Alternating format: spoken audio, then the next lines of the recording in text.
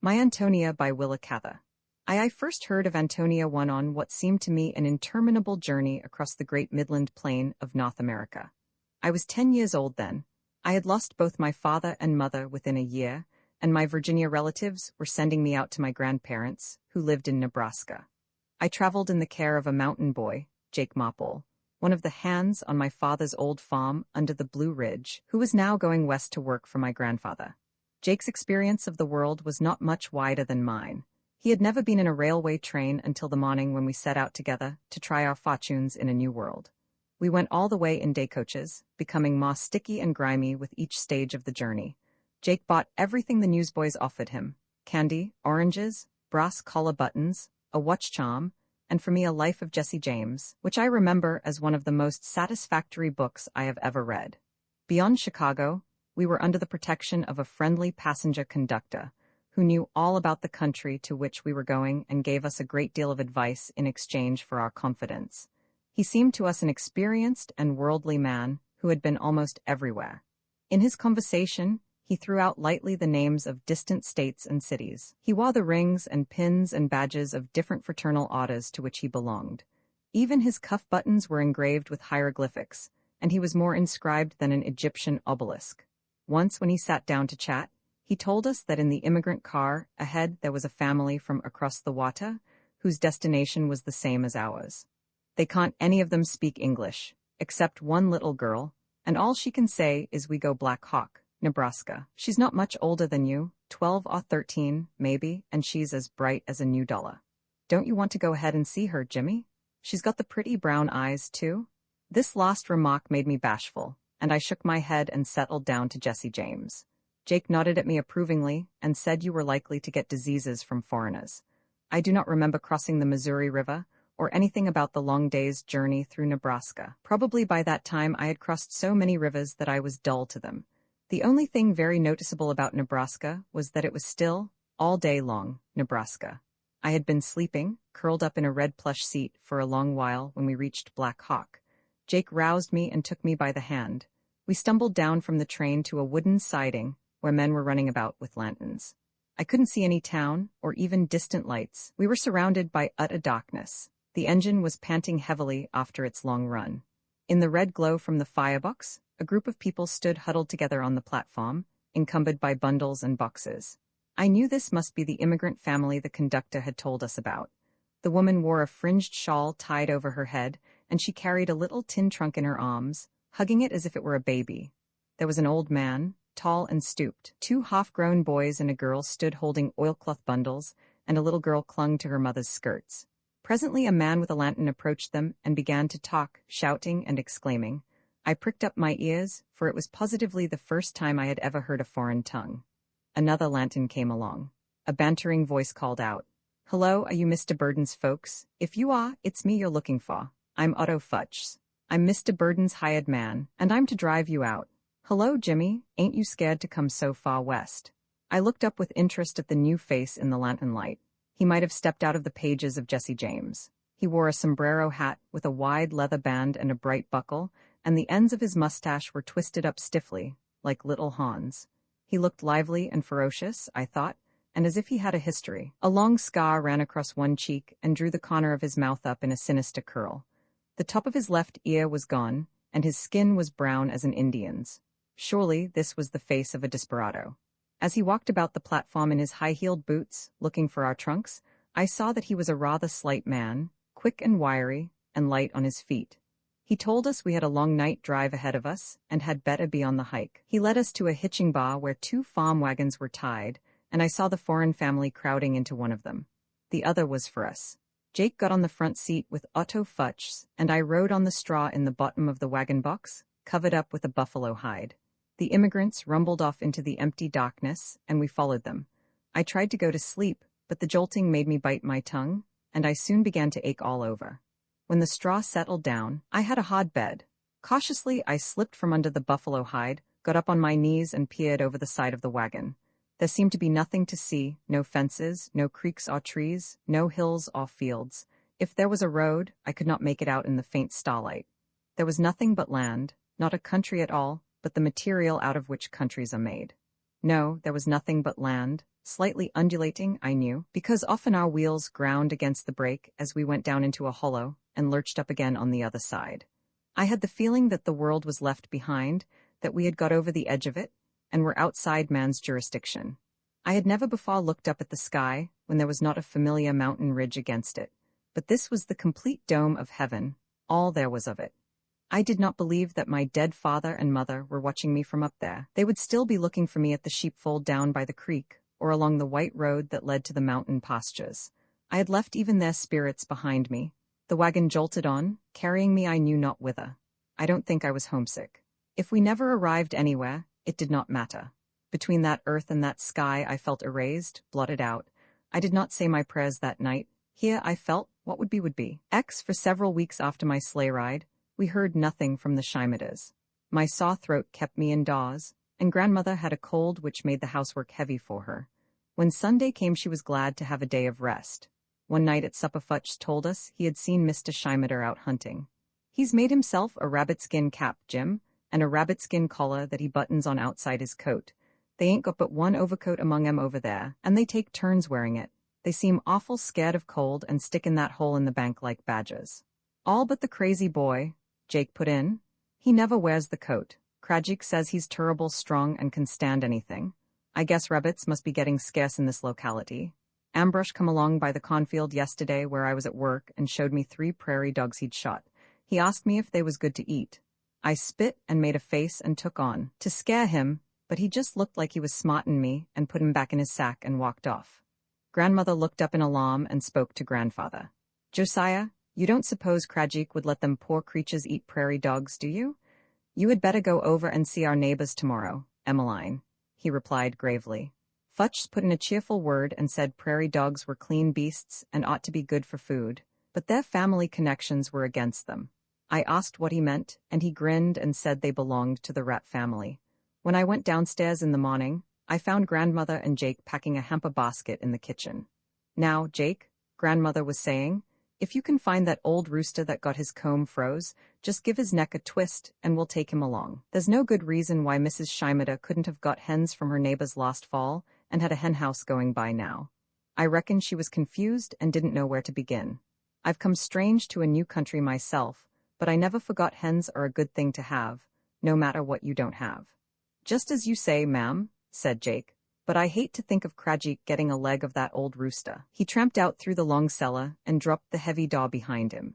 After breakfast, grandmother and Jake and I bundled ourselves up and climbed into the cold front wagon seat. As we approached the Scheimiters, we heard the frosty whine of the pump and saw Ántonia, her head tied up and her cotton dress blown about her, throwing all her weight on the pump handle as it went up and down. She heard our wagon, looked back over her shoulder, and, catching up her pail of water, started at a run for the hole in the bank.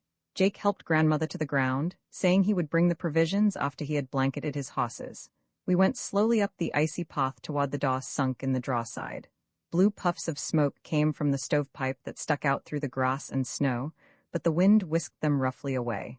Mrs. Scheimiter opened the door before we knocked and seized grandmother's hand. She did not say how do, as usual, but at once began to cry, talking very fast in her own language, pointing to her feet which were tied up in rags, and looking about accusingly at everyone. The old man was sitting on a stump behind the stove, crouching over as if he were trying to hide from us. Yulka was on the floor at his feet, her kitten in her lap.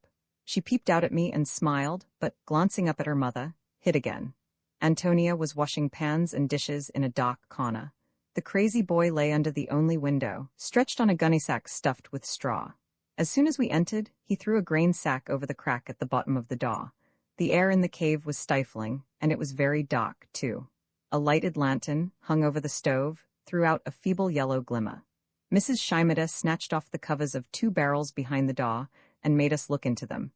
In one there were some potatoes that had been frozen and were rotting. In the other was a little pile of flour. Grandmother murmured something in embarrassment, but the Bohemian woman laughed scornfully, a kind of whinny laugh, and, catching up an empty coffee pot from the shelf, shook it at us with a look positively vindictive.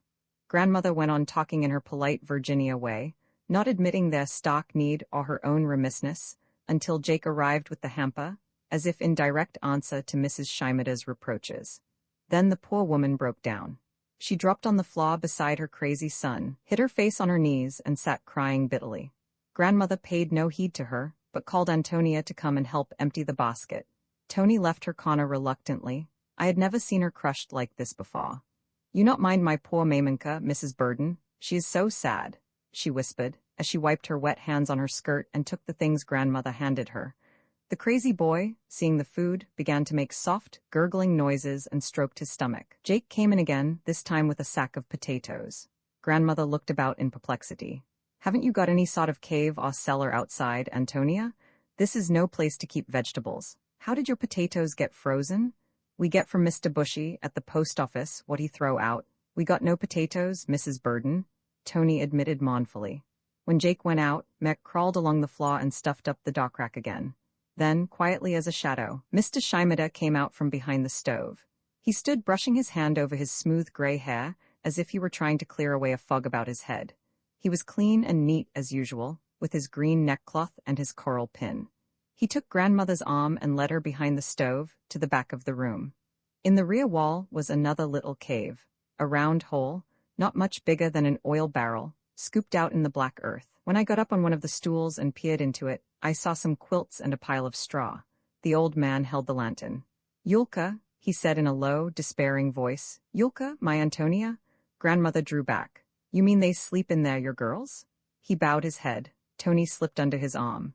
"It is very cold on the floor, and this is warm like the badger hole. I like for sleep there," she insisted eagerly. "My Mamenka have nice bed, with pillows from our own geese in Bohemy. See, Jim?" She pointed to the narrow bunk which Krajik had built against the wall for himself before the Shimadas came. Grandmother sighed. "Sure enough, where would you sleep, dear? I don't doubt you're warm there. You'll have a better house after a while, Ántonia, and then you'll forget these hard times." Mr. Shimada made grandmother sit down on the only chair and pointed his wife to a stool beside her. Standing before them with his hand on Antonia's shoulder, he talked in a low tone, and his daughter translated. He wanted us to know that they were not beggars in the old country. He made good wages, and his family were respected there. He left Bohemia with more than $1,000 in savings after their passage money was paid. He had in some way lost on exchange in New York, and the railway fare to Nebraska was more than they had expected. By the time they paid Krajik for the land and bought his horses and oxen and some old farm machinery, they had very little money left. He wished grandmother to know, however, that he still had some money. If they could get through until spring came, they would buy a cow and chickens and plant a garden, and would then do very well. Ambrosch and Ántonia were both old enough to work in the fields, and they were willing to work. But the snow and the bitter weather had disheartened them all. Ántonia explained that her father meant to build a new house for them in the spring. He and Ambrosch had already split the logs for it, but the logs were all buried in the snow, along the creek where they had been felled. While grandmother encouraged and gave them advice, I sat down on the floor with Yulka and let her show me her kitten. Mek slid cautiously toward us and began to exhibit his webbed fingers. I knew he wanted to make his queer noises for me, to bark like a dog or whinny like a horse, but he did not dare in the presence of his elders. Mek was always trying to be agreeable, poor fellow, as if he had it on his mind that he must make up for his deficiencies. Mrs. Shimada grew more calm and reasonable before our visit was over, and while Ántonia translated, put in a word now and then on her own account. The woman had a quick ear and caught up phrases whenever she heard English spoken. As we rose to go, she opened her wooden chest and brought out a bag made of bed ticking, about as long as a flour sack and half as wide, stuffed full of something. At sight of it, the crazy boy began to smack his lips. When Mrs. Shimada opened the bag and stirred the contents with her hand, it gave out a salty, earthy smell, very pungent, even among the other odors of that cave. She measured a teacup full, tied it up in a bit of sacking, and presented it ceremoniously to grandmother. "For cook," she announced. "Little now be very much when cook," spreading out her hands as if to indicate that the pint would swell to a gallon. "Very good, you know have in this country, all things for eat better in my country." "Maybe so, Mrs. Shimada," grandmother said dryly. "I can't say but I prefer our bread to yours myself." Ántonia undertook to explain. "This very good, Mrs. Burden." She clasped her hands as if she could not express how good. "It make very much when you cook, like what my mamma say. Cook with rabbit, cook with chicken, in the gravy. Oh, so good." All the way home grandmother and Jake talked about how easily good Christian people could forget they were their brother's keepers. "I will say, Jake, Some of our brothers and sisters are hard to keep. Where's a body to begin with these people? They're wanting in everything, and most of all in hoss sense. Nobody can give him that, I guess. Jimmy, here, is about as able to take over a homestead as they are. Do you reckon that boy Ambrosch has any real push in him? He's a worker, all right, ma'am, and he's got some catch on about him, but he's a mean one. Folks can be mean enough to get on in this world, and then, again, they can be too mean.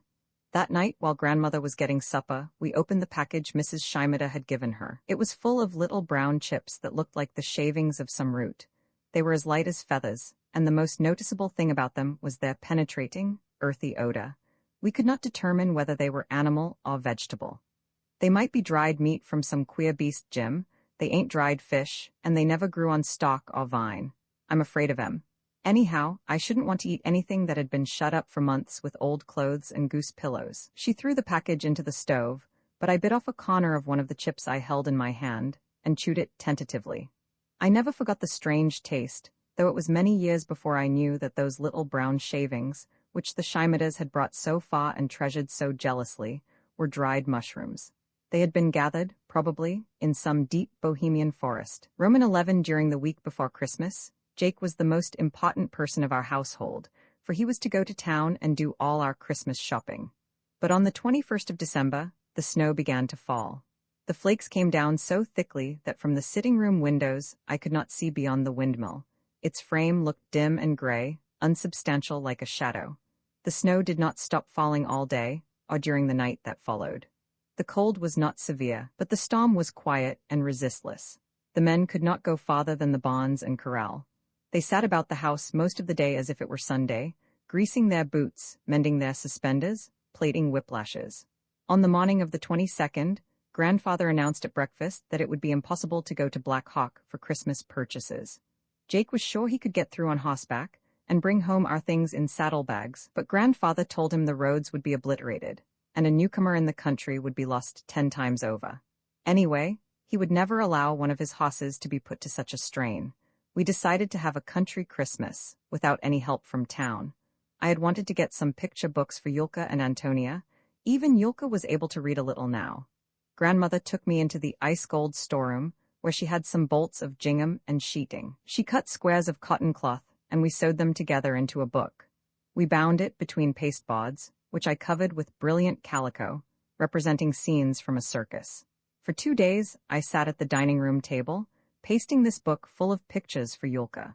We had files of those good old family magazines which used to publish colored lithographs of popular paintings, and I was allowed to use some of these. I took Napoleon announcing the divorce to Josephine for my frontispiece.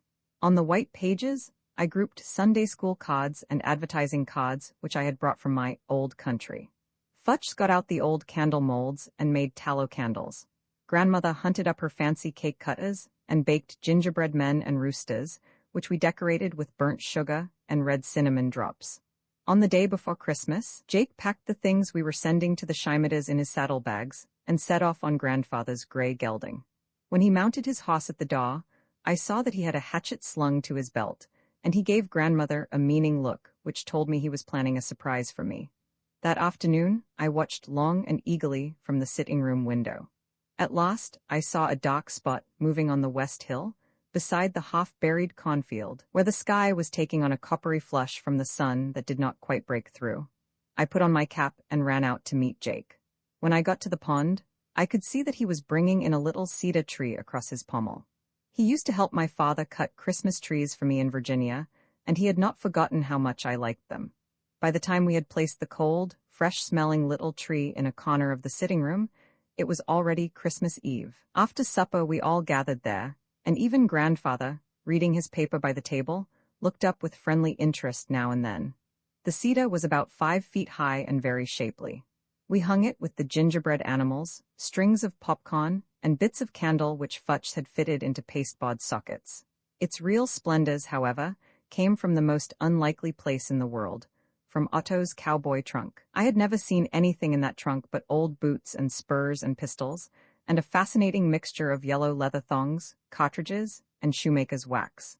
From under the lining he now produced a collection of brilliantly colored paper figures, several inches high and stiff enough to stand alone. They had been sent to him year after year by his old mother in Austria. There was a bleeding heart in tufts of paper lace. There were the 3 kings, gorgeously apparelled, and the ox and the ass and the shepherds. There was the baby in the manger, and a group of angels, singing. There were camels and leopards, held by the black slaves of the 3 kings. Our tree became the talking tree of the fairy tale. Legends and stories nestled like birds in its branches. Grandmother said it reminded her of the tree of knowledge. We put sheets of cotton wool under it for a snowfield, and Jake's pocket mirror for a frozen lake. I can see them now, exactly as they looked, working about the table in the lamplight. Jake with his heavy features, so rudely molded that his face seemed, somehow, unfinished. Otto with his half ear and the savage scar that made his upper lip curl so ferociously under his twisted mustache. As I remember them, what unprotected faces they were. Their very roughness and violence made them defenseless. These boys had no practiced manner behind which they could retreat and hold people at a distance. They had only their hard fists to batter at the world with. Otto was already one of those drifting, case-hardened laborers who never marry or have children of their own. Yet he was so fond of children. Roman 12 on Christmas morning, when I got down to the kitchen, the men were just coming in from their morning chores. The horses and pigs always had their breakfast before we did. Jake and Otto shouted, "Merry Christmas?" to me, and winked at each other when they saw the waffle irons on the stove. Grandfather came down, wearing a white shirt and his Sunday coat. Morning prayers were longer than usual. He read the chapters from St. Matthew about the birth of Christ, and as we listened, it all seemed like something that had happened lately, and near at hand. In his prayer, he thanked the Lord for the first Christmas, and for all that it had meant to the world ever since. He gave thanks for our food and comfort, and prayed for the poor and destitute in great cities, where the struggle for life was harder than it was here with us. Grandfather's prayers were often very interesting. He had the gift of simple and moving expression. Because he talked so little, his words had a peculiar force. They were not worn dull from constant use. His prayers reflected what he was thinking about at the time, and it was chiefly through them that we got to know his feelings and his views about things. After we sat down to our waffles and sausage, Jake told us how pleased the Scheimedas had been with their presents. Even Ambrosch was friendly and went to the creek with him to cut the Christmas tree. It was a soft gray day outside, with heavy clouds working across the sky and occasional squalls of snow. There were always odd jobs to be done about the barn on holidays, and the men were busy until afternoon. Then Jake and I played dominoes, while Otto wrote a long letter home to his mother. He always wrote to her on Christmas Day, he said, no matter where he was, and no matter how long it had been since his last letter. All afternoon he sat in the dining room. He would write for a while, then sit idle, his clenched fist lying on the table, his eyes following the pattern of the oilcloth. He spoke and wrote his own language so seldom that it came to him awkwardly. His effort to remember entirely absorbed him. At about 4 o'clock, a visitor appeared. Mr. Scheimeda, wearing his rabbit-skin cap and collar, and new mittens his wife had knitted. He had come to thank us for the presents and for all grandmother's kindness to his family. Jake and Otto joined us from the basement, and we sat about the stove, enjoying the deepening gray of the winter afternoon and the atmosphere of comfort and security in my grandfather's house. This feeling seemed completely to take possession of Mr. Scheimeda. I suppose, in the crowded clutter of their cave, the old man had come to believe that peace and order had vanished from the earth, or existed only in the old world he had left so far behind. He sat still and passive, his head resting against the back of the wooden rocking chair, his hands relaxed upon the arms. His face had a look of weariness and pleasure, like that of sick people when they feel relief from pain. Grandmother insisted on his drinking a glass of Virginia apple brandy after his long walk in the cold, and when a faint flush came up in his cheeks, his features might have been cut out of a shell, they were so transparent. He said almost nothing, and smiled rarely, but as he rested there, we all had a sense of his utter content. As it grew dark, I asked whether I might light the Christmas tree before the lamp was brought. When the candle ends sent up their conical yellow flames, all the colored figures from Austria stood out clear and full of meaning against the green boughs. Mr. Scheimeda rose, crossed himself, and quietly knelt down before the tree, his head sunk forward. His long body formed a letter S. I saw grandmother look apprehensively at grandfather. He was rather narrow in religious matters, and sometimes spoke out and hurt people's feelings. There had been nothing strange about the tree before, but now, with someone kneeling before it, images, candles, grandfather merely put his fingertips to his brow and bowed his venerable head, thus Protestantizing the atmosphere. We persuaded our guest to stay for supper with us. He needed little urging. As we sat down to the table, it occurred to me that he liked to look at us, and that our faces were open books to him. When his deep-seeing eyes rested on me, I felt as if he were looking far ahead into the future for me, down the road I would have to travel. At 9 o'clock, Mr. Shimada lighted one of our lanterns and put on his overcoat and fur collar. He stood in the little entry hall, the lantern and his fur cap under his arm, shaking hands with us. When he took grandmother's hand, he bent over it as he always did, and said slowly, "Good woe, man." He made the sign of the cross over me, put on his cap, and went off in the dark. As we turned back to the sitting room, grandfather looked at me searchingly. "The prayers of all good people are good," he said quietly. Roman 13, the week following Christmas brought in a thaw, and by New Year's Day, all the world about us was a broth of gray slush, and the gutted slope between the windmill and the barn was running black water. The soft black earth stood out in patches along the roadsides. I resumed all my chores, carried in the cobs and wood and water, and spent the afternoons at the barn, watching Jake shell corn with a handsheller. One morning, during this interval of fine weather, Ántonia and her mother rode over on one of their shaggy old horses to pay us a visit. It was the first time Mrs. Shimada had been to our house, and she ran about examining our carpets and curtains and furniture, all the while commenting upon them to her daughter in an envious, complaining tone. In the kitchen, she caught up an iron pot that stood on the back of the stove and said, "You got many, Shimada's no got." I thought it weak-minded of grandmother to give the pot to her. After dinner, when she was helping to wash the dishes, she said, tossing her head, "You got many things for cook. If I got all things like you, I make much better." She was a conceited, boastful old thing, and even misfortune could not humble her. I was so annoyed that I felt coldly even toward Ántonia, and listened unsympathetically when she told me her father was not well. My papa sad for the old country. He not look good. He never make music any more. At home he play violin all the time, for weddings and for dance. Here never. When I beg him for play, he shake his head no. Some days he take his violin out of his box and make with his fingers on the strings like this, but never he make the music. He don't like this country. People who don't like this country ought to stay at home, I said severely. We don't make them come here. He not want to come never? She burst out. My mamenka make him come. All the time she say, America big country, much money, much land for my boys, much husband for my girls. My papa, he cry for leave his old friends what make music with him. He love very much the man what play the long horn like this. She indicated a slide trombone. They go to school together and are friends from boys. But my mamma, she want Ambrush for be rich with many cattle. Your mamma, I said angrily, wants other people's things. Your grandfather is rich, she retorted fiercely.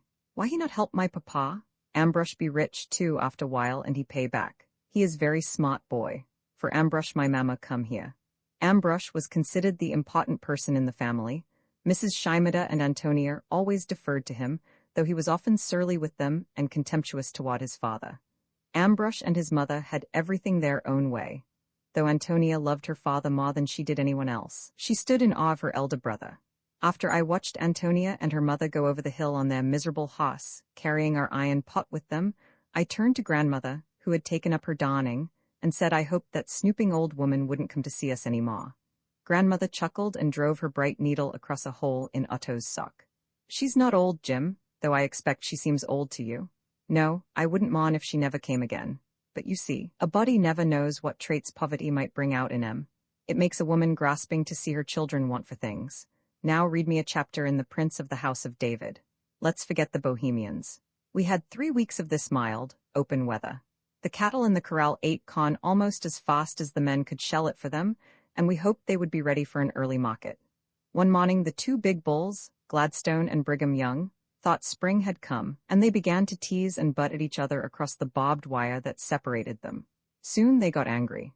They bellowed and pawed up the soft earth with their hoofs, rolling their eyes and tossing their heads. Each withdrew to a far corner of his own corral, and then they made for each other at a gallop. Thud, thud, we could hear the impact of their great heads, and their bellowing shook the pans on the kitchen shelves.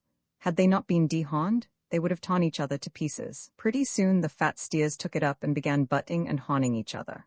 Clearly, the affair had to be stopped. We all stood by and watched admiringly while Futch rode into the corral with a pitchfork and prodded the bulls again and again, finally driving them apart. The big storm of the winter began on my 11th birthday, the 20th of January. When I went down to breakfast that morning, Jake and Otto came in white as snowmen, beating their hands and stamping their feet. They began to laugh boisterously when they saw me, calling, "You've got a birthday present this time, Jim, and no mistake. There was a full-grown blizzard ordered for you." All day the storm went on. The snow did not fall this time, it simply spilled out of heaven, like thousands of feather beds being emptied. That afternoon the kitchen was a carpenter shop. The men brought in their tools and made 2 great wooden shovels with long handles. Neither grandmother nor I could go out in the storm, so Jake fed the chickens and brought in a pitiful contribution of eggs. Next day our men had to shovel until noon to reach the barn, and the snow was still falling. There had not been such a storm in the 10 years my grandfather had lived in Nebraska. He said at dinner that we would not try to reach the cattle. They were fat enough to go without their corn for a day or two, but tomorrow we must feed them and thaw out their water tap so that they could drink. We could not so much as see the corrals, but we knew the steers were over there, huddled together under the north bank. Our ferocious bulls, subdued enough by this time, were probably warming each other's backs. "This'll take the bile out of 'em," Futch remarked gleefully. At noon that day the hens had not been heard from. After dinner Jake and Otto, their damp clothes now dried on them, stretched their stiff arms and plunged again into the drifts. They made a tunnel through the snow to the hen house, with walls so solid that grandmother and I could walk back and forth in it. We found the chickens asleep. Perhaps they thought night had come to stay. One old rooster was stirring about, pecking at the solid lump of ice in their water tin. When we flashed the lantern in their eyes, the hens set up a great cackling and flew about clumsily, scattering down feathers. The mottled, pin-headed guinea hens, always resentful of captivity, ran screeching out into the tunnel and tried to poke their ugly, painted faces through the snow walls. By 5 o'clock, the chores were done just when it was time to begin them all over again. That was a strange, unnatural sort of day. Roman 14 on the morning of the 22nd I wakened with a start. Before I opened my eyes, I seemed to know that something had happened. I heard excited voices in the kitchen. Grandmother's was so shrill that I knew she must be almost beside herself. I looked forward to any new crisis with delight.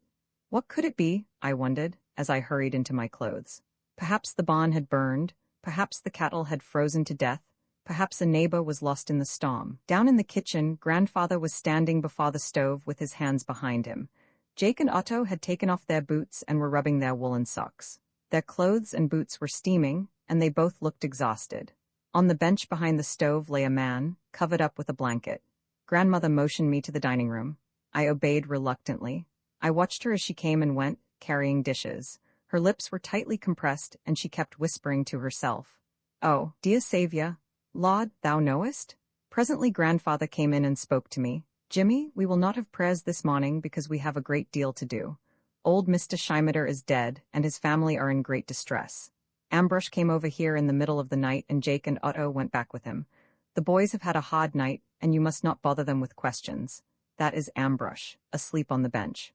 Come in to breakfast, boys." After Jake and Otto had swallowed their first cup of coffee, they began to talk excitedly, disregarding grandmother's warning glances. I held my tongue, but I listened with all my ears.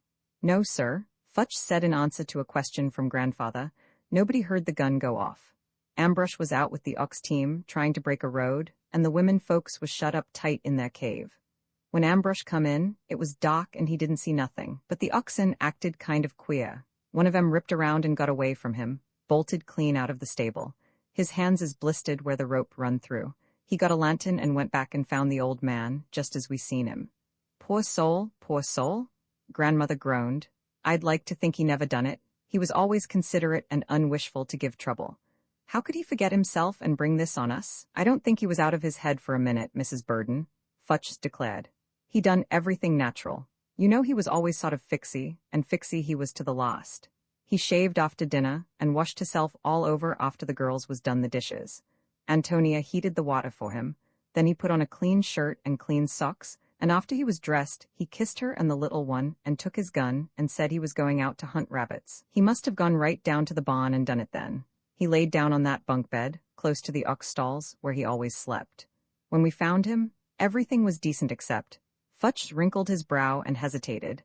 "Except what he couldn't no eyes foresee. His coat was hung on a peg, and his boots was under the bed. He took off that silk neckcloth he always wore, and folded it smooth and stuck his pin through it. He turned back his shirt at the neck and rolled up his sleeves. I don't see how he could do it, grandmother kept saying. Otto misunderstood her. Why, ma'am, it was simple enough. He pulled the trigger with his big toe. He laid over on his side and put the end of the barrel in his mouth, then he drew up one foot and felt for the trigger. He found it all right? Maybe he did, said Jake grimly. There's something mighty queer about it. Now what do you mean, Jake? Grandmother asked sharply. Well, ma'am, I found Krajik's axe under the manger, and I picks it up and carries it over to the cops, and I take my oath it just fit the gash in the front of the old man's face. That their Krajik had been sneakin' round, pale and quiet, and when he seen me examinin' the axe, he begun whimperin', my God, man, don't do that. I reckon I'm a-goin' to look into this, says I. Then he begun to squeal like a rat and run about wringin' his hands. They'll hang me, says he. My God, they'll hang me sure. Futch spoke up impatiently. Krajik's gone silly, Jake, and so have you. The old man wouldn't have made all them preparations for Krajik to murder him, would he? It don't hang together. The gun was right beside him when Ambrosch found him. Krajik could have put it there, couldn't he? Jake demanded. Grandmother broke in excitedly. See here, Jake Mopple, don't you go trying to add murder to suicide. We're deep enough in trouble. Otto reads you too many of them detective stories. It will be easy to decide all that, Emmeline, said grandfather quietly. If he shot himself in the way they think, the gash will be torn from the inside outward. Just so it is, Mr. Burden, Otto affirmed. I seen bunches of hair and stuff sticking to the poles and straw along the roof. They was blown up there by gunshot, no question. Grandmother told grandfather she meant to go over to the Scheimedas with him. There is nothing you can do, he said doubtfully. The body can't be touched until we get the coroner here from Black Hawk, and that will be a matter of several days, this weather. Well, I can take them some victuals anyway, and say a word of comfort to them poor little girls. The oldest one was his darling, and was like a right hand to him. He might have thought of her. He's left her alone in a hard world. She glanced distrustfully at Ambrosch, who was now eating his breakfast at the kitchen table. Futch, although he had been up in the cold nearly all night, was going to make the long ride to Black Hawk to fetch the priest and the coroner. On the grey gelding, our best hoss, he would try to pick his way across the country with no roads to guide him.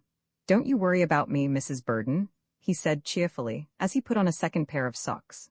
I've got a good nose for directions, and I never did need much sleep. It's the grey I'm worried about. I'll save him what I can, but it'll strain him, as sure as I'm telling you. This is no time to be over-considerate of animals, Otto. Do the best you can for yourself. Stop at the widow Stevens's for dinner. She's a good woman, and she'll do well by you. After Futch rode away, I was left with Ambrosch. I saw a side of him I had not seen before. He was deeply, even slavishly, devout. He did not say a word all morning, but sat with his rosary in his hands, praying, now silently, now aloud. He never looked away from his beads, nor lifted his hands except to cross himself. Several times the poor boy fell asleep where he sat, wakened with a start, and began to pray again. No wagon could be got to the Scheimedas until a road was broken, and that would be a day's job. Grandfather came from the barn on one of our big black hosses, and Jake lifted grandmother up behind him. She wore her black hood and was bundled up in shawls. Grandfather tucked his bushy white beard inside his overcoat. They looked very biblical as they set off, I thought. Jake and Ambrosch followed them, riding the other black and my pony, carrying bundles of clothes that we had got together for Mrs. Scheimeda. I watched them go past the pond and over the hill by the drifted cornfield. Then, for the first time, I realized that I was alone in the house. I felt a considerable extension of power and authority, and was anxious to acquit myself creditably. I carried in cobs and wood from the long cellar, and filled both the stoves. I remembered that in the hurry and excitement of the morning, nobody had thought of the chickens, and the eggs had not been gathered. Going out through the tunnel, I gave the hens their corn, emptied the ice from their drinking pan, and filled it with water. After the cat had had his milk, I could think of nothing else to do, and I sat down to get warm. The quiet was delightful, and the ticking clock was the most pleasant of companions. I got Robinson Crusoe and tried to read, but his life on the island seemed dull compared with ours. Presently, as I looked with satisfaction about our comfortable sitting room, it flashed upon me that if Mr. Scheimeda's soul were lingering about in this world at all, it would be here, in our house, which had been more to his liking than any other in the neighborhood. I remembered his contented face when he was with us on Christmas Day. If he could have lived with us, this terrible thing would never have happened. I knew it was homesickness that had killed Mr. Scheimeda, and I wondered whether his released spirit would not eventually find its way back to his own country. I thought of how far it was to Chicago, and then to Virginia, to Baltimore, and then the great wintry ocean. No, he would not at once set out upon that long journey. Surely, his exhausted spirit, so tired of cold and crowding and the struggle with the ever-falling snow, was resting now in this quiet house. I was not frightened, but I made no noise. I did not wish to disturb him. I went softly down to the kitchen which, tucked away so snugly underground, always seemed to me the heart and center of the house. There, on the bench behind the stove, I thought and thought about Mr. Shimada. Outside I could hear the wind singing over hundreds of miles of snow. It was as if I had let the old man in out of the tormenting winter, and were sitting there with him. I went over all that Ántonia had ever told me about his life before he came to this country, how he used to play the fiddle at weddings and dances. I thought about the friends he had mourned to leave, the trombone player, the great forest full of game, belonging, as Ántonia said, to the nobles, from which she and her mother used to steal wood on moonlight nights. There was a white hart that lived in that forest, and if anyone killed it, he would be hanged, she said. Such vivid pictures came to me that they might have been Mr. Shimada's memories, not yet faded out from the air in which they had haunted him. It had begun to grow dark when my household returned, and grandmother was so tired that she went at once to bed. Jake and I got supper, and while we were washing the dishes he told me in loud whispers about the state of things over at the Shimadas. Nobody could touch the body until the coroner came. If anyone did, something terrible would happen, apparently. The dead man was frozen through, just as stiff as a dressed turkey you hang out to freeze. Jake said the horses and oxen would not go into the barn until he was frozen so hard that there was no longer any smell of blood. They were stabled there now, with the dead man, because there was no other place to keep them. A lighted lantern was kept hanging over Mr. Shimada's head.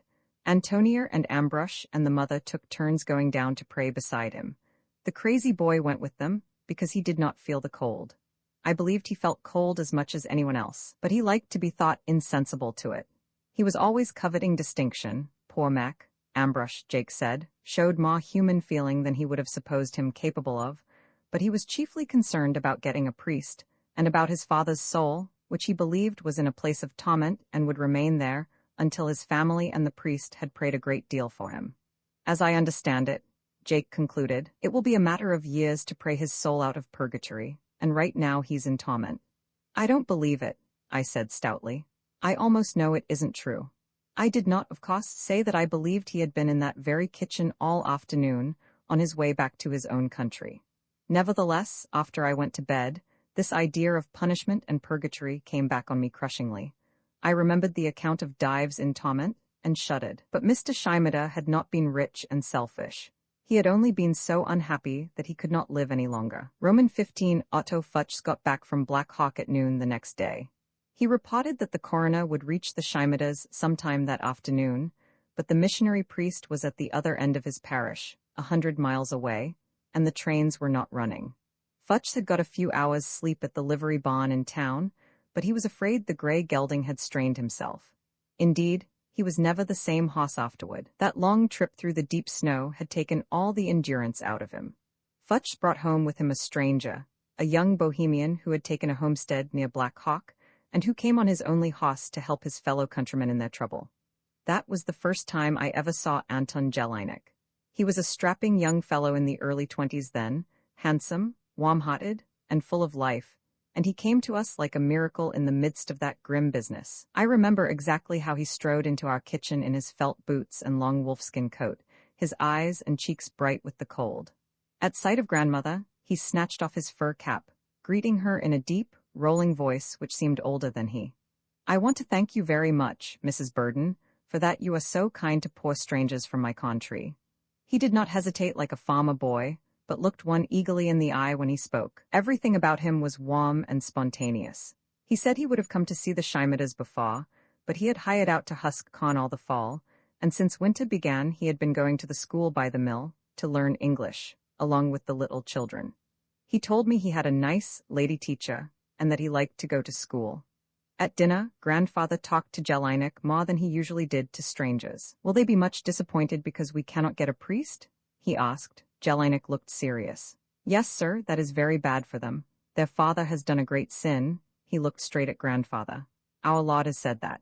Grandfather seemed to like his frankness. We believe that too, Jelinek, but we believe that Mr. Shimada's soul will come to its creator as well off without a priest. We believe that Christ is our only intercessor. The young man shook his head. I know how you think. My teacher at the school has explained, but I have seen too much. I believe in prayer for the dead. I have seen too much. We asked him what he meant. He glanced around the table. You want I shall tell you? When I was a little boy like this one, I began to help the priest at the altar. I make my first communion very young. What the church teach seem plain to me. By what times come, when the Prussians fight us, we have very many soldiers in camp near my village, and the cholera break out in that camp, and the men die like flies. All day long our priest go about there to give the sacrament to dying men, and I go with him to carry the vessels with the holy sacrament. Everybody that go near that camp catch the sickness but me and the priest. But we have no sickness, we have no fear, because we carry that blood and that body of Christ, and it preserve us. He paused, looking at Grandfather. That I know, Mr. Burden, for it happened to myself. All the soldiers know, too. When we walk along the road, the old priest and me, we meet all the time soldiers marching and officers on horse.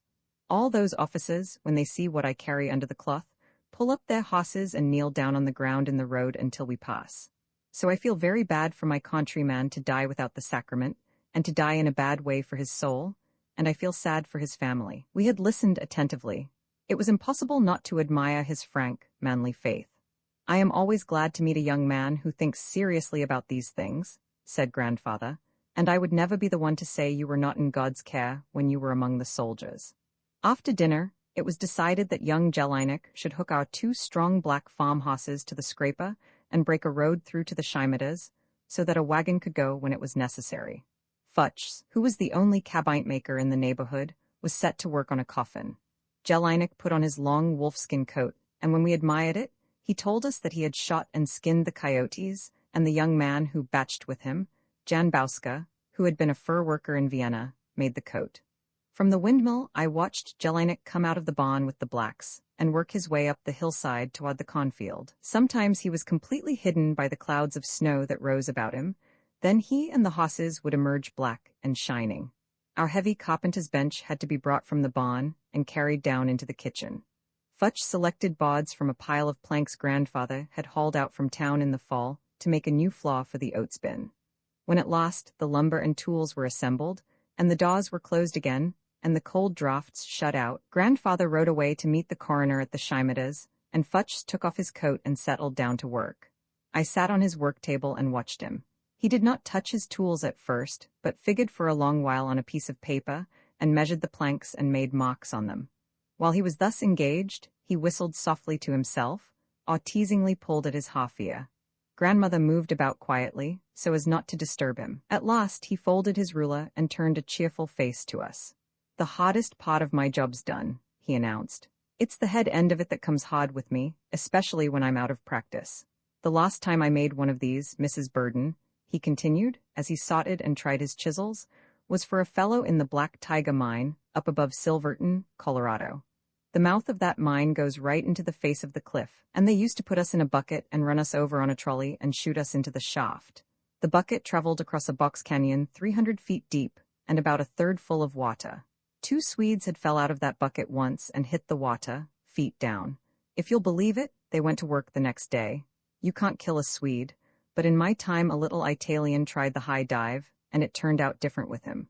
We was snowed in then, like we are now, and I happened to be the only man in camp that could make a coffin for him.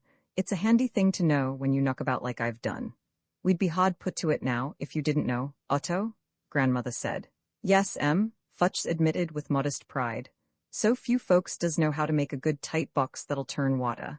I sometimes wonder if there'll be anybody about to do it for me. However, I'm not at all particular that way. All afternoon, wherever one went in the house, one could hear the panting wheeze of the saw or the pleasant purring of the plane. They were such cheerful noises, seeming to promise new things for living people. It was a pity that those freshly planed pine boards were to be put underground so soon. The lumber was hard to work because it was full of frost, and the boards gave off a sweet smell of pine woods as the heap of yellow shavings grew higher and higher. I wondered why Futch had not stuck to cabinet work. He settled down to it with such ease and content. He handled the tools as if he liked the feel of them, and when he planed, His hands went back and forth over the boards in an eager, beneficent way as if he were blessing them. He broke out now and then into German hymns, as if this occupation brought back old times to him. At 4 o'clock, Mr. Bushy, the postmaster, with another neighbor who lived east of us, stopped in to get warm. They were on their way to the Scheimedas. The news of what had happened over there had somehow got abroad through the snow-blocked country. Grandmother gave the visitors sugar cakes and hot coffee. Before these callers were gone, the brother of the widow Stevens, who lived on the Black Hawk Road, drew up at our door, and after him came the father of the German family, our nearest neighbors on the south. They dismounted and joined us in the dining room. They were all eager for any details about the suicide, and they were greatly concerned as to where Mr. Scheimeda would be buried.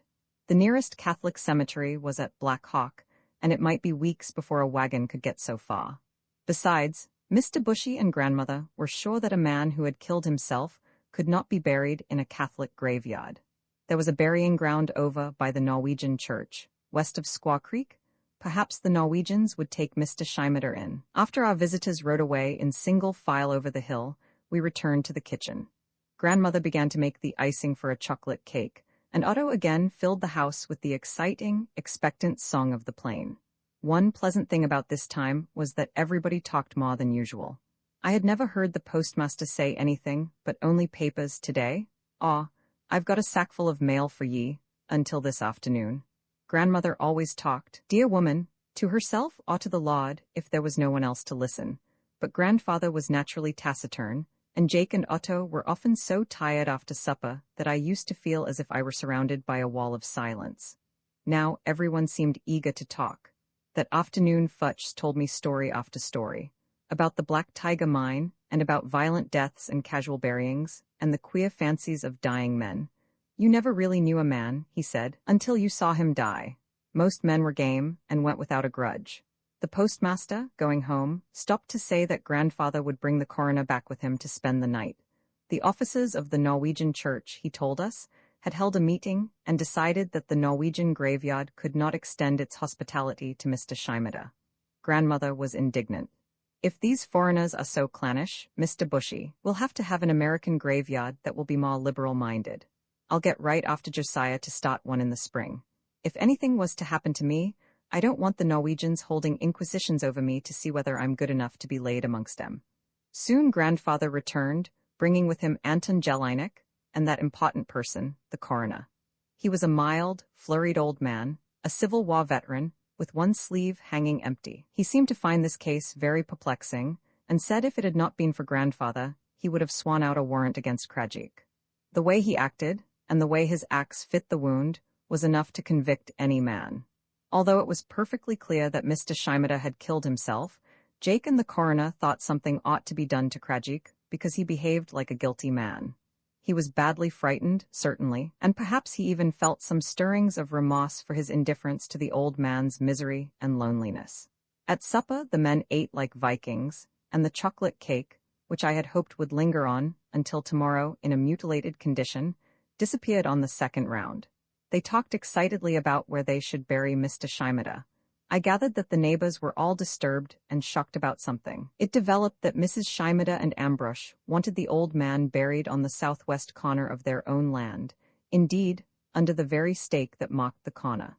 Grandfather had explained to Ambrosch that some day, when the country was put under fence and the roads were confined to section lines, 2 roads would cross exactly on that corner.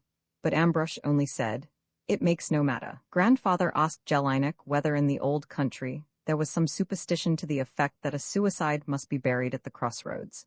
Jelinek said he didn't know. He seemed to remember hearing there had once been such a custom in Bohemia. "Mrs. Scheimeda is made up her mind," he added. "I try to persuade her, and say it looks bad for her to all the neighbors, but she say so it must be.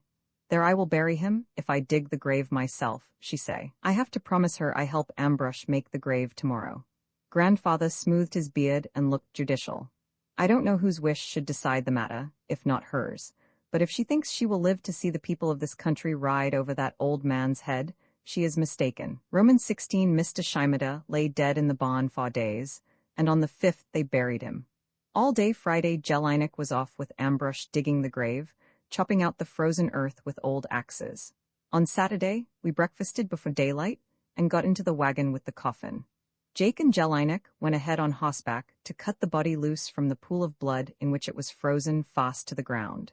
When grandmother and I went into the Shimeda's house, we found the women folk alone. Ambrush and Mek were at the barn. Mrs. Shimeda sat crouching by the stove. Ántonia was washing dishes. When she saw me, she ran out of her dark corner and threw her arms around me. "Oh, Jimmy," she sobbed, "what you tink for my lovely papa?" It seemed to me that I could feel her heart breaking as she clung to me. Mrs. Shimeda, sitting on the stump by the stove, kept looking over her shoulder toward the door while the neighbors were arriving. They came on horseback, all except the postmaster, who brought his family in a wagon over the only broken wagon trail. The widow Stevens rode up from her farm 8 miles down the Black Hawk Road. The cold drove the women into the cave house, and it was soon crowded. A fine, sleety snow was beginning to fall, and everyone was afraid of another storm and anxious to have the burial over with.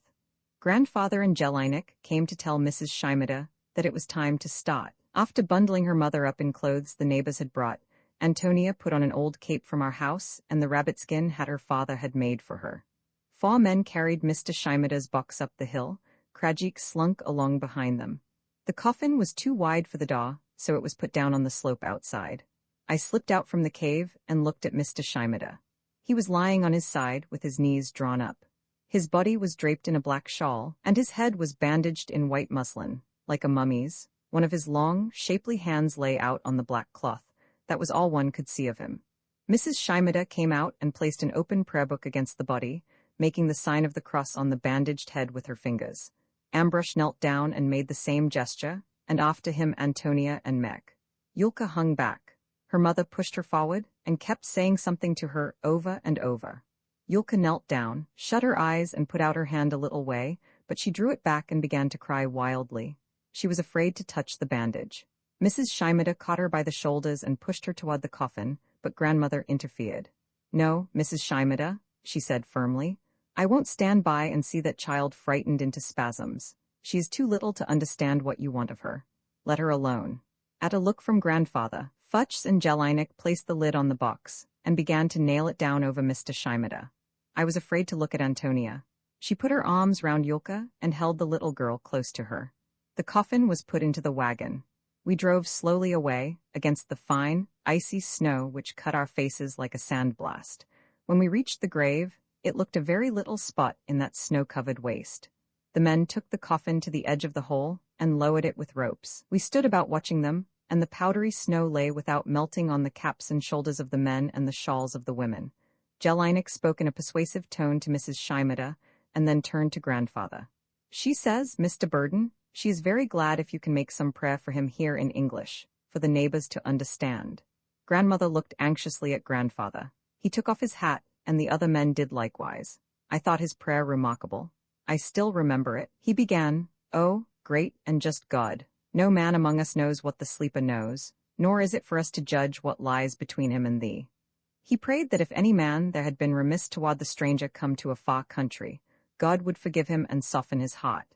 He recalled the promises to the widow and the fatherless, and asked God to smooth the way before this widow and her children, and to incline the hearts of men to deal justly with her. In closing, he said we were leaving Mr. Shimeda at thy judgment seat, which is also thy mercy seat. All the time he was praying, grandmother watched him through the black fingers of her glove, and when he said Amen, I thought she looked satisfied with him. She turned to Otto and whispered, "Can't you start a hymn, Futch? It would seem less heathenish." Futch glanced about to see if there was general approval of her suggestion, then began, "Jesus, lover of my soul," and all the men and women took it up after him. Whenever I have heard the hymn since, it has made me remember that white waste and the little group of people, and the bluish air, full of fine, eddying snow, like long veils flying, while the nearer waters roll, while the tempest still is high.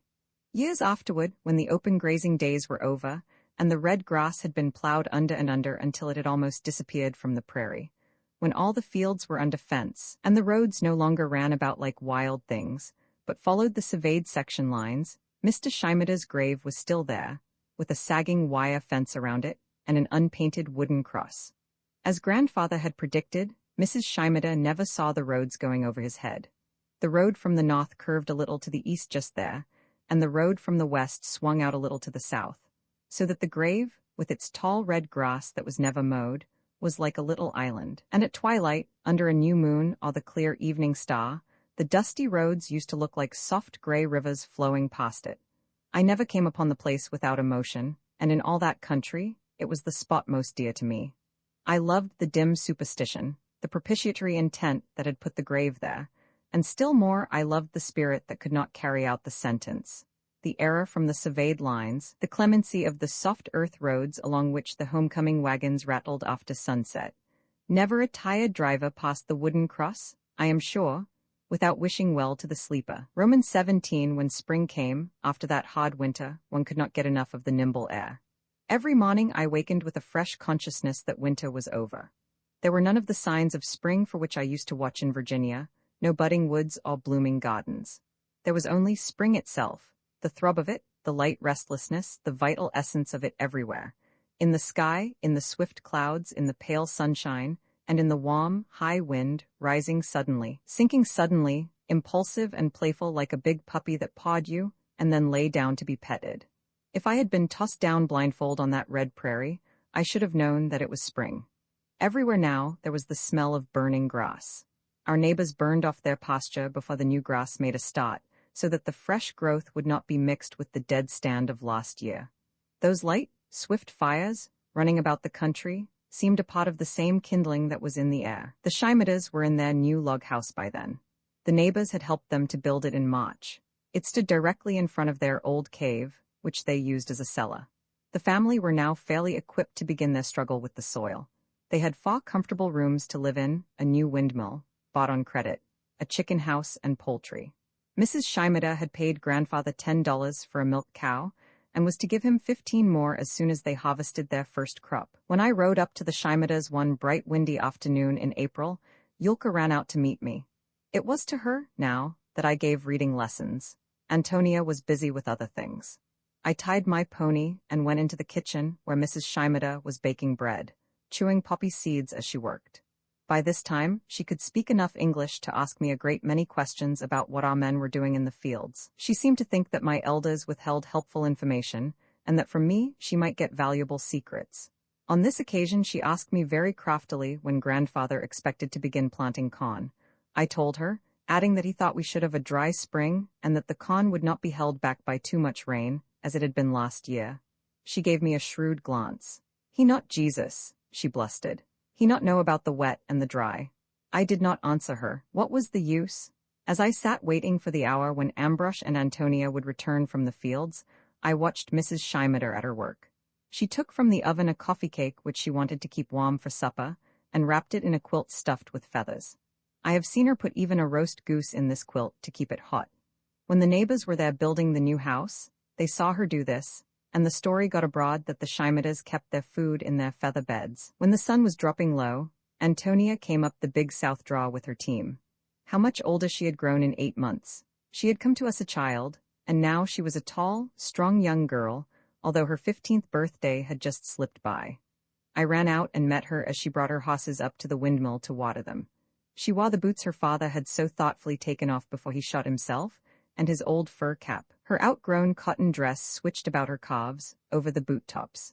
She kept her sleeves rolled up all day, and her arms and throat were burned as brown as a sailor's.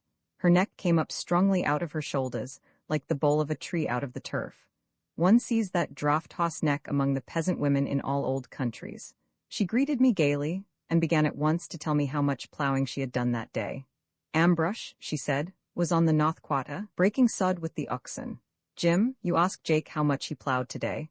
I don't want that Jake get more done in one day than me. I want we have very much corn this fall." While the horses drew in the water and nosed each other, and then drank again, Ántonia sat down on the windmill step and rested her head on her hand. "You see the big prairie fire from your place last night? I hope your grandpa ain't lose no stacks." "No, we didn't. I came to ask you something." "Tony, grandmother wants to know if you can't go to the term of school that begins next week over at the Sud schoolhouse. She says there's a good teacher, and you'd learn a lot." Ántonia stood up, lifting and dropping her shoulders as if they were stiff. "I ain't got time to learn. I can work like mans now.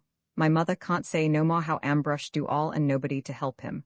I can work as much as him. School is all right for little boys. I help make this land one good farm." She clucked to her team and started for the barn. I walked beside her, feeling vexed. Was she going to grow up boastful like her mother? I wondered. Before we reached the stable, I felt something tense in her silence, and glancing up I saw that she was crying. She turned her face from me and looked off at the red streak of dying light over the dark prairie. I climbed up into the loft and threw down the hay for her, while she unharnessed her team. We walked slowly back toward the house. Ambrosch had come in from the north quarter and was watering his oxen at the tank. Ántonia took my hand. "Sometime you will tell me all those nice things you learn at the school, won't you, Jimmy?" she asked with a sudden rush of feeling in her voice. "My father, he went much to school. He know a great deal, how to make the fine cloth like what you not got here. He play horn and violin, and he read so many books that the priests in Bohemia come to talk to him. You won't forget my father, Jim?" "No," I said. "I will never forget him." Mrs. Scheimeter asked me to stay for supper. After Ambrosch and Ántonia had washed the field dust from their hands and faces at the wash basin by the kitchen door, we sat down at the oilcloth-covered table. Mrs. Scheimeter ladled meal mush out of an iron pot and poured milk on it. After the mush we had fresh bread and sorghum molasses, and coffee with the cake that had been kept warm in the feathers. Ántonia and Ambrosch were talking in Bohemian, disputing about which of them had done more plowing that day. Mrs. Scheimeter egged them on, chuckling while she gobbled her food. Presently Ambrosch said sullenly in English, "You take them ox tomorrow and try the sod plow, then you not be so smart." His sister laughed. "Don't be mad. I know it's awful hard work for break sod. I milk the cow for you tomorrow if you want." Mrs. Scheimeter turned quickly to me. "That cow not give so much milk like what your grandpa say. If he make talk about $15, I send him back the cow." "He doesn't talk about the $15, I exclaimed indignantly. "He doesn't find fault with people." "He say I break his saw when we build, and I never," grumbled Ambrosch.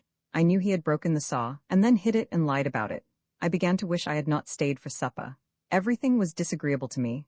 Ántonia ate so noisily now, like a man, and she yawned often at the table and kept stretching her arms over her head as if they ached. Grandmother had said, "Heavy field work'll spoil that girl. She'll lose all her nice ways and get rough ones." She had lost them already. After supper I rode home through the sad, soft spring twilight. Since winter I had seen very little of Ántonia. She was out in the fields from sunup until sundown. If I rode over to see her where she was plowing, she stopped at the end of a row to chat for a moment, then gripped her plow handles, clucked to her team, and waded on down the furrow, making me feel that she was now grown up and had no time for me. On Sundays she helped her mother make garden or sewed all day. Grandfather was pleased with Ántonia. When we complained of her, he only smiled and said, "She will help some fellow get ahead in the world." Nowadays Tony could talk of nothing but the prices of things, or how much she could lift and endure. She was too proud of her strength. I knew, too, that Ambrosch put upon her some chores a girl ought not to do, and that the farmhands around the country joked in a nasty way about it. Whenever I saw her come up the furrow, shouting to her beasts, sunburned, sweaty, her dress open at the neck, and her throat and chest dust-plastered, I used to think of the tone in which poor Mr. Scheimeter, who could say so little, yet managed to say so much when he exclaimed, "My Ántonia." Roman 18, after I began to go to the country school, I saw less of the Bohemians. We were 16 pupils at the Sod schoolhouse, and we all came on horseback and brought our dinner. My schoolmates were none of them very interesting, but I somehow felt that, by making comrades of them, I was getting even with Ántonia for her indifference. Since the father's death, Ambrosch was more than ever the head of the house, and he seemed to direct the feelings as well as the fortunes of his womenfolk. Ántonia often quoted his opinions to me, and she let me see that she admired him, while she thought of me only as a little boy. Before the spring was over, there was a distinct coldness between us and the Scheimeters. It came about in this way. One Sunday, I rode over there with Jake to get a horse collar which Ambrosch had borrowed from him and had not returned. It was a beautiful blue morning. The buffalo peas were blooming in pink and purple masses along the roadside, and the larks, perched on last year's dried sunflower stalks, were singing straight at the sun, their heads thrown back and their yellow breasts a-quiver. The wind blew about us in warm, sweet gusts. We rode slowly, with a pleasant sense of Sunday indolence. We found the Scheimeters working just as if it were a weekday. Mac was cleaning out the stable, and Ántonia and her mother were making garden, off across the pond in the drawhead. Ambrosch was up on the windmill tower, oiling the wheel. He came down, not very cordially. When Jake asked for the collar, he grunted and scratched his head. The collar belonged to grandfather, of course, and Jake, feeling responsible for it, flared up. Now, don't you say you haven't got it, Ambrush, because I know you have, and if you ain't going to look for it, I will. Ambrush shrugged his shoulders and sauntered down the hill toward the stable. I could see that it was one of his mean days. Presently he returned, carrying a collar that had been badly used, trampled in the dirt and gnawed by rats until the hair was sticking out of it. "This what you want?" he asked surlily. Jake jumped off his hoss. I saw a wave of red come up under the rough stubble on his face. "That ain't the piece of harness I loaned you, Ambrush. Aw, if it is, you've used it shameful. I ain't going to carry such a looking thing back to Mr. Burden." Ambrush dropped the collar on the ground. "All right," he said coolly, took up his oil can, and began to climb the mill. Jake caught him by the belt of his trousers and yanked him back. Ambrush's feet had scarcely touched the ground when he lunged out with a vicious kick at Jake's stomach. Fortunately, Jake was in such a position that he could dodge it. This was not the sort of thing country boys did when they played at fisticuffs, and Jake was furious. He landed Ambrush a blow on the head. It sounded like the crack of an axe on a cow pumpkin. Ambrush dropped over, stunned. We heard squeals and looking up saw Ántonia and her mother coming on the run. They did not take the path around the pond, but plunged through the muddy water, without even lifting their skirts. They came on, screaming and clawing the air. By this time Ambrush had come to his senses and was sputtering with nosebleed. Jake sprang into his saddle. "Let's get out of this, Jim," he called. Mrs. Shimada threw her hands over her head and clutched as if she were going to pull down lightning. Law," she shrieked after us. "Law for knock my Ambrush down. I never like you no more, Jake and Jim Burden," Ántonia panted. "No friends any more." Jake stopped and turned his hoss for a second. "Well, you're a damned ungrateful lot, the whole pack of you," he shouted back. "I guess the Burdens can get along without you. You've been a sight of trouble to them anyhow." We rode away, feeling so outraged that the fine morning was spoiled for us. I hadn't a word to say, and poor Jake was white as paper and trembling all over. It made him sick to get so angry. "They ain't the same, Jimmy," he kept saying in a hurt tone. "These foreigners ain't the same. You can't trust 'em to be fair. It's dirty to kick a fella. You heard how the women turned on you, and after all we went through on account of 'em last winter. They ain't to be trusted. I don't want to see you get too thick with any of 'em." "I'll never be friends with them again, Jake," I declared hotly. "I believe they are all like Krajik and Ambrush underneath." Grandfather heard our story with a twinkle in his eye. He advised Jake to ride to town tomorrow, go to a justice of the peace, tell him he had knocked young Shimada down, and pay his fine. Then, if Mrs. Shimada was inclined to make trouble, her son was still under age, she would be forestalled. Jake said he might as well take the wagon and haul to market the pig he had been fattening. On Monday, about an hour after Jake had started, we saw Mrs. Shimada and her Ambrush proudly driving by, looking neither to the right nor left. As they rattled out of sight down the Black Hawk Road, Grandfather chuckled, saying he had rather expected she would follow the matter up. Jake paid his fine with a $10 bill Grandfather had given him for that purpose. But when the Shimadas found that Jake sold his pig in town that day, Ambrush worked it out in his shrewd head that Jake had to sell his pig to pay his fine. This theory afforded the Shimadas great satisfaction, apparently. For weeks afterward, whenever Jake and I met Ántonia on her way to the post office, or going along the road with her work team, she would clap her hands and call to us in a spiteful, crowing voice, Jake, why, sell the pig and pay the slap." Otto pretended not to be surprised at Antonia's behavior. He only lifted his brows and said, "You can't tell me anything new about a Czech. I'm an Austrian." Grandfather was never a party to what Jake called our feud with the Shimadas. Ambrush and Ántonia always greeted him respectfully, and he asked them about their affairs and gave them advice as usual. He thought the future looked hopeful for them. Ambrush was a far-seeing fellow. He soon realized that his oxen were too heavy for any work except breaking sod, and he succeeded in selling them to a newly arrived German. With the money he bought another team of horses, which Grandfather selected for him. Mac was strong, and Ambrush worked him hard, but he could never teach him to cultivate corn, I remember. The one idea that had ever got through poor Mac's thick head was that all exertion was meritorious. He always bore down on the handles of the cultivator and drove the blades so deep into the earth that the horses were soon exhausted. In June, Ambrush went to work at Mr. Bushy's for a week, and took Mac with him at full wages. Mrs. Shimada then drove the second cultivator. She and Ántonia worked in the fields all day, and did the chores at night. While the two women were running the place alone, one of the new horses got colic and gave them a terrible fright. Ántonia had gone down to the barn one night to see that all was well before she went to bed, and she noticed that one of the roans was swollen about the middle and stood with its head hanging. She mounted another hoss, without waiting to saddle him, and hammered on our door just as we were going to bed. Grandfather answered her knock.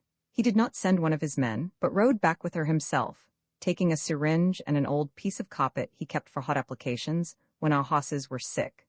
He found Mrs. Shimada sitting by the hoss with her lantern, groaning and wringing her hands. It took but a few moments to release the gases pent up in the poor beast, and the two women heard the rush of wind and saw the roan visibly diminish in girth. "If I lose that hoss, Mr. Burden," Ántonia exclaimed, "I never stay here till Ambrosch come home.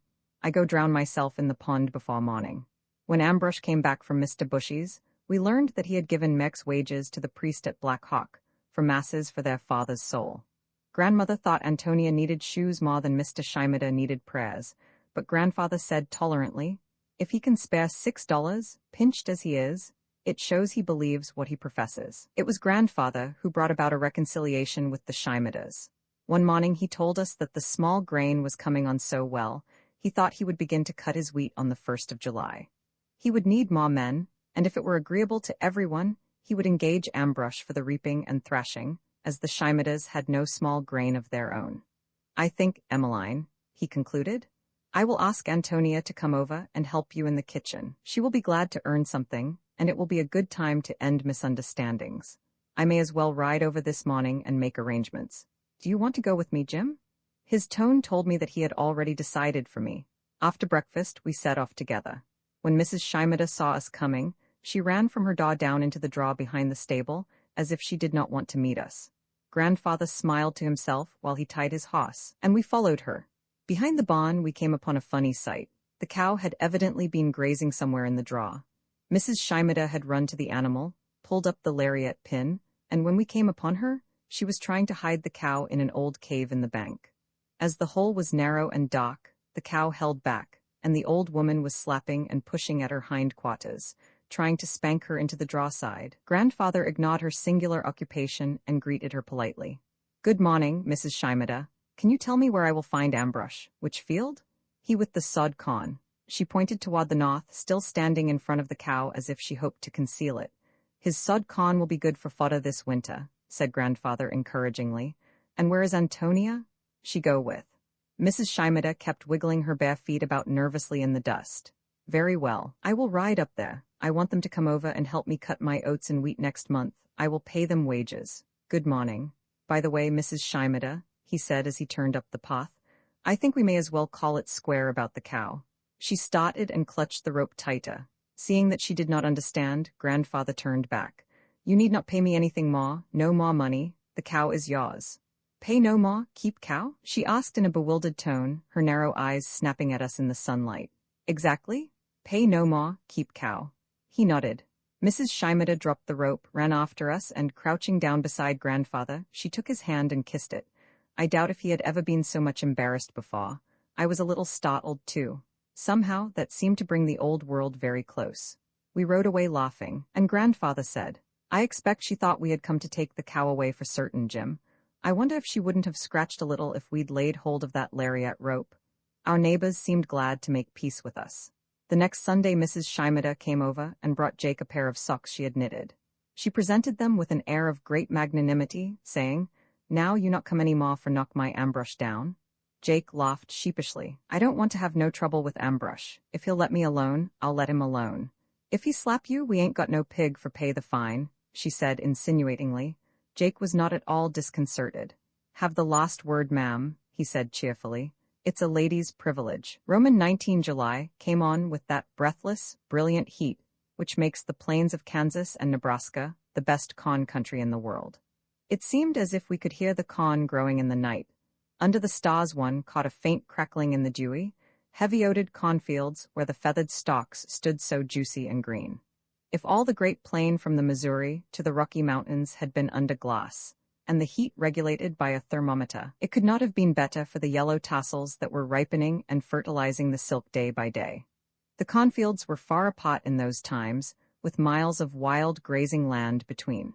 It took a clear, meditative eye like my grandfather's to foresee that they would enlarge and multiply until they would be, not the Shimada's cornfields, or Mr. Bushy's, but the world's cornfields. That their yield would be one of the great economic facts, like the wheat crop of Russia, which underlie all the activities of men, in peace or war. The burning sun of those few weeks, with occasional rains at night, secured the corn. After the milky ears were once formed, we had little to fear from dry weather. The men were working so hard in the wheat fields that they did not notice the heat, though I was kept busy carrying water for them, and Grandmother and Ántonia had so much to do in the kitchen that they could not have told whether one day was hotter than another. Each morning, while the dew was still on the grass, Ántonia went with me up to the garden to get early vegetables for dinner. Grandmother made her wear a sunbonnet, but as soon as we reached the garden, she threw it on the grass and let her hair fly in the breeze. I remember how, as we bent over the pea vines, beads of perspiration used to gather on her upper lip like a little mustache. Oh, better I like to work out of doors than in a house? She used to sing joyfully. I not care that your grandmother say it makes me like a man. I like to be like a man. She would toss her head and ask me to feel the muscles swell in her brown arm. We were glad to have her in the house. She was so gay and responsive that one did not mind her heavy, running step, or her clattery way with pans. Grandmother was in high spirits during the weeks that Ántonia worked for us. All the nights were close and hot during that harvest season. The harvesters slept in the hayloft because it was cooler there than in the house. I used to lie in my bed by the open window, watching the heat lightning play softly along the horizon, or looking up at the gaunt frame of the windmill against the blue night sky. One night there was a beautiful electric storm, though not enough rain fell to damage the cut grain. The men went down to the barn immediately after supper, and when the dishes were washed, Ántonia and I climbed up on the slanting roof of the chicken house to watch the clouds. The thunder was loud and metallic, like the rattle of sheet iron, and the lightning broke in great zigzags across the heavens, making everything stand out and come close to us for a moment. Half the sky was checkered with black thunderheads, but all the west was luminous and clear. In the lightning flashes, it looked like deep blue water, with the sheen of moonlight on it, and the mottled pot of the sky was like marble pavement, like the key of some splendid seacoast city, doomed to destruction. Great warm splashes of rain fell on our upturned faces. One black cloud, no bigger than a little boat, drifted out into the clear space unattended and kept moving westward. All about us we could hear the felty beat of the raindrops on the soft dust of the farmyard. Grandmother came to the door and said it was late, and we would get wet out there. In a minute we come, Ántonia called back to her. I like your grandmother and all things here, she sighed. I wish my papa lived to see this summer. I wish no winter ever come again. It will be summer a long while yet, I reassured her. Why aren't you always nice like this, Tony? How nice? Why just like this, like yourself? Why do you all the time try to be like Ambrosch? She put her arms under her head and lay back, looking up at the sky. If I live here like you, that is different. Things will be easy for you, but they will be hard for us. Roman 2, I do not remember our arrival at my grandfather's farm sometime before daybreak, after a drive of nearly 20 miles with heavy work horses. When I awoke, it was afternoon. I was lying in a little room, scarcely larger than the bed that held me, and the window shade at my head was flapping softly in a warm wind. A tall woman, with wrinkled brown skin and black hair, stood looking down at me. I knew that she must be my grandmother. She had been crying, I could see, but when I opened my eyes she smiled, peered at me anxiously, and sat down on the foot of my bed. Had a good sleep, Jimmy? She asked briskly. Then in a very different tone she said, as if to herself, My, how you do look like your father. I remembered that my father had been her little boy. She must often have come to wake him like this when he overslept. Here are your clean clothes, she went on, stroking my coverlid with her brown hand as she talked. But first you come down to the kitchen with me, and have a nice warm bath behind the stove. Bring your things, there's nobody about. Down to the kitchen struck me as curious. It was always out in the kitchen at home. I picked up my shoes and stockings and followed her through the living room and down a flight of stairs into a basement. This basement was divided into a dining room at the right of the stairs and a kitchen at the left. Both rooms were plastered and whitewashed, the plaster laid directly upon the earth walls, as it used to be in dugouts. The floor was of hard cement. Up under the wooden ceiling there were little half windows with white curtains, and pots of geraniums and wandering Jew in the deep sills. As I entered the kitchen, I sniffed a pleasant smell of gingerbread baking. The stove was very large, with bright nickel trimmings, and behind it there was a long wooden bench against the wall, and a tin washtub, into which grandmother poured hot and cold water. When she brought the soap and towels, I told her that I was used to taking my bath without help. Can you do your ears, Jimmy? Are you sure? Well now, I call you a right smart little boy. It was pleasant there in the kitchen. The sun shone into my bathwater through the west half window, and a big Maltese cat came up and rubbed himself against the tub, watching me curiously. While I scrubbed, my grandmother busied herself in the dining room until I called anxiously, "Grandmother, I'm afraid the cakes are burning." Then she came laughing, waving her apron before her as if she were shoeing chickens. She was a spare, tall woman, a little stooped, and she was apt to carry her head thrust forward in an attitude of attention, as if she were looking at something, or listening to something, far away. As I grew older, I came to believe that it was only because she was so often thinking of things that were far away. She was quick-footed and energetic in all her movements. Her voice was high and rather shrill, and she often spoke with an anxious inflection, for she was exceedingly desirous that everything should go with due order and decorum. Her laugh, too, was high, and perhaps a little strident, but there was a lively intelligence in it. She was then 55 years old, a strong woman, of unusual endurance. After I was dressed, I explored the long cellar next the kitchen. It was dug out under the wing of the house, was plastered and cemented, with a stairway and an outside door by which the men came and went. Under one of the windows, there was a place for them to wash when they came in from work. While my grandmother was busy about supper, I settled myself on the wooden bench behind the stove and got acquainted with the cat. He caught not only rats and mice, but gophers. I was told.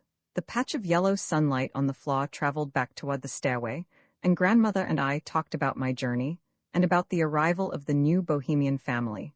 She said they were to be our nearest neighbors. We did not talk about the farm in Virginia, which had been her home for so many years. But after the men came in from the fields, and we were all seated at the supper table, then she asked Jake about the old place, and about our friends and neighbors there. My grandfather said little. When he first came in, he kissed me and spoke kindly to me, but he was not demonstrative. I felt at once his deliberateness and personal dignity, and was a little in awe of him. The thing one immediately noticed about him was his beautiful, crinkly, snow-white beard. I once heard a missionary say it was like the beard of an Arabian sheikh. His bald crown only made it more impressive. Grandfather's eyes were not at all like those of an old man. They were bright blue and had a fresh, frosty sparkle. His teeth were white and regular, so sound that he had never been to a dentist in his life. He had a delicate skin, easily roughened by sun and wind. When he was a young man, his hair and beard were red. His eyebrows were still coppery. As we sat at the table, Otto Futz and I kept stealing covert glances at each other. Grandmother had told me while she was getting supper that he was an Austrian who came to this country a young boy and had led an adventurous life in the far west among mining camps and cow outfits. His iron constitution was somewhat broken by mountain pneumonia, and he had drifted back to live in a milder country for a while.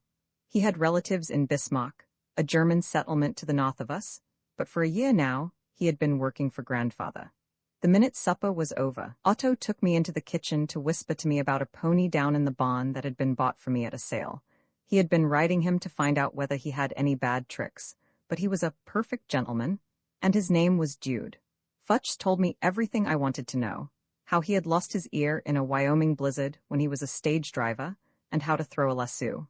He promised to rope a steer for me before sundown next day. He got out his chaps and silver spurs to show them to Jake and me, and his best cowboy boots with tops stitched in bold design, roses and true lovers' knots and undraped female figures. These, he solemnly explained, were angels. Before we went to bed, Jake and Otto were called up to the living room for prayers.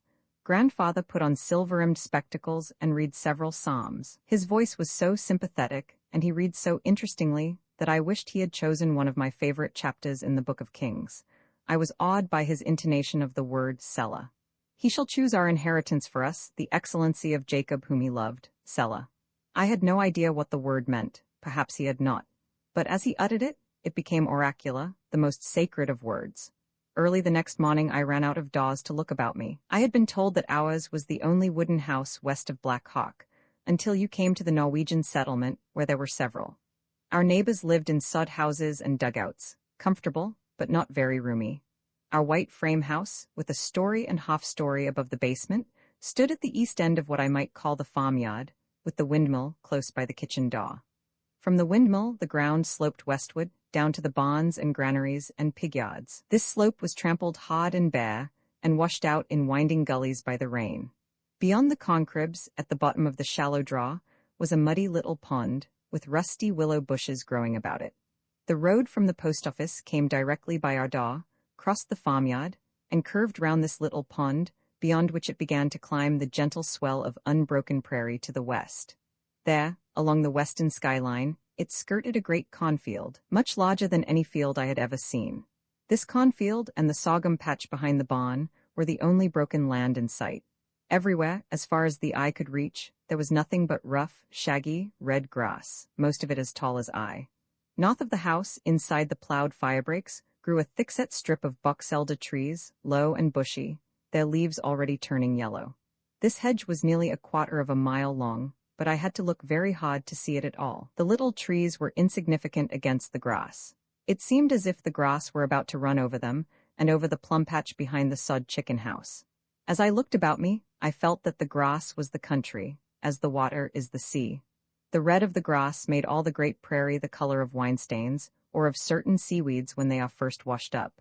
And there was so much motion in it, the whole country seemed, somehow, to be running. I had almost forgotten that I had a grandmother, when she came out, her sunbonnet on her head, a grain sack in her hand, and asked me if I did not want to go to the garden with her to dig potatoes for dinner.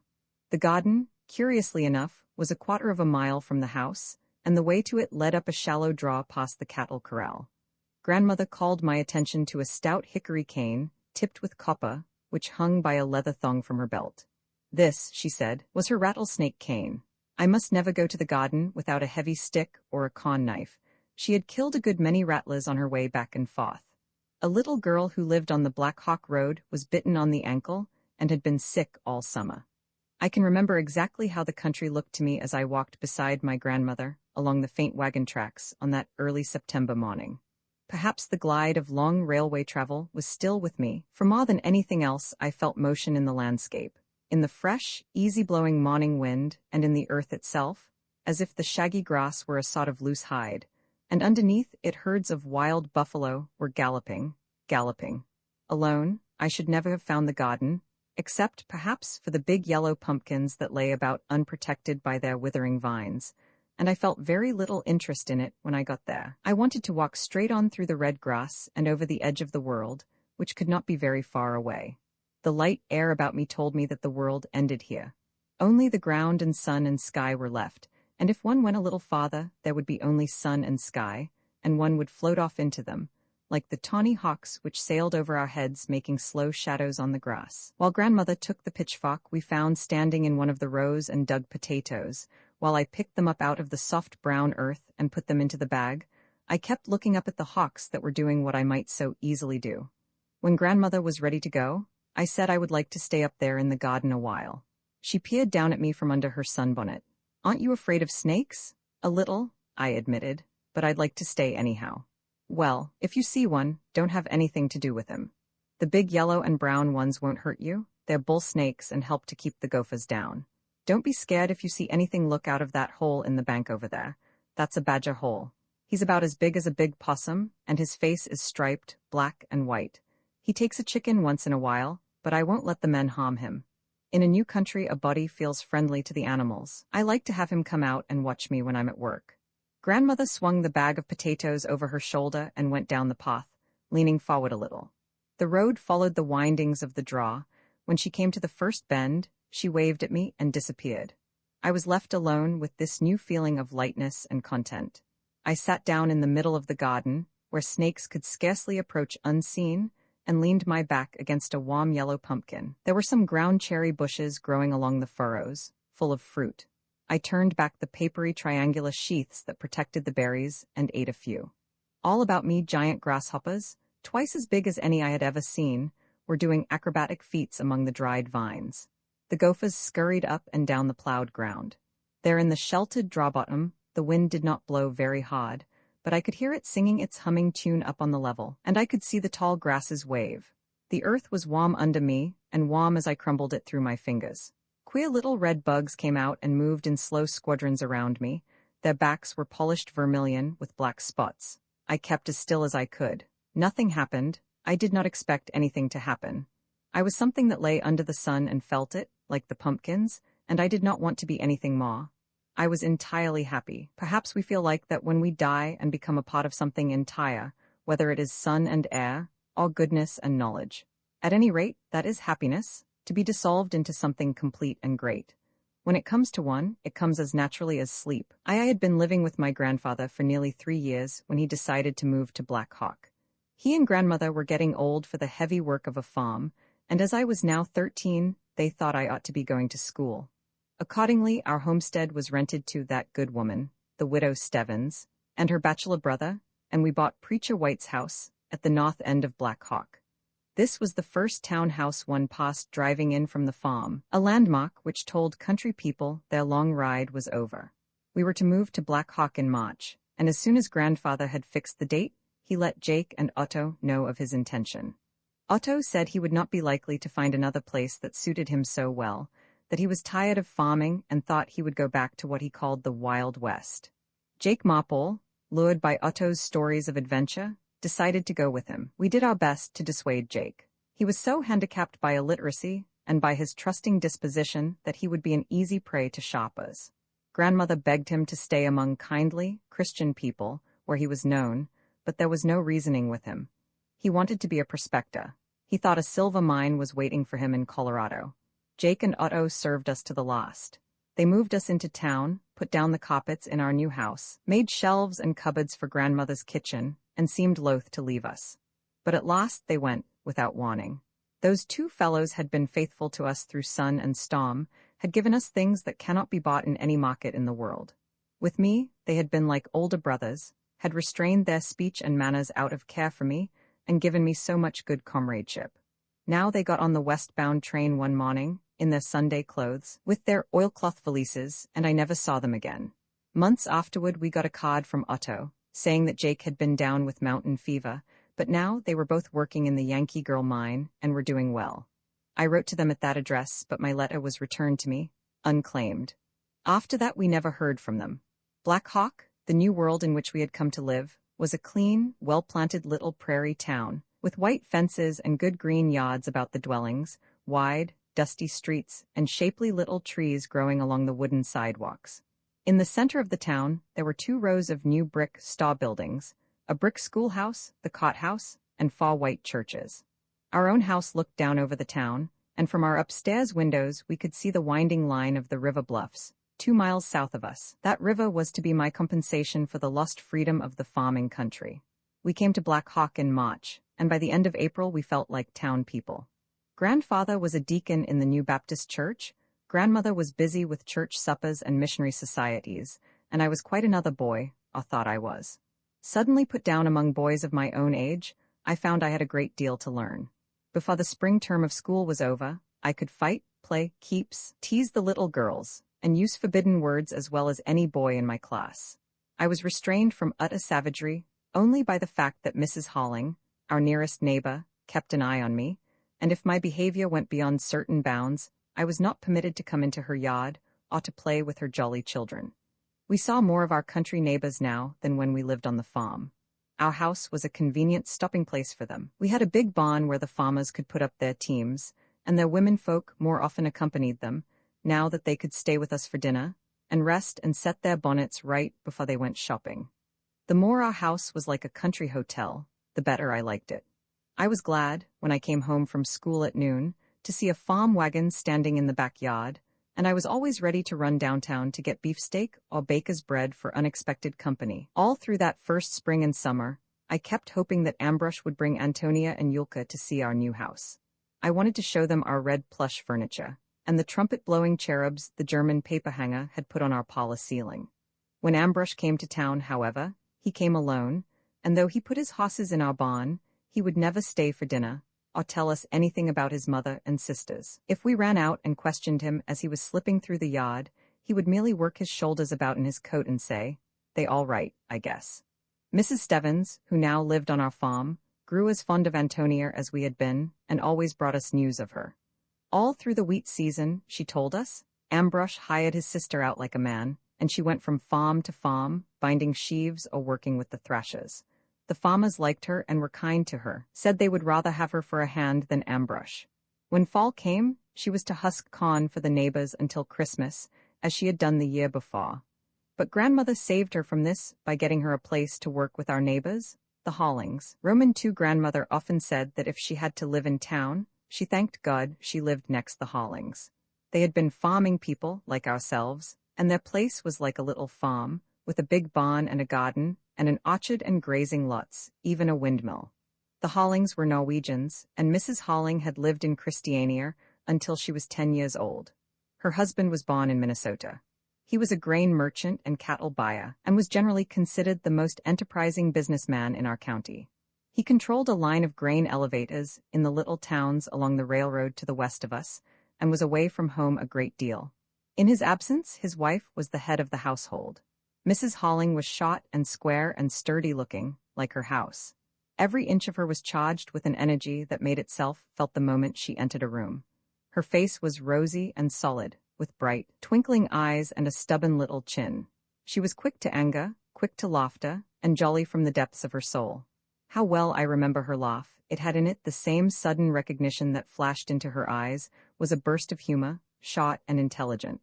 Her rapid footsteps shook her own flaws, and she routed lassitude and indifference wherever she came. She could not be negative or perfunctory about anything. Her enthusiasm and her violent likes and dislikes asserted themselves in all the everyday occupations of life. Wash day was interesting, never dreary, at the Hollings. Preserving time was a prolonged festival, and house cleaning was like a revolution. When Mrs. Holling made garden that spring, we could feel the stir of her undertaking through the willow hedge that separated our place from hers. 3 of the Holling children were near me in age.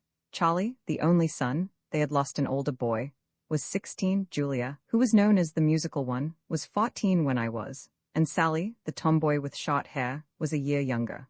She was nearly as strong as I and uncannily clever at all boys' spots. Sally was a wild thing, with sunburned yellow hair, bobbed about her ears, and a brown skin, for she never wore a hat. She raced all over town on one roller skate, often cheated at keeps, but was such a quick shot one couldn't catch her at it. The grown-up daughter, Frances, was a very important person in our world. She was her father's chief clerk, and virtually managed his Black Hawk office during his frequent absences. Because of her unusual business ability, he was stern and exacting with her. He paid her a good salary, but she had few holidays and never got away from her responsibilities. Even on Sundays, she went to the office to open the mail and read the markets. With Charlie, who was not interested in business, but was already preparing for Annapolis, Mr. Holling was very indulgent, bought him guns and tools and electric batteries, and never asked what he did with them. Frances was dark, like her father, and quite as tall. In winter she wore a sealskin coat and cap, and she and Mr. Holling used to walk home together in the evening, talking about grain cars and cattle, like 2 men. Sometimes she came over to see grandfather after supper, and her visits flattered him. More than once they put their wits together to rescue some unfortunate farmer from the clutches of Cather, the Black Hawk moneylender. Grandfather said Frances Holling was as good a judge of credits as any banker in the county. The 2 or 3 men who had tried to take advantage of her in a deal acquired celebrity by their defeat. She knew every farmer for miles about, how much land he had under cultivation, how many cattle he was feeding, what his liabilities were. Her interest in these people was more than a business interest. She carried them all in her mind as if they were characters in a book or a play. When Frances drove out into the country on business, she would go miles out of her way to call on some of the old people, or to see the women who seldom got to town. She was quick at understanding the grandmothers who spoke no English, and the most reticent and distrustful of them would tell her their story without realizing they were doing so. She went to country funerals and weddings in all weathers. A farmer's daughter who was to be married could count on a wedding present from Frances Holling. In August, the Hollings' Danish cook had to leave them. Grandmother entreated them to try Ántonia. She connored Ambrosch the next time he came to town, and pointed out to him that any connection with Christian Holling would strengthen his credit and be of advantage to him. One Sunday, Mrs. Holling took the long ride out to the Scheimedas with Frances. She said she wanted to see what the girl came from and to have a clear understanding with her mother. I was in our yard when they came driving home, just before sunset. They laughed and waved to me as they passed, and I could see they were in great good humor. After supper, when grandfather set off to church, grandmother and I took my shortcut through the willow hedge and went over to hear about the visit to the Scheimedas. We found Mrs. Holling with Charlie and Sally on the front porch, resting after her hard drive. Julia was in the hammock. She was fond of repose, and Frances was at the piano, playing without a light and talking to her mother through the open window. Mrs. Halling laughed when she saw us coming. "I expect you left your dishes on the table tonight, Mrs. Burden," she called. Frances shut the piano and came out to join us. They had liked Ántonia from their first glimpse of her, felt they knew exactly what kind of girl she was. As for Mrs. Shimada, they found her very amusing. Mrs. Halling chuckled whenever she spoke of her. "I expect I am more at home with that sort of bird than you are, Mrs. Burden. They're a pair, Ambrosch and that old woman." They had had a long argument with Ambrosch about Antonia's allowance for clothes and pocket money. It was his plan that every cent of his sister's wages should be paid over to him each month, and he would provide her with such clothing as he thought necessary. When Mrs. Halling told him firmly that she would keep $50 a year for Antonia's own use, he declared they wanted to take his sister to town and dress her up and make a fool of her. Mrs. Halling gave us a lively account of Ambrosch's behavior throughout the interview, how he kept jumping up and putting on his cap as if he were through with the whole business, and how his mother tweaked his coat-tail and prompted him in Bohemian. Mrs. Halling finally agreed to pay $3 a week for Antonia's services, good wages in those days, and to keep her in shoes. There had been hot dispute about the shoes, Mrs. Shimada finally saying persuasively that she would send Mrs. Halling 3 fat geese every year to make even. Ambrosch was to bring his sister to town next Saturday. "She'll be awkward and rough at first, like enough," grandmother said anxiously, "but unless she's been spoiled by the hard life she's led, she has it in her to be a real helpful girl." Mrs. Halling laughed her quick, decided laugh. "Oh, I'm not worrying, Mrs. Burden. I can bring something out of that girl. She's barely 17, not too old to learn new ways. She's good-looking, too," she added warmly. Frances turned to grandmother. "Oh, yes, Mrs. Burden, you didn't tell us that. She was working in the garden when we got there, barefoot and ragged. But she has such fine brown legs and arms and splendid color in her cheeks, like those big dark red plums." We were pleased at this praise. Grandmother spoke feelingly. "When she first came to this country, Frances, and had that genteel old man to watch over her, she was as pretty a girl as ever I saw. But dear me, what a life she's led, out in the fields with those rough thrashes. Things would have been very different with poor Ántonia if her father had lived." The Hallings begged us to tell them about Mr. Shimada's death and the big snowstorm. By the time we saw grandfather coming home from church, we had told them pretty much all we knew of the Shimadas. "The girl will be happy here, and she'll forget those things," said Mrs. Halling confidently, as we rose to take our leave. Roman 3 on Saturday, Ambrosch drove up to the back gate, and Ántonia jumped down from the wagon and ran into our kitchen just as she used to do. She was wearing shoes and stockings and was breathless and excited. She gave me a playful shake by the shoulders. "You ain't forget about me, Jim?" Grandmother kissed her. "God bless you, child. Now you've come, you must try to do right and be a credit to us." Ántonia looked eagerly about the house and admired everything. "Maybe I be the kind of girl you like better, now I come to town," she suggested hopefully. How good it was to have Ántonia near us again, to see her every day and almost every night. Her greatest fault, Mrs. Halling found, was that she so often stopped her work and fell to playing with the children. She would race about the orchard with us, or take sides in our hay fights in the barn, or be the old bear that came down from the mountain and carried off Nina. Tony learned English so quickly that by the time school began, she could speak as well as any of us. I was jealous of Tony's admiration for Charlie Halling, because he was always first in his classes at school and could mend the water pipes or the doorbell and take the clock to pieces. She seemed to think him a sort of prince. Nothing that Charlie wanted was too much trouble for her. She loved to put up lunches for him when he went hunting, to mend his ball gloves and sew buttons on his shooting coat, baked the kind of nut cake he liked, and fed his setter dog when he was away on trips with his father. Ántonia had made herself cloth working slippers out of Mr. Halling's old coats, and in these she went padding about after Charlie, fairly panting with eagerness to please him. Next to Charlie, I think she loved Nina best. Nina was only 6, and she was rather more complex than the other children. She was fanciful, had all sorts of unspoken preferences, and was easily offended. At the slightest disappointment or displeasure, her velvety brown eyes filled with tears, and she would lift her chin and walk silently away. If we ran after her and tried to appease her, it did no good. She walked on unmollified. I used to think that no eyes in the world could grow so large or hold so many tears as Nina's. Mrs. Halling and Ántonia invariably took her part. We were never given a chance to explain. The charge was simply, "You have made Nina cry. Now Jimmy can go home and Sally must get her arithmetic." I liked Nina too. She was so quaint and unexpected, and her eyes were lovely, but I often wanted to shake her. We had jolly evenings at the Hollings when the father was away. If he was at home, the children had to go to bed early, or they came over to my house to play. Mr. Holling not only demanded a quiet house, he demanded all his wife's attention. He used to take her away to their room in the West L and talk over his business with her all evening. Though we did not realize it then, Mrs. Holling was our audience when we played, and we always looked to her for suggestions. Nothing flattered one like her quick laugh. Mr. Holling had a desk in his bedroom and his own easy chair by the window, in which no one else ever sat. On the nights when he was at home, I could see his shadow on the blind, and it seemed to me an arrogant shadow. Mrs. Holling paid no heed to anyone else if he was there. Before he went to bed, she always got him a lunch of smoked salmon or anchovies and beer. He kept an alcohol lamp in his room and a French coffee pot, and his wife made coffee for him at any hour of the night he happened to want it.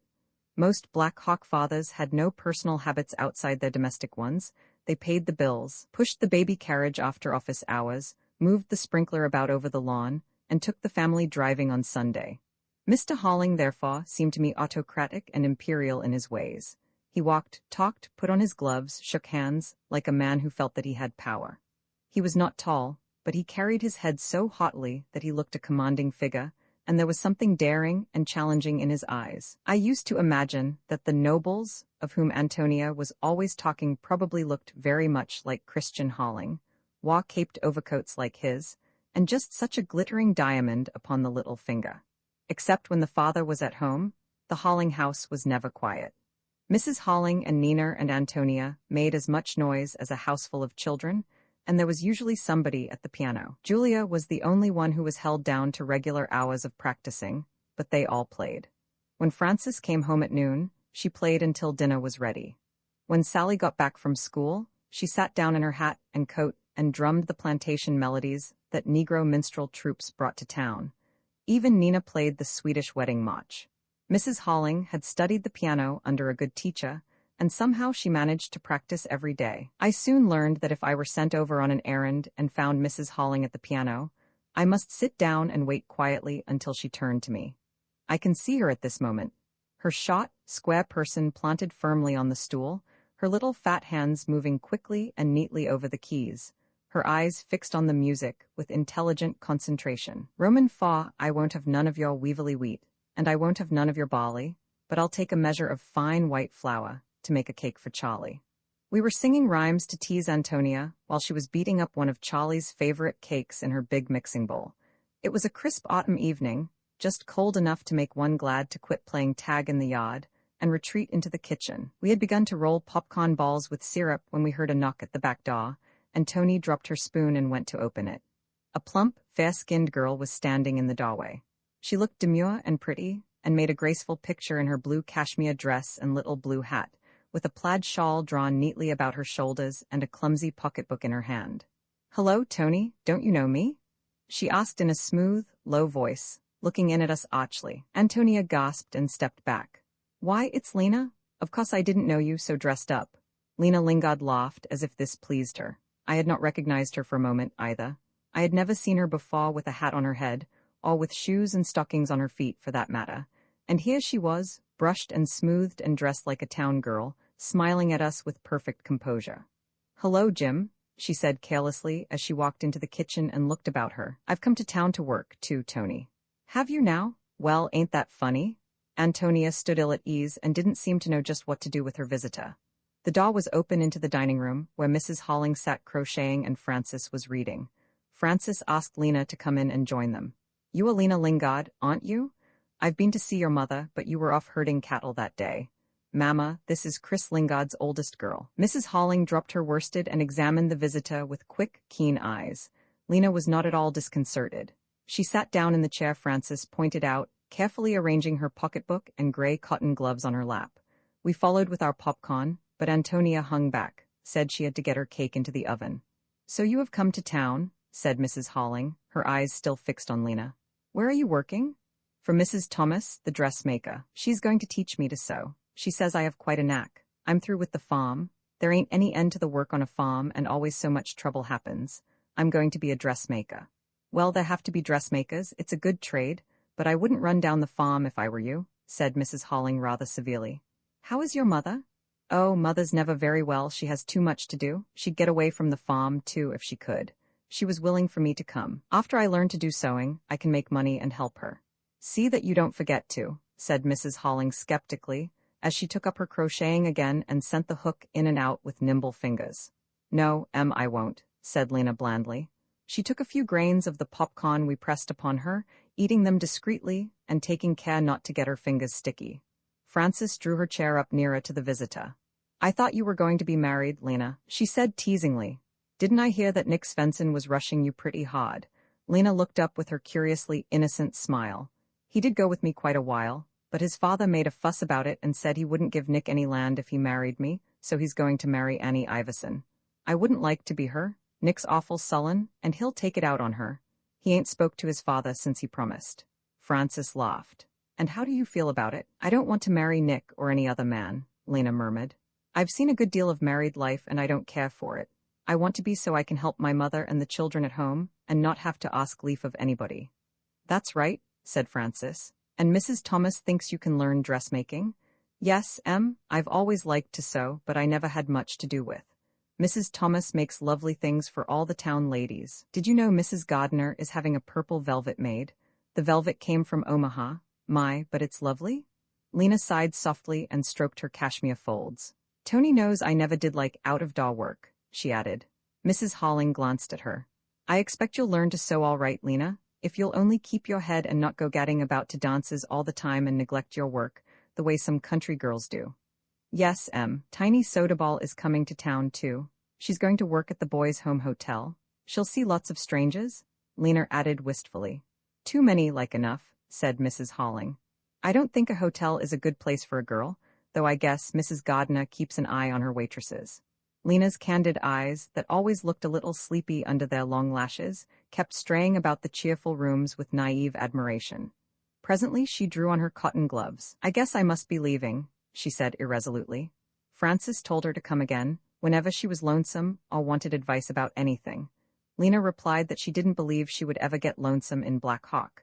She lingered at the kitchen door and begged Ántonia to come and see her often. I've got a room of my own at Mrs. Thomas's, with a carpet. Tony shuffled uneasily in her cloth slippers. I'll come sometime, but Mrs. Holling don't like to have me run much, she said evasively. You can do what you please when you go out, can't you? Lena asked in a guarded whisper. Ain't you crazy about town, Tony? I don't care what anybody says, I'm done with the farm. She glanced back over her shoulder toward the dining room, where Mrs. Holling sat.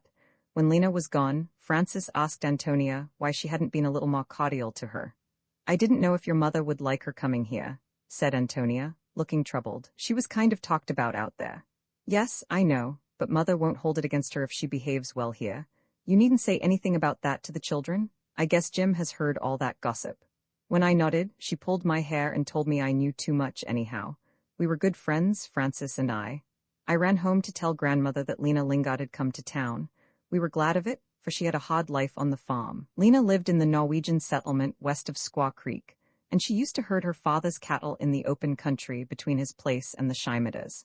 Whenever we rode over in that direction, we saw her out among her cattle, bareheaded and barefooted, scantily dressed in tattered clothing, always knitting as she watched her herd. Before I knew Lena, I thought of her as something wild, that always lived on the prairie, because I had never seen her under a roof. Her yellow hair was burned to a ruddy thatch on her head, but her legs and arms, curiously enough, in spite of constant exposure to the sun, kept a miraculous whiteness, which somehow made her seem more undressed than other girls who went scantily clad. The first time I stopped to talk to her, I was astonished at her soft voice and easy, gentle ways. The girls out there usually got rough and mannish after they went to herding, but Lena asked Jake and me to get off our horses and stay a while, and behaved exactly as if she were in a house and were accustomed to having visitors. She was not embarrassed by her ragged clothes and treated us as if we were old acquaintances. Even then, I noticed the unusual color of her eyes, a shade of deep violet, and their soft, confiding expression. Chris Lingard was not a very successful farmer, and he had a large family. Lena was always knitting stockings for little brothers and sisters, and even the Norwegian women, who disapproved of her, admitted that she was a good daughter to her mother. As Tony said, she had been talked about. She was accused of making Ole Benson lose the little sense he had, and that at an age when she should still have been in pinafores. Ole lived in a leaky dugout somewhere at the edge of the settlement. He was fat and lazy and discouraged, and bad luck had become a habit with him. After he had had every other kind of misfortune, his wife, Crazy Mary, tried to set a neighbor's barn on fire, and was sent to the asylum at Lincoln. She was kept there for a few months, then escaped and walked all the way home, nearly 200 miles, traveling by night and hiding in barns and haystacks by day. When she got back to the Norwegian settlement, her poor feet were as hard as hoofs. She promised to be good, and was allowed to stay at home, though everyone realized she was as crazy as ever, and she still ran about barefooted through the snow, telling her domestic troubles to her neighbors. Not long after Mary came back from the asylum, I heard a young Dane, who was helping us to thrash, tell Jake and Otto that Chris Lingard's oldest girl had put Ole Benson out of his head, until he had no more sense than his crazy wife. When Ole was cultivating his corn that summer, he used to get discouraged in the field, tie up his team, and wander off to wherever Lena Lingard was herding. There he would sit down on the draw side and help her watch her cattle. All the settlement was talking about it. The Norwegian preacher's wife went to Lena and told her she ought not to allow this. She begged Lena to come to church on Sundays. Lena said she hadn't a dress in the world any less ragged than the one on her back. Then the minister's wife went through her old trunks and found some things she had worn before her marriage. The next Sunday Lena appeared at church, a little late, with her hair done up neatly on her head, like a young woman, wearing shoes and stockings, and the new dress, which she had made over for herself very becomingly. The congregation stared at her. Until that morning no one, unless it were Ole, had realized how pretty she was, or that she was growing up. The swelling lines of her figure had been hidden under the shapeless rags she wore in the fields. After the last hymn had been sung, and the congregation was dismissed, Ole slipped out to the hitch bar and lifted Lena on her horse. That, in itself, was shocking. A married man was not expected to do such things, but it was nothing to the scene that followed. Crazy Mary darted out from the group of women at the church door and ran down the road after Lena, shouting horrible threats. "Look out, you Lena Lingard, look out. I'll come over with a corn knife one day and trim some of that shape off you. Then you won't sail round so fine, making eyes at the men." The Norwegian women didn't know where to look. They were formal housewives, most of them, with a severe sense of decorum. But Lena Lingard only laughed her lazy, good-natured laugh and rode on, gazing back over her shoulder at Ole's infuriated wife. The time came, however, when Lena didn't laugh. More than once Crazy Mary chased her across the prairie and round the Scheimedas cornfield. Lena never told her father. Perhaps she was ashamed. Perhaps she was more afraid of his anger than of the corn knife. I was at the Scheimedas one afternoon when Lena came bounding through the red grass as fast as her white legs could carry her. She ran straight into the house and hid in Antonia's featherbed. Mary was not far behind. She came right up to the door and made us feel how sharp her blade was, showing us very graphically just what she meant to do to Lena. Mrs. Scheimeda, leaning out of the window, enjoyed the situation keenly, and was sorry when Antonia sent Mary away, mollified by an apronful of bottled tomatoes. Lena came out from Tony's room behind the kitchen, very pink from the heat of the feathers, but otherwise calm. She begged Antonia and me to go with her and help get her cattle together. They were scattered and might be gorging themselves in somebody's cornfield. "Maybe you lose a steer and learn not to make somethings with your eyes at married men," Mrs. Scheimeda told her hectoringly. Lena only smiled her sleepy smile. "I never made anything to him with my eyes. I can't help it if he hangs around, and I can't order him off. It ain't my prairie." After Lena came to Black Hawk, I often met her downtown, where she would be matching sewing silk or buying findings for Mrs. Thomas. If I happened to walk home with her, she told me all about the dresses she was helping to make, or about what she saw and heard when she was with Tiny Soda Ball at the hotel on Saturday nights. The boys' home was the best hotel on our branch of the Burlington, and all the commercial travelers in that territory tried to get into Black Hawk for Sunday. They used to assemble in the parlor after supper on Saturday nights. Marshall Field's man, Anson Kirkpatrick, played the piano and sang all the latest sentimental songs. After Tiny had helped the cook wash the dishes, she and Lena sat on the other side of the double doors between the parlor and the dining room, listening to the music and giggling at the jokes and stories. Lena often said she hoped I would be a traveling man when I grew up. They had a gay life of it.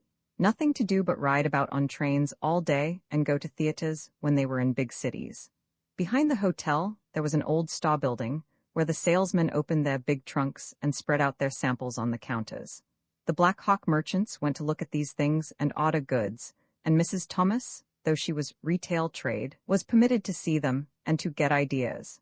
They were all generous, these traveling men.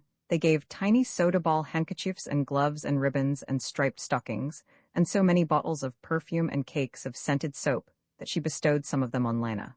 One afternoon in the week before Christmas, I came upon Lana and her funny, square-headed little brother Chris, standing before the drugstore, gazing in at the wax dolls and blocks and Noah's arks arranged in the frosty show window. The boy had come to town with a neighbor to do his Christmas shopping, for he had money of his own this year. He was only 12, but that winter he had got the job of sweeping out the Norwegian church and making the fire in it every Sunday morning. A cold job it must have been, too. We went into Duckford's dry goods store, and Chris unwrapped all his presents and showed them to me, something for each of the 6 younger than himself, even a rubber pig for the baby. Lena had given him one of Tiny Soda Ball's bottles of perfume for his mother, and he thought he would get some handkerchiefs to go with it. They were cheap, and he hadn't much money left. We found a tableful of handkerchiefs spread out for view at Duckford's. Chris wanted those with initial letters in the corner, because he had never seen any before. He studied them seriously, while Lena looked over his shoulder, telling him she thought the red letters would hold their color best. He seemed so perplexed that I thought perhaps he hadn't enough money after all. Presently he said gravely, "Sister, you know Mother's name is Berth. I don't know if I ought to get B for Berth or M for Mother." Lena patted his bristly head. "I'd get the B, Chrissy. It will please her for you to think about her name. Nobody ever calls her by it now." That satisfied him. His face cleared at once, and he took 3 reds and 3 blues. When the neighbor came in to say that it was time to start, Lena wound Chris's comforter about his neck and turned up his jacket collar. He had no overcoat, and we watched him climb into the wagon and start on his long, cold drive. As we walked together up the windy street, Lena wiped her eyes with the back of her woolen glove. "I get awful homesick for them, all the same," she murmured, as if she were answering some remembered reproach. Winter comes down savagely over a little town on the prairie. The wind that sweeps in from the open country strips away all the leafy screens that hide one yard from another in summer, and the houses seem to draw closer together. The roofs, that looked so far away across the green treetops, now stare you in the face, and they are so much uglier than when their angles were softened by vines and shrubs. In the morning, when I was fighting my way to school against the wind, I couldn't see anything but the road in front of me, but in the late afternoon, when I was coming home, the town looked bleak and desolate to me. The pale, cold light of the winter sunset did not beautify. It was like the light of truth itself. When the smoky clouds hung low in the west and the red sun went down behind them, leaving a pink flush on the snowy roofs and the blue drifts, then the wind sprang up afresh, with a kind of bitter song, as if it said, "This is reality, whether you like it or not. All those frivolities of summer, the light and shadow, the living mask of green that trembled over everything, they were lies, and this is what was underneath. This is the truth." It was as if we were being punished for loving the loveliness of summer. If I loitered on the playground after school, or went to the post office for the mail, and lingered to hear the gossip about the cigar stand, it would be growing dark by the time I came home. The sun was gone. The frozen streets stretched long and blue before me. The lights were shining pale in kitchen windows, and I could smell the suppers cooking as I passed. Few people were abroad, and each one of them was hurrying toward a fire. The glowing stoves in the houses were like magnets. When one passed an old man, one could see nothing of his face but a red nose sticking out between a frosted beard and a long plush cap. The young men capered along with their hands in their pockets, and sometimes tried a slide on the icy sidewalk. The children, in their bright hoods and comforters, never walked, but always ran from the moment they left their door, beating their mittens against their sides. When I got as far as the Methodist church, I was about halfway home. I can remember how glad I was when there happened to be a light in the church, and the painted glass window shone out at us as we came along the frozen street. In the winter bleakness, a hunger for color came over people, like the Laplanders' craving for fats and sugar. Without knowing why, we used to linger on the sidewalk outside the church when the lamps were lighted early for choir practice or prayer meeting, shivering and talking until our feet were like lumps of ice. The crude reds and greens and blues of that colored glass held us there. On winter nights, the lights in the Hollings windows drew me like the painted glass. Inside that warm, roomy house there was color too. After supper, I used to catch up my cap, stick my hands in my pockets, and dive through the willow hedge as if witches were after me. Of course, if Mr. Halling was at home, if his shadow stood out on the blind of the west room, I did not go in, but turned and walked home by the long way, through the street, wondering what book I should read, as I sat down with the two old people. Such disappointments only gave great a zest to the nights when we acted charades, or had a costume ball in the back parlor, with Sally always dressed like a boy. Frances taught us to dance that winter, and she said from the first lesson that Ántonia would make the best dancer among us. On Saturday nights, Mrs. Halling used to play the old operas for us, Martha, Norma, Rigoletto, telling us the story while she played. Every Saturday night was like a party. The parlor, the back parlor, and the dining room were warm and brightly lighted, with comfortable chairs and sofas, and gay pictures on the walls. One always felt at ease there. Ántonia brought her sewing and sat with us. She was already beginning to make pretty clothes for herself. After the long winter evenings on the prairie, with Ambrush's sullen silences and her mother's complaints, the Hallings' house seemed, as she said, like heaven to her. She was never too tired to make taffy or chocolate cookies for us.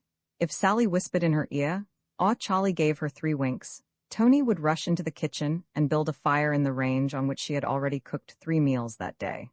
While we sat in the kitchen waiting for the cookies to bake or the taffy to cool, Nina used to coax Ántonia to tell her stories, about the calf that broke its leg, or how Yulka saved her little turkeys from drowning in the freshet, or about old Christmases and weddings in Bohemia.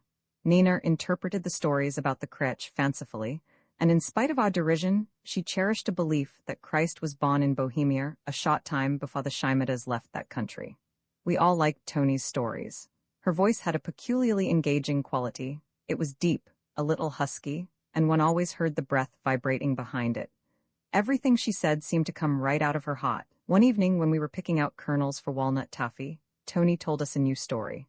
"Mrs. Halling, did you ever hear about what happened up in the Norwegian settlement last summer when I was thrashing there? We were at Iverson's, and I was driving one of the grain wagons. Mrs. Halling came out and sat down among us. Could you throw the wheat into the bin yourself, Tony?" She knew what heavy work it was. "Yes, ma'am, I did. I could shovel just as fast as that fat Andon boy that drove the other wagon. One day it was just awful hot. When we got back to the field from dinner, we took things kind of easy. The men put in the hosses and got the machine going, and old Iverson was up on the deck, cutting bands. I was sitting against a straw stack, trying to get some shade. My wagon wasn't going out first, and somehow, I felt the heat awful that day. The sun was so hot like it was going to burn the world up. After a while, I see a man coming across the stubble, and when he got close I see it was a tramp. His toes stuck out of his shoes, and he hadn't shaved for a long while, and his eyes was awful red and wild, like he had some sickness. He comes right up and begins to talk like he knows me already.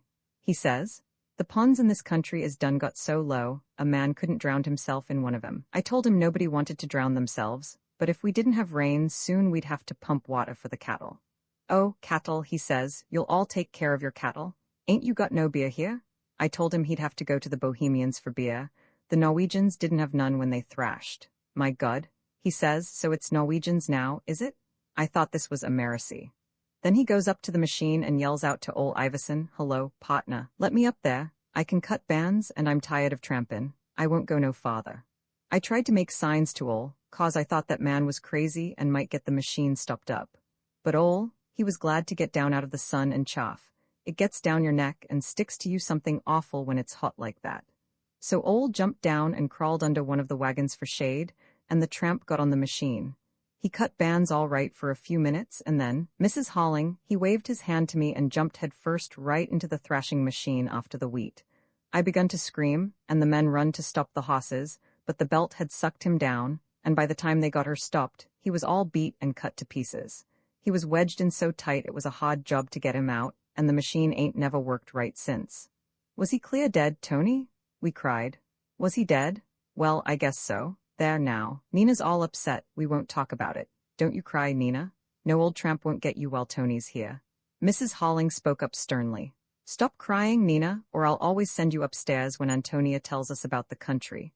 Did they never find out where he came from, Ántonia?" "Never, ma'am. He hadn't been seen nowhere except in a little town they call Conway. He tried to get beer there, but there wasn't any saloon. Maybe he came in on a freight, but the brakeman hadn't seen him. They couldn't find no letters nor nothing on him, nothing but an old penknife in his pocket and the wishbone of a chicken wrapped up in a piece of paper and some poetry. Some poetry? We exclaimed. I remember, said Francis. It was the old oaken bucket, cut out of a newspaper and nearly worn out. Ol Iverson brought it into the office and showed it to me. Now, wasn't that strange, Miss Francis? Tony asked thoughtfully. What would anybody want to kill themselves in summer for? In thrashing time, too, it's nice everywhere then. So it is, Ántonia, said Mrs. Halling haughtily. Maybe I'll go home and help you thrash next summer. Isn't that toffee nearly ready to eat? I've been smelling it a long while. There was a basic harmony between Ántonia and her mistress. They had strong, independent natures, both of them. They knew what they liked, and were not always trying to imitate other people. They loved children and animals and music, and rough play and digging in the earth. They liked to prepare rich, hearty food and to see people eat it, to make up soft white beds and to see youngsters asleep in them. They ridiculed conceited people and were quick to help unfortunate ones. Deep down in each of them, there was a kind of haughty joviality, a relish of life, not over-delicate, but very invigorating. I never tried to define it, but I was distinctly conscious of it.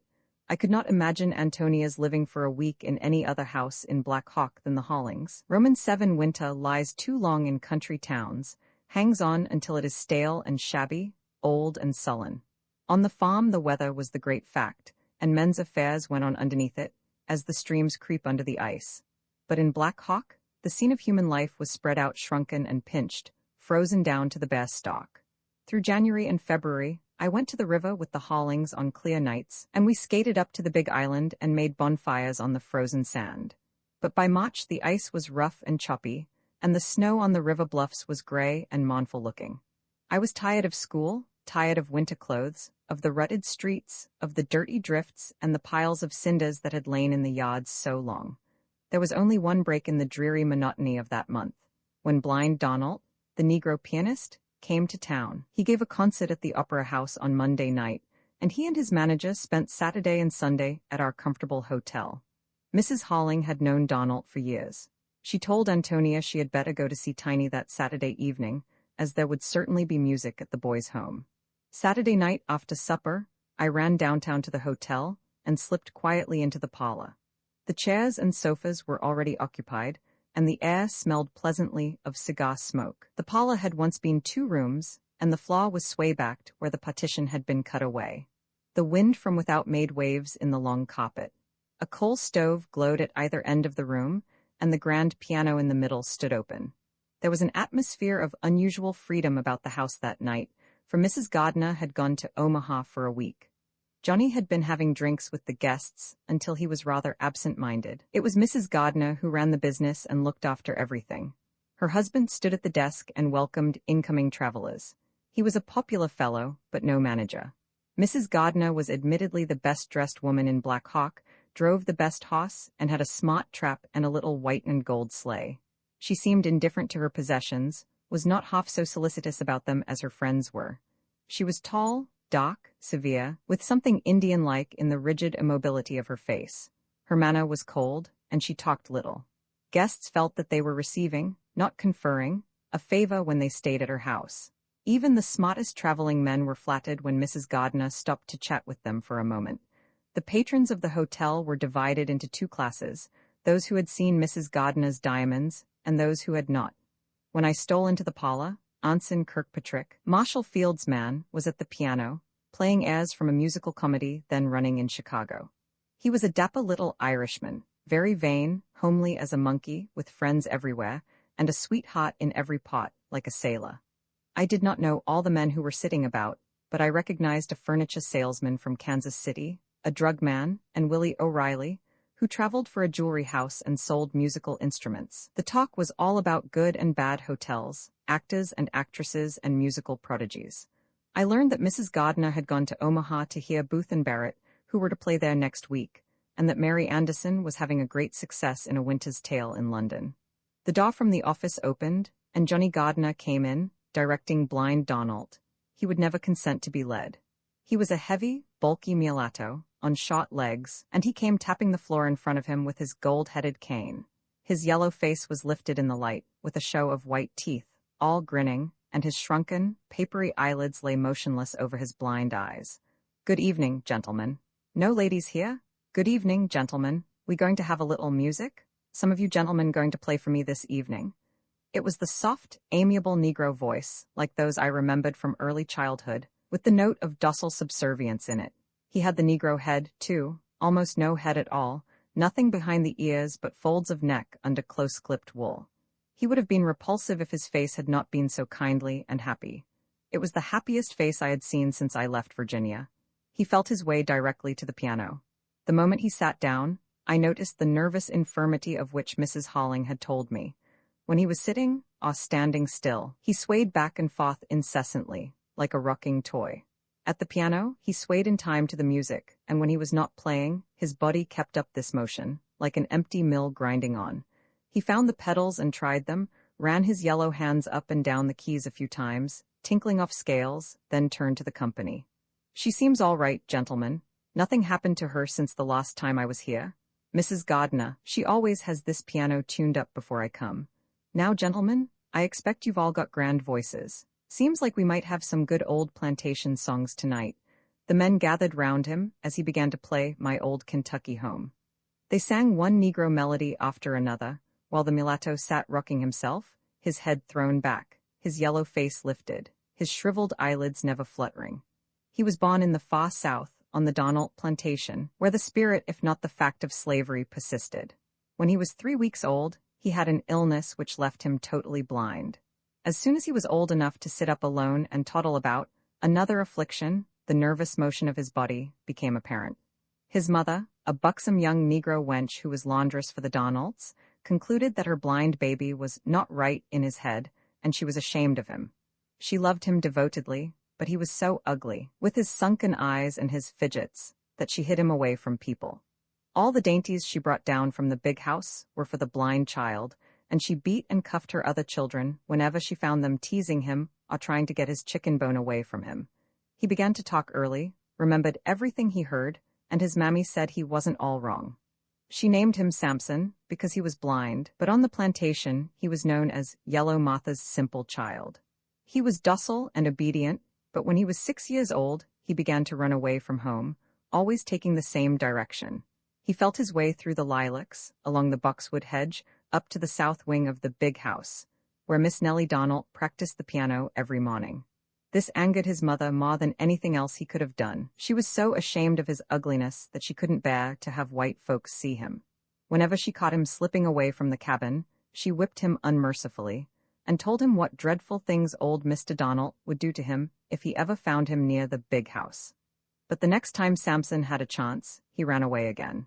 If Miss Donald stopped practicing for a moment and went toward the window, she saw this hideous little pickaninny, dressed in an old piece of sacking, standing in the open space between the hollyhock rows, his body rocking automatically, his blind face lifted to the sun, and wearing an expression of idiotic rapture. Often she was tempted to tell Martha that the child must be kept at home, but somehow the memory of his foolish, happy face deterred her. She remembered that his sense of hearing was nearly all he had, though it did not occur to her that he might have more of it than other children. One day Samson was standing thus while Miss Nellie was playing her lesson to her music master. The windows were open. He heard them get up from the piano, talk a little while, and then leave the room. He heard the door close after them. He crept up to the front windows and stuck his head in. There was no one there. He could always detect the presence of anyone in a room. He put one foot over the windowsill and straddled it. His mother had told him over and over how his master would give him to the big mastiff if he ever found him meddling. Samson had got too near the mastiff's kennel once and had felt his terrible breath in his face. He thought about that, but he pulled in his other foot. Through the dark, he found his way to the thing, to its mouth. He touched it softly, and it answered softly, kindly. He shivered and stood still. Then he began to feel it all over, ran his fingertips along the slippery sides, embraced the carved legs, tried to get some conception of its shape and size, of the space it occupied in primeval night. It was cold and hard, and like nothing else in his black universe. He went back to its mouth, began at one end of the keyboard, and felt his way down into the mellow thunder, as far as he could go. He seemed to know that it must be done with the fingers, not with the fists or the feet. He approached this highly artificial instrument through a mere instinct, and coupled himself to it. as if he knew it was to piece him out and make a whole creature of him. After he had tried over all the sounds, he began to finger out passages from things Miss Nellie had been practicing, passages that were already his, that lay under the bone of his pinched, conical little skull, definite as animal desires. The door opened. Miss Nellie and her music master stood behind it, but blind Samson, who was so sensitive to presences, did not know they were there. He was feeling out the pattern that lay all ready-made on the big and little keys. When he paused for a moment, because the sound was wrong and he wanted another, Miss Nellie spoke softly.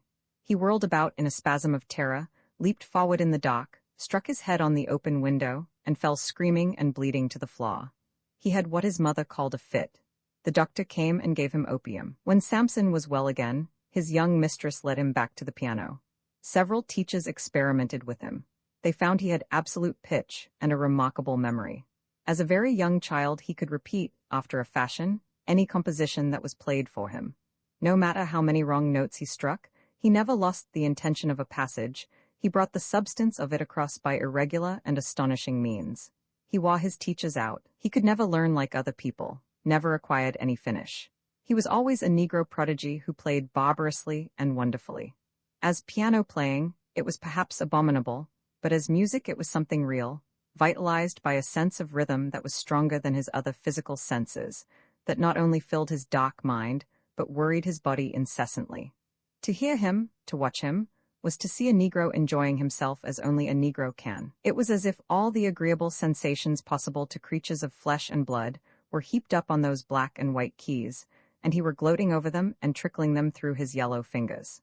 In the middle of a crashing waltz, Donald suddenly began to play softly, and turning to one of the men who stood behind him, whispered, "Somebody dancing in there." He jerked his bullet head toward the dining room. "I hear little feet, girls, I spect." Anson Kirkpatrick mounted a chair and peeped over the transom. Springing down, he wrenched open the doors and ran out into the dining room. Tiny and Lena, Ántonia and Mary Dusac, were waltzing in the middle of the floor. They separated and fled toward the kitchen, giggling.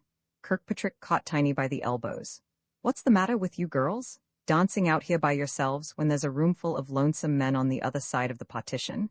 Introduce me to your friends, Tiny." The girls, still laughing, were trying to escape. Tiny looked alarmed. "Mrs. Gardner wouldn't like it," she protested. "She'd be awful mad if you was to come out here and dance with us. Mrs. Gardner's in Omaha, girl. Now you're Lena, are you? And you're Tony and you're Mary. Have I got you all straight?" O'Reilly and the others began to pile the chairs on the tables. Johnny Gardner ran in from the office. "Easy, boys, easy," he entreated them. "You'll wake the cook, and there'll be the devil to pay for me. She won't hear the music, but she'll be down the minute anything's moved in the dining room."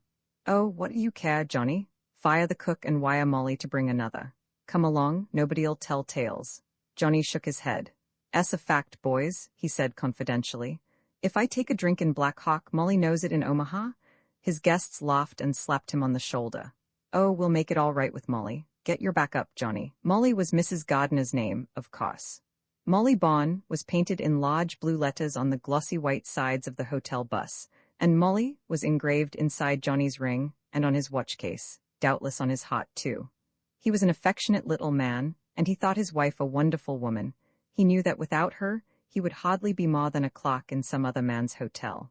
At a word from Kirkpatrick, Donald spread himself out over the piano and began to draw the dance music out of it, while the perspiration shone on his shot wool and on his uplifted face. He looked like some glistening African god of pleasure, full of strong, savage blood. Whenever the dancers paused to change partners or to catch breath, he would boom out softly, "Who's that going back on me? One of these city gentlemen, I bet. Now, you girls, you ain't going to let that flaw get cold." Ántonia seemed frightened at first, and kept looking questioningly at Lena and Tiny over Willie O'Reilly's shoulder. Tiny Sodaball was trim and slender, with lively little feet and pretty ankles. She wore her dresses very short. She was quicker in speech, lighter in movement and manner than the other girls. Mary Dusac was broad and brown of countenance, slightly marked by smallpox, but handsome for all that. She had beautiful chestnut hair, coils of it. Her forehead was low and smooth, and her commanding dark eyes regarded the world indifferently and fearlessly. She looked bold and resourceful and unscrupulous, and she was all of these. They were handsome girls, had the fresh color of their country upbringing, and in their eyes that brilliancy which is called, by no metaphor, alas, the light of youth. Donald played until his manager came and shut the piano. Before he left us, he showed us his gold watch which struck the hours, and a topaz ring, given him by some Russian nobleman who delighted in Negro melodies and had heard Donald play in New Orleans. At last he tapped his way upstairs, after bowing to everybody, docile and happy. I walked home with Ántonia. We were so excited that we dreaded to go to bed. We lingered a long while at the Hollings gate, whispering in the cold until the restlessness was slowly chilled out of us. Roman 8. The Holling children and I were never happier, never felt more contented and secure than in the weeks of spring which broke that long winter. We were out all day in the thin sunshine, helping Mrs. Holling and Tony break the ground and plant the garden, dig around the orchard trees, tie up vines and clip the hedges. Every morning, before I was up, I could hear Tony singing in the garden rows. After the apple and cherry trees broke into bloom, we ran about under them, hunting for the new nests the birds were building, throwing clods at each other, and playing hide-and-seek with Nina. Yet the summer which was to change everything was coming nearer every day. When boys and girls are growing up, life can't stand still, not even in the quietest of country towns, and they have to grow up, whether they will or no. That is what their elders are always forgetting. It must have been in June, for Mrs. Holling and Ántonia were preserving cherries, when I stopped one morning to tell them that a dancing pavilion had come to town. I had seen 2 drays hauling the canvas and painted poles up from the depot. That afternoon, 3 cheerful-looking Italians strolled about Black Hawk, looking at everything, and with them was a dark, stout woman who wore a long gold watch chain about her neck and carried a black lace parasol. They seemed especially interested in children and vacant lots. When I overtook them and stopped to say a word, I found them affable and confiding. They told me they worked in Kansas City in the winter, and in summer they went out among the farming towns with their tent and taught dancing. When business fell off in one place, they moved on to another. The dancing pavilion was put up near the Danish laundry, on a vacant lot surrounded by tall, arched cottonwood trees. It was very much like a merry-go-round tent, with open sides and gay flags flying from the poles. Before the week was over, all the ambitious mothers were sending their children to the afternoon dancing class. At 3 o'clock, one met little girls in white dresses and little boys in the round collared shirts of the time, hurrying along the sidewalk on their way to the tent. Mrs. Vanny received them at the entrance, always dressed in lavender with a great deal of black lace, her important watch chain lying on her bosom. She wore her hair on the top of her head, built up in a black tower, with red coral combs. When she smiled, she showed 2 rows of strong, crooked yellow teeth. She taught the little children herself, and her husband, the harpist, taught the older ones. Often the mothers brought their fancy work and sat on the shady side of the tent during the lesson. The popcorn man wheeled his glass wagon under the big cottonwood by the door and lounged in the sun, sure of a good trade when the dancing was over. Mr. Jensen, the Danish laundryman, used to bring a chair from his porch and sit out in the grass plot. Some ragged little boys from the depot sold pop and iced lemonade under a white umbrella at the corner and made faces at the spruce youngsters who came to dance. That vacant lot soon became the most cheerful place in town. Even on the hottest afternoons, the cottonwoods made a rustling shade, and the air smelled of popcorn and melted butter, and bouncing bets wilting in the sun. Those hardy flowers had run away from the laundryman's garden, and the grass in the middle of the lot was pink with them. The Vannys kept exemplary order, and closed every evening at the hour suggested by the city council. When Mrs. Vanny gave the signal, and the hop struck up, "Home, sweet home," all Black Hawk knew it was 10 o'clock. You could set your watch by that tune as confidently as by the roundhouse whistle. At last there was something to do in those long, empty summer evenings, when the married people sat like images on their front porches, and the boys and girls tramped and tramped the bowed sidewalks, northward to the edge of the open prairie, south to the depot, then back again to the post office, the ice cream parlor, the butcher shop.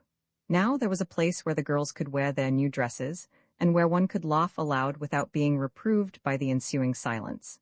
That silence seemed to ooze out of the ground, to hang under the foliage of the black maple trees with the bats and shadows. Now it was broken by light-hearted sounds. First the deep purring of Mr. Vanny's hop came in silvery ripples through the blackness of the dusty-smelling night. Then the violins fell in. One of them was almost like a flute. They called so archly, so seductively, that our feet hurried toward the tent of themselves. Why hadn't we had a tent before? Dancing became popular now, just as roller skating had been the summer before. The Progressive Euchre Club arranged with the Vannies for the exclusive use of the floor on Tuesday and Friday nights. At other times, anyone could dance who paid his money and was orderly.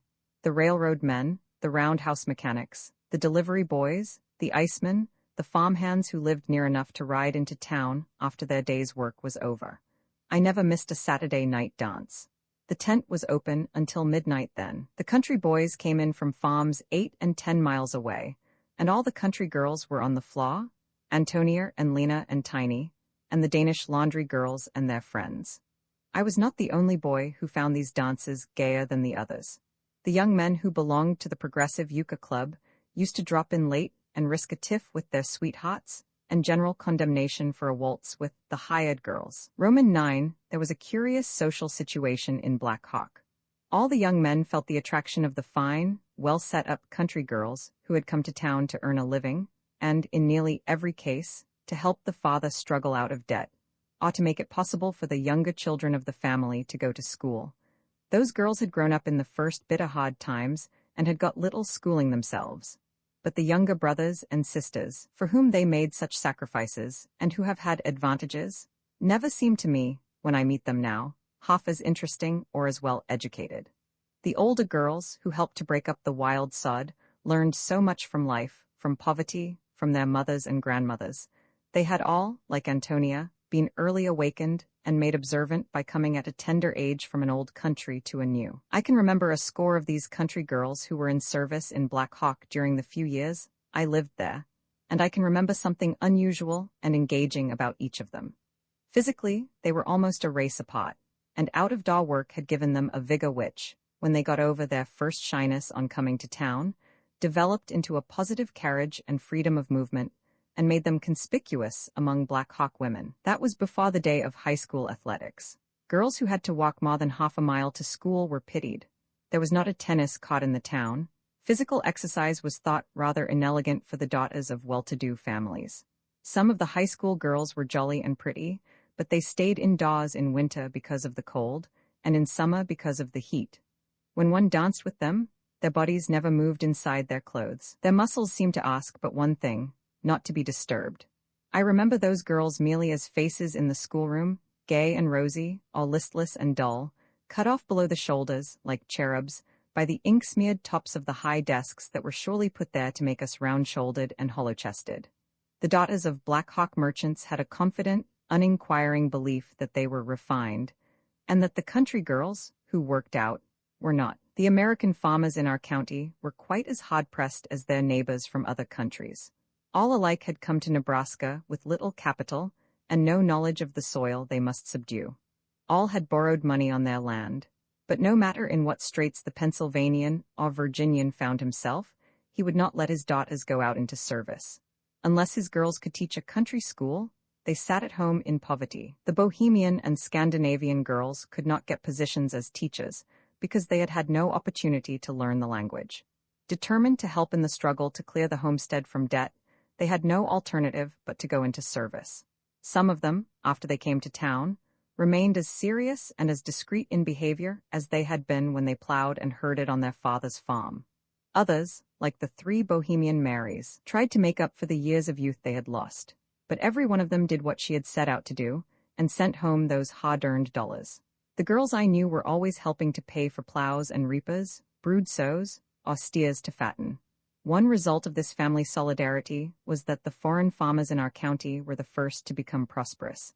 After the fathers were out of debt, the daughters married the sons of neighbors, usually of like nationality, and the girls who once worked in Black Hawk kitchens are today managing big farms and fine families of their own.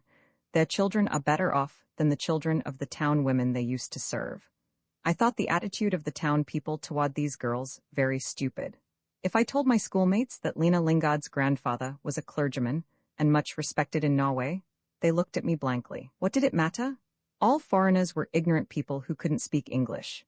There was not a man in Black Hawk who had the intelligence or cultivation, much less the personal distinction, of Antonia's father. Yet people saw no difference between her and the 3 Marys. They were all Bohemians, all hired girls. I always knew I should live long enough to see my country girls come into their own, and I have. Today the best that a harassed Black Hawk merchant can hope for is to sell provisions and farm machinery and automobiles to the rich farms where that first crop of stalwart Bohemian and Scandinavian girls are now the mistresses. The Black Hawk boys looked forward to marrying Black Hawk girls and living in a brand new little house with best chairs that must not be sat upon and hand-painted china that must not be used. But sometimes a young fellow would look up from his ledger or out through the grating of his father's bank and let his eyes follow Lena Lingard as she passed the window with her slow, undulating walk or tiny soda ball, tripping by in her short skirt and striped stockings. The country girls were considered a menace to the social order. Their beauty shone out too boldly against a conventional background, but anxious mothers need have felt no alarm. They mistook the mettle of their sons. The respect for respectability was stronger than any desire in Black Hawk youth. Our young man of position was like the son of a royal house.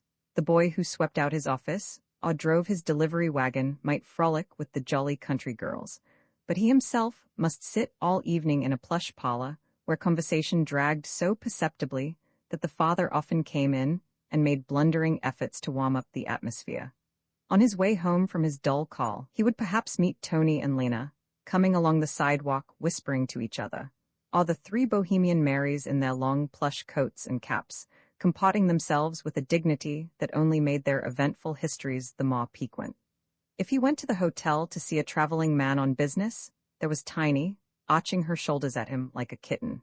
If he went into the laundry to get his collars, there were the 4 Danish girls, smiling up from their ironing boards, with their white throats and their pink cheeks. The 3 Marys were the heroines of a cycle of scandalous stories, which the old men were fond of relating as they sat about the cigar stand in the drugstore. Mary Dusac had been housekeeper for a bachelor rancher from Boston, and after several years in his service, she was forced to retire from the world for a short time. Later, she came back to town to take the place of her friend, Mary Svoboda, who was similarly embarrassed. The 3 Marys were considered as dangerous as high explosives to have about the kitchen, yet they were such good cooks and such admirable housekeepers that they never had to look for a place. The Vannies' tent brought the town boys and the country girls together on neutral ground. Sylvester Lovett, who was cashier in his father's bank, always found his way to the tent on Saturday night. He took all the dances Lena Lingard would give him, and even grew bold enough to walk home with her. If his sisters or their friends happened to be among the onlookers on popular nights, Sylvester stood back in the shadow under the cottonwood trees, smoking and watching Lena with a harassed expression. Several times I stumbled upon him there in the dark, and I felt rather sorry for him. He reminded me of old Benson, who used to sit on the draw side and watch Lena herd her cattle. Later in the summer, when Lena went home for a week to visit her mother, I heard from Ántonia that young Lovett drove all the way out there to see her and took her buggy riding. In my ingenuousness, I hoped that Sylvester would marry Lena and thus give all the country girls a better position in the town. Sylvester dallied about Lena until he began to make mistakes in his work, had to stay at the bank until after dark to make his books balance. He was daft about her, and everyone knew it. To escape from his predicament, he ran away with a widow 6 years older than himself, who owned a half section. This remedy worked, apparently. He never looked at Lena again, nor lifted his eyes as he ceremoniously tipped his hat when he happened to meet her on the sidewalk. So that was what they were like, I thought, these white-handed, high-collared clerks and bookkeepers. I used to glare at young Lovett from a distance, and only wished I had some way of showing my contempt for him. It was at the Vannies' tent that Ántonia was discovered.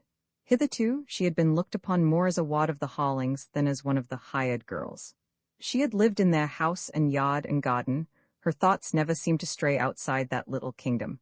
But after the tent came to town, she began to go about with Tiny and Lena and their friends. The Vannies often said that Ántonia was the best dancer of them all. I sometimes heard murmurs in the crowd outside the pavilion that Mrs. Holling would soon have her hands full with that girl. The young men began to joke with each other about the Hollings' Tony as they did about the Marshall's Anna or the gardener's Tiny. Ántonia talked and thought of nothing but the tent. She hummed the dance tunes all day. When supper was late, she hurried with her dishes, dropped and smashed them in her excitement. At the first call of the music, she became irresponsible. If she hadn't time to dress, she merely flung off her apron and shot out of the kitchen door. Sometimes I went with her. The moment the lighted tent came into view, she would break into a run, like a boy. There were always partners waiting for her. She began to dance before she got her breath. Antonia's success at the tent had its consequences. The iceman lingered too long now, when he came into the covered potch to fill the refrigerator. The delivery boys hung about the kitchen when they brought the groceries. Young farmers who were in town for Saturday came tramping through the yard to the back door to engage dances, or to invite Tony to parties and picnics. Lena and Norwegian Anna dropped in to help her with her work, so that she could get away early. The boys who brought her home after the dances sometimes laughed at the back gate and wakened Mr. Halling from his first sleep. A crisis was inevitable. One Saturday night, Mr. Halling had gone down to the cellar for beer. As he came up the stairs in the dock, he heard scuffling on the back porch, and then the sound of a vigorous slap. He looked out through the side door in time to see a pair of long legs vaulting over the picket fence. Ántonia was standing there, angry and excited. Young Harry Payne, who was to marry his employer's daughter on Monday, had come to the tent with a crowd of friends and danced all evening. Afterward, he begged Ántonia to let him walk home with her. She said she supposed he was a nice young man, as he was one of Miss Frances's friends, and she didn't mind. On the back porch he tried to kiss her, and when she protested, because he was going to be married on Monday, he caught her and kissed her until she got one hand free and slapped him. Mr. Halling put his beer bottles down on the table. "This is what I've been expecting, Ántonia. You've been going with girls who have a reputation for being free and easy, and now you've got the same reputation. I won't have this and that fellow tramping about my backyard all the time. This is the end of it tonight. It stops short. You can quit going to these dances, or you can hunt another place. Think it over." The next morning, when Mrs. Halling and Frances tried to reason with Ántonia, they found her agitated but determined. "Stop going to the tent," she panted. "I wouldn't think of it for a minute. My own father couldn't make me stop. Mr. Halling ain't my boss outside my work. I won't give up my friends either. The boys I go with are nice fellows. I thought Mr. Payne was all right too because he used to come here. I guess I gave him a red face for his wedding, all right." She blazed out indignantly. "You'll have to do one thing or the other, Ántonia," Mrs. Halling told her decidedly. "I can't go back on what Mr. Halling has said. This is his house." "Then I'll just leave, Mrs. Halling. Lena's been wanting me to get a place closer to her for a long while. Mary Svoboda's going away from the Cutters to work at the hotel, and I can have her place." Mrs. Halling rose from her chair. "Ántonia, if you go to the Cutters to work, you cannot come back to this house again. You know what that man is. It will be the ruin of you." Tony snatched up the tea kettle and began to pour boiling water over the glasses, laughing excitedly. "Oh, I can take care of myself. I'm a lot stronger than Cutter is. They pay $4 there, and there's no children, the work's nothing. I can have every evening and be out a lot in the afternoons." "I thought you liked children. Tony, what's come over you?" "I don't know, something has." Ántonia tossed her head and set her jaw. "A girl like me has got to take her good times when she can. Maybe there won't be any tent next year. I guess I want to have my fling, like the other girls." Mrs. Halling gave a short, harsh laugh. "If you go to work for the Cutters, you're likely to have a fling that you won't get up from in a hurry."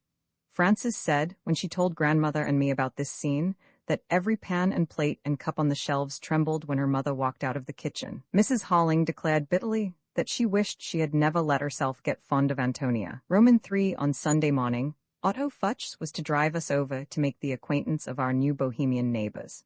We were taking them some provisions, as they had come to live on a wild place where there was no garden or chicken house, and very little broken land. Futch brought up a sack of potatoes and a piece of cured pork from the cellar, and grandmother packed some loaves of Saturday's bread, a jar of butter, and several pumpkin pies in the straw of the wagon box. We clambered up to the front seat and jolted off past the little pond and along the road that climbed to the big cornfield. I could hardly wait to see what lay beyond that cornfield, but there was only red grass like ours, and nothing else, though from the high wagon seat one could look off a long way. The road ran about like a wild thing, avoiding the deep draws, crossing them where they were wide and shallow. And all along it, wherever it looped or ran, the sunflowers grew. Some of them were as big as little trees, with great rough leaves and many branches which bore dozens of blossoms. They made a gold ribbon across the prairie. Occasionally, one of the hosses would tear off with his teeth a plant full of blossoms, and walk along munching it, the flowers nodding in time to his bites as he ate down toward them. The Bohemian family, grandmother told me as we drove along, had bought the homestead of a fellow countryman, Peter Krajic, and had paid him more than it was worth. Their agreement with him was made before they left the old country, through a cousin of his, who was also a relative of Mrs. Scheimada. The Scheimadas were the first Bohemian family to come to this part of the county. Krajiek was their only interpreter and could tell them anything he chose. They could not speak enough English to ask for advice or even to make their most pressing wants known. One son, Futch said, was well-grown and strong enough to work the land, but the father was old and frail and knew nothing about farming. He was a weaver by trade, had been a skilled workman on tapestries and upholstery materials. He had brought his fiddle with him, which wouldn't be of much use here, though he used to pick up money by it at home. If they're nice people, I hate to think of them spending the winter in that cave of Krajiek's, said grandmother. It's no better than a badger hole, no proper dugout at all, and I hear he's made them pay $20 for his old cook stove that ain't worth 10. Yes, said Otto, and he's sold his oxen and his 2 bony old hosses for the price of good work teams. I'd have interfered about the hosses. The old man can understand some German, if I'd have thought it would do any good, but Bohemians has a natural distrust of Austrians. Grandmother looked interested. Now, why is that, Otto? Futch wrinkled his brow and nose. Well, ma'am, it's politics. It would take me a long while to explain. The land was growing rougher. I was told that we were approaching Squaw Creek, which cut up the west half of the Shimeda's place and made the land of little value for farming. Soon we could see the broken, grassy clay cliffs which indicated the windings of the stream and the glittering tops of the cottonwoods and ash trees that grew down in the ravine. Some of the cottonwoods had already turned, and the yellow leaves and shining white bark made them look like the gold and silver trees in fairy tales. As we approached the Shimeda's dwelling, I could still see nothing but rough red hillocks and draws with shelving banks and long roots hanging out where the earth had crumbled away. Presently, against one of those banks, I saw a sort of shed, thatched with the same wine-colored grass that grew everywhere. Near it tilted a shattered windmill frame that had no wheel. We drove up to this skeleton to tie our horses, and then I saw a door and window sunk deep in the drawbank. The door stood open, and a woman and a girl of 14 ran out and looked up at us hopefully. A little girl trailed along behind them. The woman had on her head the same embroidered shawl with silk fringes that she wore when she had alighted from the train at Black Hawk. She was not old, but she was certainly not young. Her face was alert and lively, with a sharp chin and shrewd little eyes. She shook grandmother's hand energetically. Very glad, she ejaculated. Immediately she pointed to the bank out of which she had emerged and said, House no good, house no good. Grandmother nodded consolingly. You'll get fixed up comfortable after while, Mrs. Shimeda, make good house. My grandmother always spoke in a very loud tone to foreigners, as if they were deaf. She made Mrs. Shimeda understand the friendly intention of our visit, and the Bohemian woman handled the loaves of bread and even smelled them, and examined the pies with lively curiosity, exclaiming, Much good, much thank. And again she wrung grandmother's hand. The oldest son, Ambrosch, they called it Ambrosch, came out of the cave and stood beside his mother. He was 19 years old, short and broad-backed, with a close-cropped, flat head, and a wide, flat face. His hazel eyes were little and shrewd, like his mother's, but more sly and suspicious. They fairly snapped at the food. The family had been living on corn cakes and sorghum molasses for 3 days. The little girl was pretty, but Ántonia, they accented the name thus strongly when they spoke to her, was still prettier. I remembered what the conductor had said about her eyes. They were big and warm and full of light, like the sun shining on brown pools in the wood. Her skin was brown, too, and in her cheeks she had a glow of rich, dark color. Her brown hair was curly and wild-looking. The little sister, whom they called Julka, was fair, and seemed mild and obedient. While I stood awkwardly confronting the 2 girls, Krajiek came up from the barn to see what was going on. With him was another Shimeda son. Even from a distance one could see that there was something strange about this boy. As he approached us, he began to make uncouth noises, and held up his hands to show us his fingers, which were webbed to the first knuckle, like a duck's foot. When he saw me draw back, he began to crow delightedly. Hoo, like a rooster. His mother scowled and said sternly, Mek, then spoke rapidly to Krajiek in Bohemian. She wants me to tell you he won't hurt nobody, Mrs. Burden. He was born like that. The others are smart. Ambrosch he make good farmer. He struck Ambrosch on the back, and the boy smiled knowingly. At that moment, the father came out of the hole in the bank. He wore no hat, and his thick, iron-gray hair was brushed straight back from his forehead. It was so long that it bushed out behind his ears and made him look like the old portraits I remembered in Virginia. He was tall and slender, and his thin shoulders stooped. He looked at us understandingly, then took grandmother's hand and bent over it. I noticed how white and well-shaped his own hands were. They looked calm, somehow, and skilled. His eyes were melancholy and were set back deep under his brow.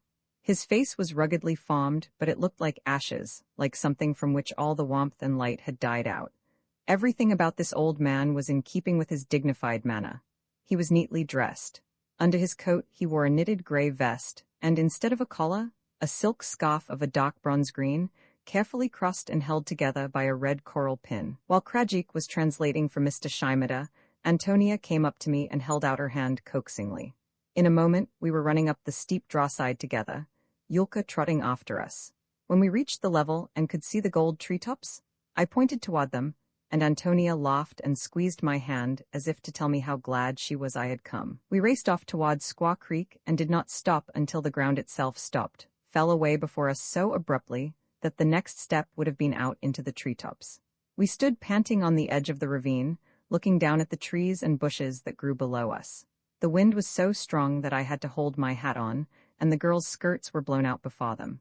Ántonia seemed to like it. She held her little sister by the hand and chatted away in that language which seemed to me spoken so much more rapidly than mine. She looked at me, her eyes fairly blazing with things she could not say. "Name? What name?" she asked, touching me on the shoulder. I told her my name, and she repeated it after me and made Yulka say it. She pointed into the gold cottonwood tree behind whose top we stood and said again, "What name?" We sat down and made a nest in the long red grass. Yulka curled up like a baby rabbit and played with a grasshopper. Ántonia pointed up to the sky and questioned me with her glance. I gave her the word, but she was not satisfied and pointed to my eyes. I told her, and she repeated the word, making it sound like ice. She pointed up to the sky, then to my eyes, then back to the sky, with movements so quick and impulsive that she distracted me, and I had no idea what she wanted. She got up on her knees and wrung her hands. She pointed to her own eyes and shook her head, then to mine and to the sky, nodding violently. "Oh," I exclaimed, "blue, blue sky." She clapped her hands and murmured, "Blue sky, blue eyes," as if it amused her. While we snuggled down there out of the wind, she learned a score of words. She was alive and very eager. We were so deep in the grass that we could see nothing but the blue sky over us and the gold tree in front of us. It was wonderfully pleasant. After Ántonia had said the new words over and over, she wanted to give me a little chased silver ring she wore on her middle finger. When she coaxed and insisted, I repulsed her quite sternly. I didn't want her ring, and I felt there was something reckless and extravagant about her wishing to give it away to a boy she had never seen before. No wonder Krajik got the better of these people, if this was how they behaved. While we were disputing about the ring, I heard a mournful voice calling, "Ántonia, Ántonia." She sprang up like a hare. "Tatinik, Tatinik," she shouted, and we ran to meet the old man who was coming toward us. Ántonia reached him first, took his hand and kissed it. When I came up, he touched my shoulder and looked searchingly down into my face for several seconds. I became somewhat embarrassed, for I was used to being taken for granted by my elders. We went with Mr. Shimada back to the dugout, where grandmother was waiting for me.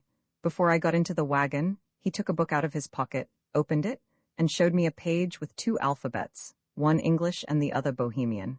He placed this book in my grandmother's hands, looked at her entreatingly, and said, with an earnestness which I shall never forget, T-E-H, my Ántonia." Roman 11 Wick Cutter was the moneylender who had fleeced poor Russian Peter.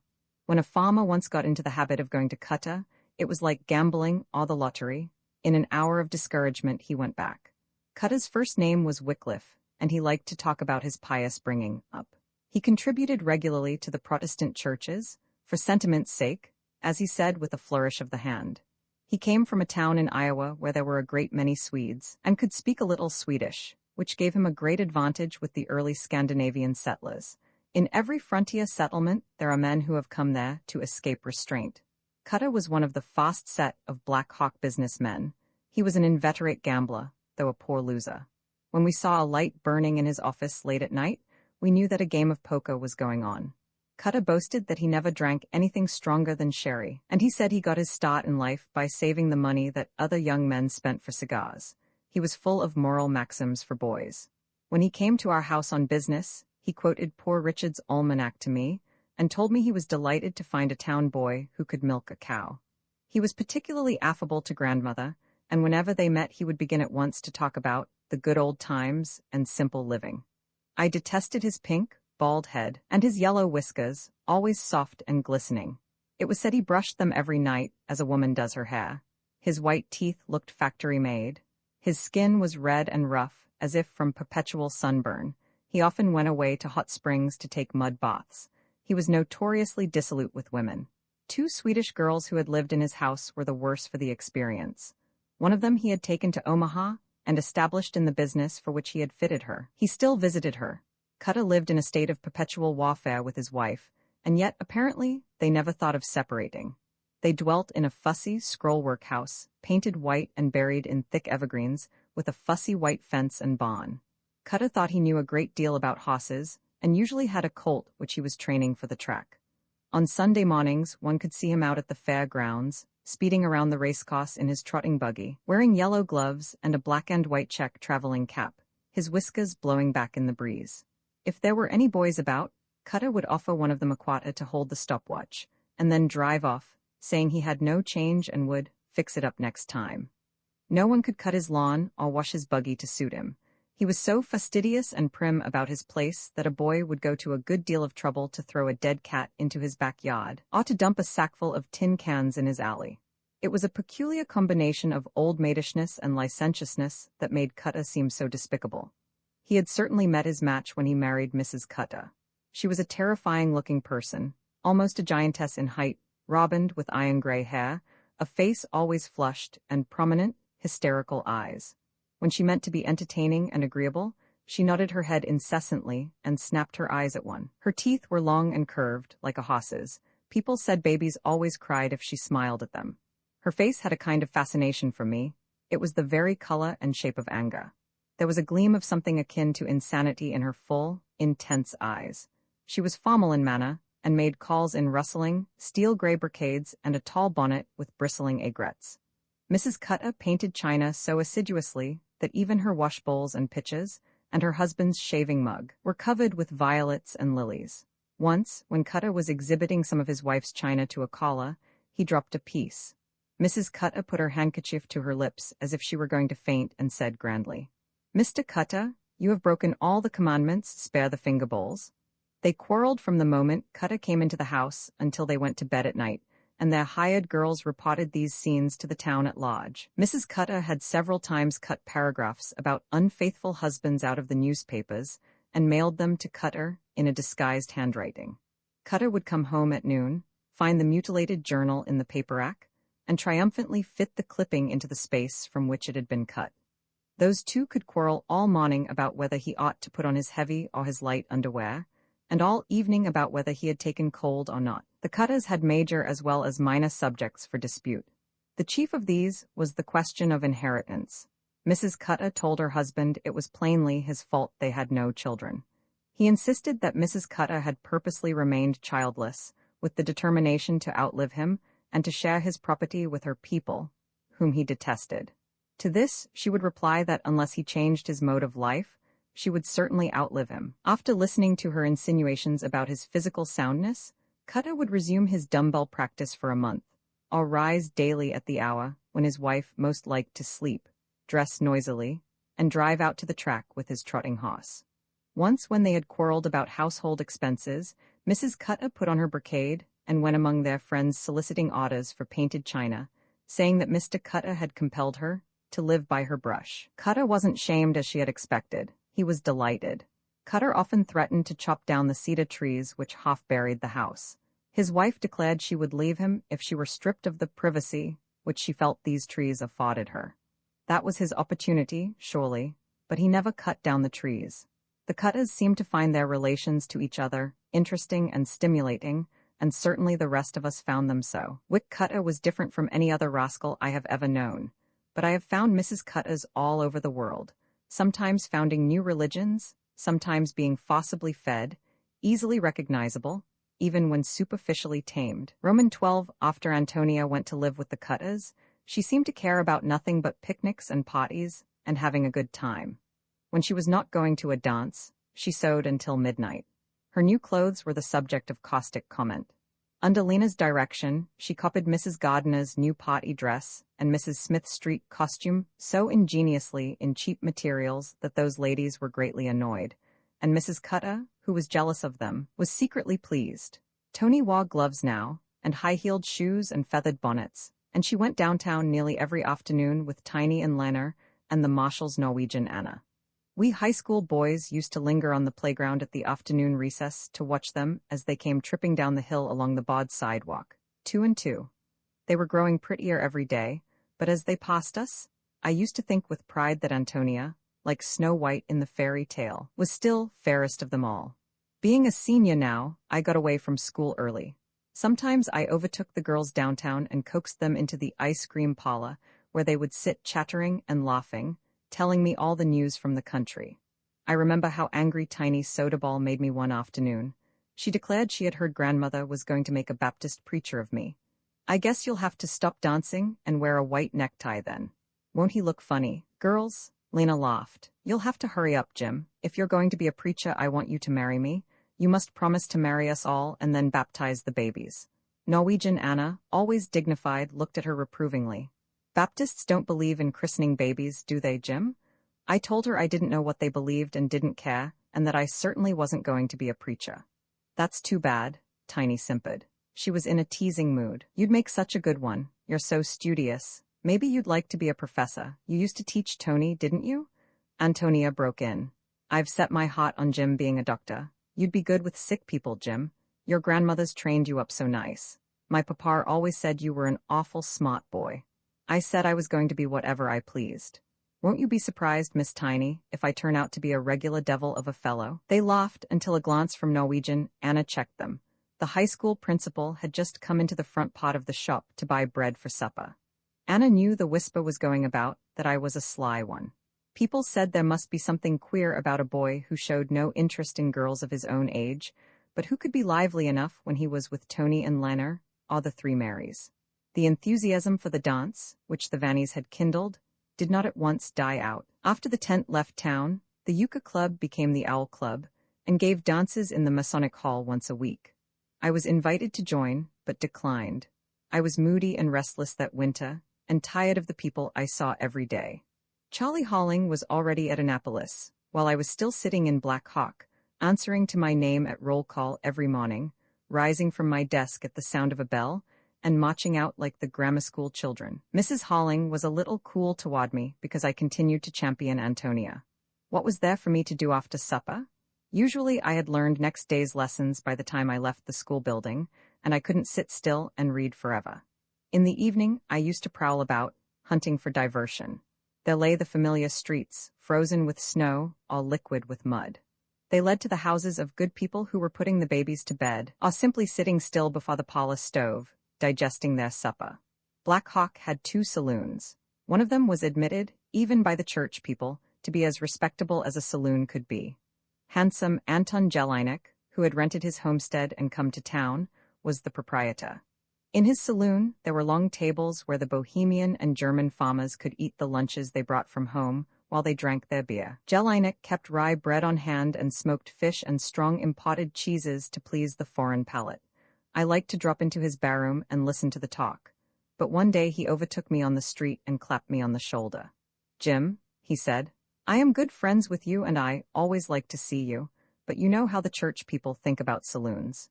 Your grandpa has always treated me fine, and I don't like to have you come into my place, because I know he don't like it, and it puts me in bad with him."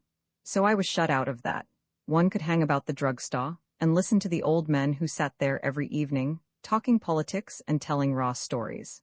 One could go to the cigar factory and chat with the old German who raised canaries for sale and look at his stuffed birds. But whatever you began with him, the talk went back to taxidermy. There was the depot, of course. I often went down to see the night train come in, and afterward sat a while with the disconsolate telegrapher who was always hoping to be transferred to Omaha or Denver, where there was some life. He was sure to bring out his pictures of actresses and dancers. He got them with cigarette coupons, and nearly smoked himself to death to possess these desired forms and faces. For a change, one could talk to the station agent, but he was another malcontent, spent all his spare time writing letters to officials requesting a transfer. He wanted to get back to Wyoming where he could go trout fishing on Sundays. He used to say there was nothing in life for him but trout streams, ever since he'd lost his twins. These were the distractions I had to choose from. There were no other lights burning downtown after 9 o'clock. On starlight nights, I used to pace up and down those long, cold streets, scowling at the little, sleeping houses on either side, with their storm windows and covered back porches. They were flimsy shelters, most of them poorly built of light wood, with spindle potch posts horribly mutilated by the turning lathe. Yet for all their frailness, how much jealousy and envy and unhappiness some of them managed to contain. The life that went on in them seemed to me made up of evasions and negations, shifts to save cooking, to save washing and cleaning, devices to propitiate the tongue of gossip. This guarded mode of existence was like living under a tyranny. People's speech, their voices, their very glances became furtive and repressed. Every individual taste, every natural appetite, was bridled by caution. The people asleep in those houses, I thought, tried to live like the mice in their own kitchens, to make no noise, to leave no trace, to slip over the surface of things in the dark. The growing piles of ashes and cinders in the backyards were the only evidence that the wasteful, consuming process of life went on at all. On Tuesday nights, the Owl Club danced. Then there was a little stir in the streets, and here and there one could see a lighted window until midnight. But the next night, all was dark again. After I refused to join the Owls, as they were called, I made a bold resolve to go to the Saturday night dances at Fireman's Hall. I knew it would be useless to acquaint my elders with any such plan. Grandfather didn't approve of dancing anyway. He would only say that if I wanted to dance, I could go to the Masonic Hall, among the people we knew. It was just my point that I saw altogether too much of the people we knew. My bedroom was on the ground floor, and as I studied there, I had a stove in it. I used to retire to my room early on Saturday night, change my shirt and collar, and put on my Sunday coat. I waited until all was quiet and the old people were asleep, then raised my window, climbed out, and went softly through the yard. The first time I deceived my grandparents, I felt rather shabby, perhaps even the second time, but I soon ceased to think about it. The dance at the Fireman's Hall was the one thing I looked forward to all the week. There I met the same people I used to see at the Vanny's tent. Sometimes there were Bohemians from Willa, or German boys who came down on the afternoon freight from Bismarck. Tony and Lena and Tiny were always there, and the 3 Bohemian Marys, and the Danish laundry girls. The 4 Danish girls lived with the laundryman and his wife in their house behind the laundry, with a big garden where the clothes were hung out to dry. The laundryman was a kind, wise old fellow, who paid his girls well, looked out for them, and gave them a good home. He told me once that his own daughter had died just as she was getting old enough to help her mother, and that he had been trying to make up for it ever since. On summer afternoons, he used to sit for hours on the sidewalk in front of his laundry, his newspaper lying on his knee, watching his girls through the big open window while they ironed and talked in Danish. The clouds of white dust that blew up the street, the gusts of hot wind that withered his vegetable garden, never disturbed his calm. His droll expression seemed to say that he had found the secret of contentment. Morning and evening, he drove about in his spring wagon, distributing freshly ironed clothes and collecting bags of linen that cried out for his suds and sunny drying lines. His girls never looked so pretty at the dances as they did standing by the ironing board or over the tubs, washing the fine pieces, their white arms and throats bare, their cheeks bright as the brightest wild roses, their gold hair moist with the steam or the heat and curling in little damp spirals about their ears. They had not learned much English, and were not so ambitious as Tony or Lana, but they were kind, simple girls, and they were always happy. When one danced with them, one smelled the clean, freshly ironed clothes that had been put away with rosemary leaves from Mr. Jensen's garden. There were never girls enough to go round at those dances, but everyone wanted a turn with Tony and Lena. Lena moved without exertion, rather indolently, and her hand often accented the rhythm softly on her partner's shoulder. She smiled if one spoke to her, but seldom answered. The music seemed to put her into a soft, waking dream, and her violet-colored eyes looked sleepily and confidingly at one from under her long lashes. When she sighed, she exhaled a heavy perfume of sachet powder. To dance home, sweet home, with Lena was like coming in with the tide. She danced every dance like a waltz, and it was always the same waltz. The waltz of coming home to something, of inevitable, fated return. After a while one got restless under it, as one does under the heat of a soft, sultry summer day. When you spun out into the flaw with Tony, you didn't return to anything. You set out every time upon a new adventure. I liked to Scottish with her. She had so much spring and variety, and was always putting in new steps and slides. She taught me to dance against and around the hard and fast beat of the music. If, instead of going to the end of the railroad, old Mr. Shimada had stayed in New York and picked up a living with his fiddle, how different Antonia's life might have been. Antonia often went to the dances with Larry Donovan, a passenger conductor who was a kind of professional ladies' man, as we said. I remember how admiringly all the boys looked at her the night she first wore her velveteen dress, made like Mrs. Gardiner's black velvet. She was lovely to see, with her eyes shining, and her lips always a little parted when she danced. That constant, dark color in her cheeks never changed. One evening when Donovan was out on his run, Antonia came to the hall with Norwegian Anna and her young man, and that night I took her home. When we were in the cutter's yard, sheltered by the evergreens, I told her she must kiss me good night. Why, sure, Jim. A moment later she drew her face away and whispered indignantly, Why, Jim, you know you ain't right to kiss me like that. I'll tell your grandmother on you. Lena Lingard lets me kiss her, I retorted, and I'm not half as fond of her as I am of you. Lana does? Tony gasped. If she's up to any of her nonsense with you, I'll scratch her eyes out. She took my arm again, and we walked out of the gate and up and down the sidewalk.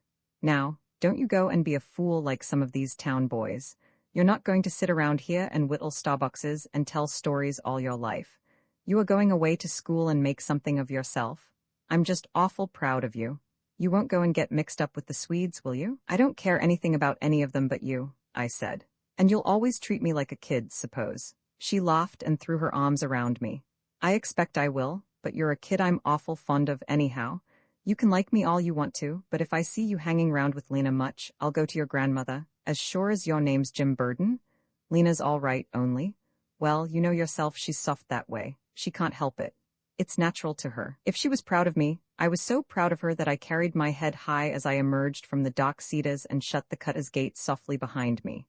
Her warm, sweet face, her kind arms, and the true heart in her. She was still my Antonia.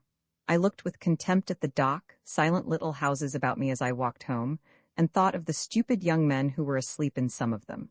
I knew where the real women were, though I was only a boy, and I would not be afraid of them, either. I hated to enter the still house when I went home from the dances, and it was long before I could get to sleep. Toward morning, I used to have pleasant dreams. Sometimes Tony and I were out in the country, sliding down straw stacks as we used to do, climbing up the yellow mountains over and over, and slipping down the smooth sides into soft piles of chaff. One dream I dreamed a great many times, and it was always the same. I was in a harvest field full of shocks, and I was lying against one of them.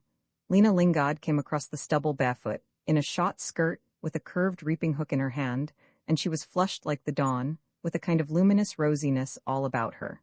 She sat down beside me, turned to me with a soft sigh, and said, Now they are all gone, and I can kiss you as much as I like. I used to wish I could have this flattering dream about Antonia, but I never did. Roman 13, I noticed one afternoon that grandmother had been crying. Her feet seemed to drag as she moved about the house, and I got up from the table where I was studying and went to her, asking if she didn't feel well, and if I couldn't help her with her work. No, thank you, Jim. I'm troubled, but I guess I'm well enough. Getting a little rusty in the bones, maybe, she added bitterly. I stood hesitating. What are you fretting about, grandmother? Has grandfather lost any money? No, it ain't money, I wish it was, but I've heard things. You must have known it would come back to me sometime. She dropped into a chair and, covering her face with her apron, began to cry. Jim, she said, I was never one that claimed old folks could bring up their grandchildren, but it came about so. There wasn't any other way for you, it seemed like. I put my arms around her. I couldn't bear to see her cry. What is it, grandmother? Is it the firemen's dances? She nodded. I'm sorry I sneaked off like that, but there's nothing wrong about the dances, and I haven't done anything wrong. I like all those country girls, and I like to dance with them. That's all there is to it. But it ain't right to deceive us, son, and it brings blame on us. People say you are growing up to be a bad boy, and that ain't just to us. I don't care what they say about me, but if it hurts you, that settles it. I won't go to the firemen's hall again. I kept my promise, of course, but I found the spring months dull enough. I sat at home with the old people in the evenings now, reading Latin that was not in our high school course. I had made up my mind to do a lot of college requirement work in the summer, and to enter the freshman class at the university without conditions in the fall. I wanted to get away as soon as possible. Disapprobation hurt me, I found, even that of people whom I did not admire. As the spring came on, I grew more and more lonely, and fell back on the telegrapher and the cigar-maker and his canaries for companionship. I remember I took a melancholy pleasure in hanging a May basket for Nina Halling that spring. I bought the flowers from an old German woman who always had more window plants than anyone else, and spent an afternoon trimming a little workbasket. When dusk came on, and the new moon hung in the sky, I went quietly to the Hollings' front door with my offering, rang the bell, and then ran away as was the custom. Through the willow hedge, I could hear Nina's cries of delight, and I felt comforted.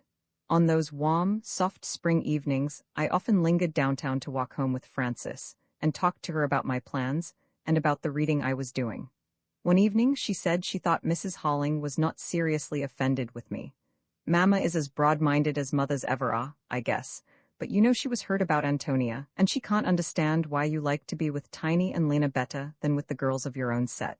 Can you?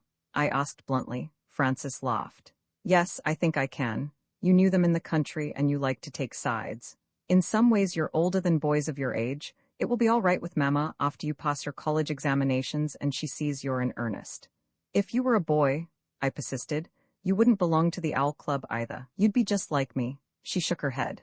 I wouldn't. I expect I know the country girls better than you do. You always put a kind of glamour over them. The trouble with you, Jim, is that you're romantic. Mama's going to your commencement. She asked me the other day if I knew what your oration is to be about. She wants you to do well. I thought my oration very good.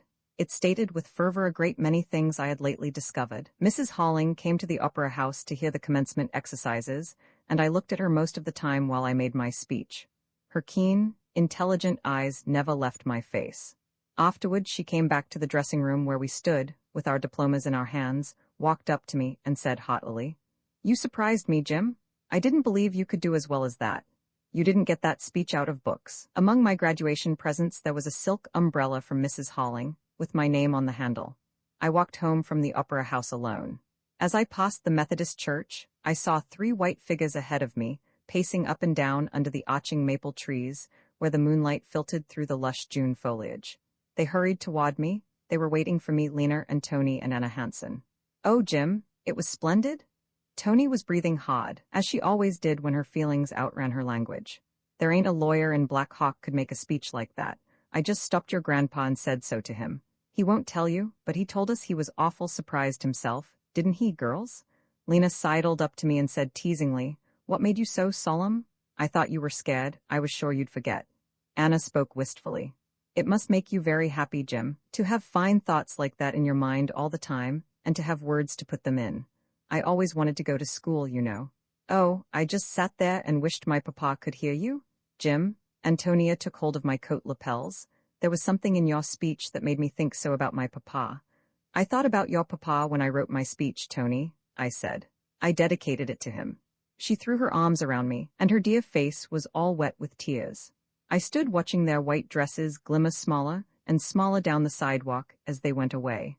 I have had no other success that pulled at my heartstrings like that one. Roman 14, the day after commencement, I moved my books and desk upstairs, to an empty room where I should be undisturbed, and I fell to studying in earnest. I worked off a year's trigonometry that summer, and began Virgil alone. Morning after morning, I used to pace up and down my sunny little room, looking off at the distant river bluffs and the roll of the blonde pastures between, scanning the Aeneid aloud and committing long passages to memory. Sometimes in the evening Mrs. Halling called to me as I passed her gate and asked me to come in and let her play for me. She was lonely for Charlie, she said, and liked to have a boy about. Whenever my grandparents had misgivings and began to wonder whether I was not too young to go off to college alone, Mrs. Halling took up my cause vigorously. Grandfather had such respect for her judgment that I knew he would not go against her. I had only one holiday that summer. It was in July. I met Ántonia downtown on Saturday afternoon and learned that she and Tiny and Lena were going to the river next day with Anna Hansen. The elder was all in bloom now, and Anna wanted to make elderblow wine. Anna's to drive us down in the marshal's delivery wagon, and we'll take a nice lunch and have a picnic. Just us, nobody else. Couldn't you happen along, Jim? It would be like old times. I considered a moment. Maybe I can, if I won't be in the way. On Sunday morning I rose early and got out of Black Hawk while the dew was still heavy on the long meadow grasses. It was the high season for summer flowers. The pink bee-bush stood tall along the sandy roadsides, and the canneflowers and rose mallow grew everywhere. Across the wire fence, in the long grass, I saw a clump of flaming orange-colored milkweed, rare in that part of the state. I left the road and went around through a stretch of pasture that was always cropped short in summer, where the gaillardia came up year after year and matted over the ground with the deep, velvety red that is in Bokhara carpets. The country was empty and solitary, except for the larks that Sunday morning, and it seemed to lift itself up to me and to come very close. The river was running strong for midsummer. Heavy rains to the west of us had kept it full. I crossed the bridge and went upstream along the wooded shaw to a pleasant dressing room I knew among the dogwood bushes, all overgrown with wild grapevines. I began to undress for a swim. The girls would not be along yet. For the first time it occurred to me that I should be homesick for that river after I left it. The sandbars, with their clean white beaches and their little groves of willows and cottonwood seedlings, were a sort of no-man's land, little newly created worlds that belonged to the Black Hawk boys. Charlie Halling and I had hunted through these woods, fished from the fallen logs, until I knew every inch of the river shaws and had a friendly feeling for every bar and shallow. After my swim, while I was playing about indolently in the water, I heard the sound of hoofs and wheels on the bridge. I struck downstream and shouted, as the open spring wagon came into view on the middle span. They stopped the horse, and the two girls in the bottom of the cart stood up, steadying themselves by the shoulders of the two in front, so that they could see me better. They were charming up there, huddled together in the cot and peering down at me like curious deer when they come out of the thicket to drink. I found Bottom near the bridge and stood up, waving to them. "How pretty you look," I called. "So do you," they shouted all together and broke into peals of laughter. Anna Hansen shook the reins and they drove on, while I zigzagged back to my inlet and clambered up behind an overhanging elm. I dried myself in the sun and dressed slowly, reluctant to leave that green enclosure where the sunlight flickered so bright through the grapevine leaves and the woodpecker hammered away in the crooked elm that trailed out over the water. As I went along the road back to the bridge, I kept picking off little pieces of scaly chalk from the dried water gullies and breaking them up in my hands. When I came upon the marshal's delivery horse, tied in the shade, the girls had already taken their baskets and gone down the east road, which wound through the sand and scrub. I could hear them calling to each other. The elder bushes did not grow back in the shady ravines between the bluffs, but in the hot, sandy bottoms along the stream, where their roots were always in moisture and their tops in the sun.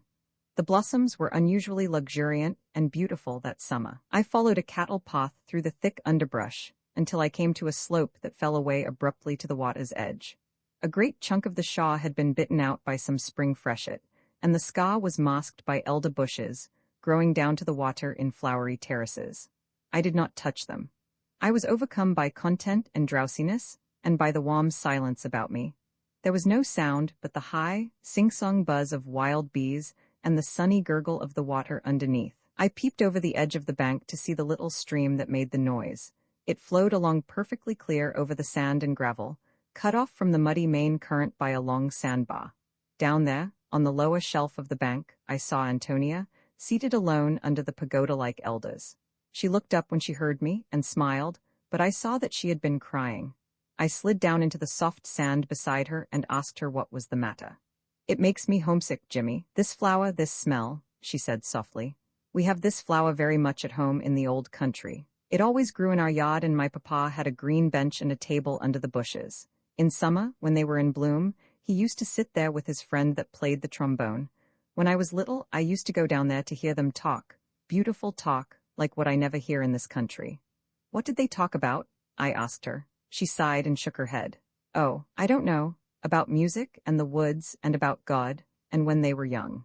She turned to me suddenly and looked into my eyes.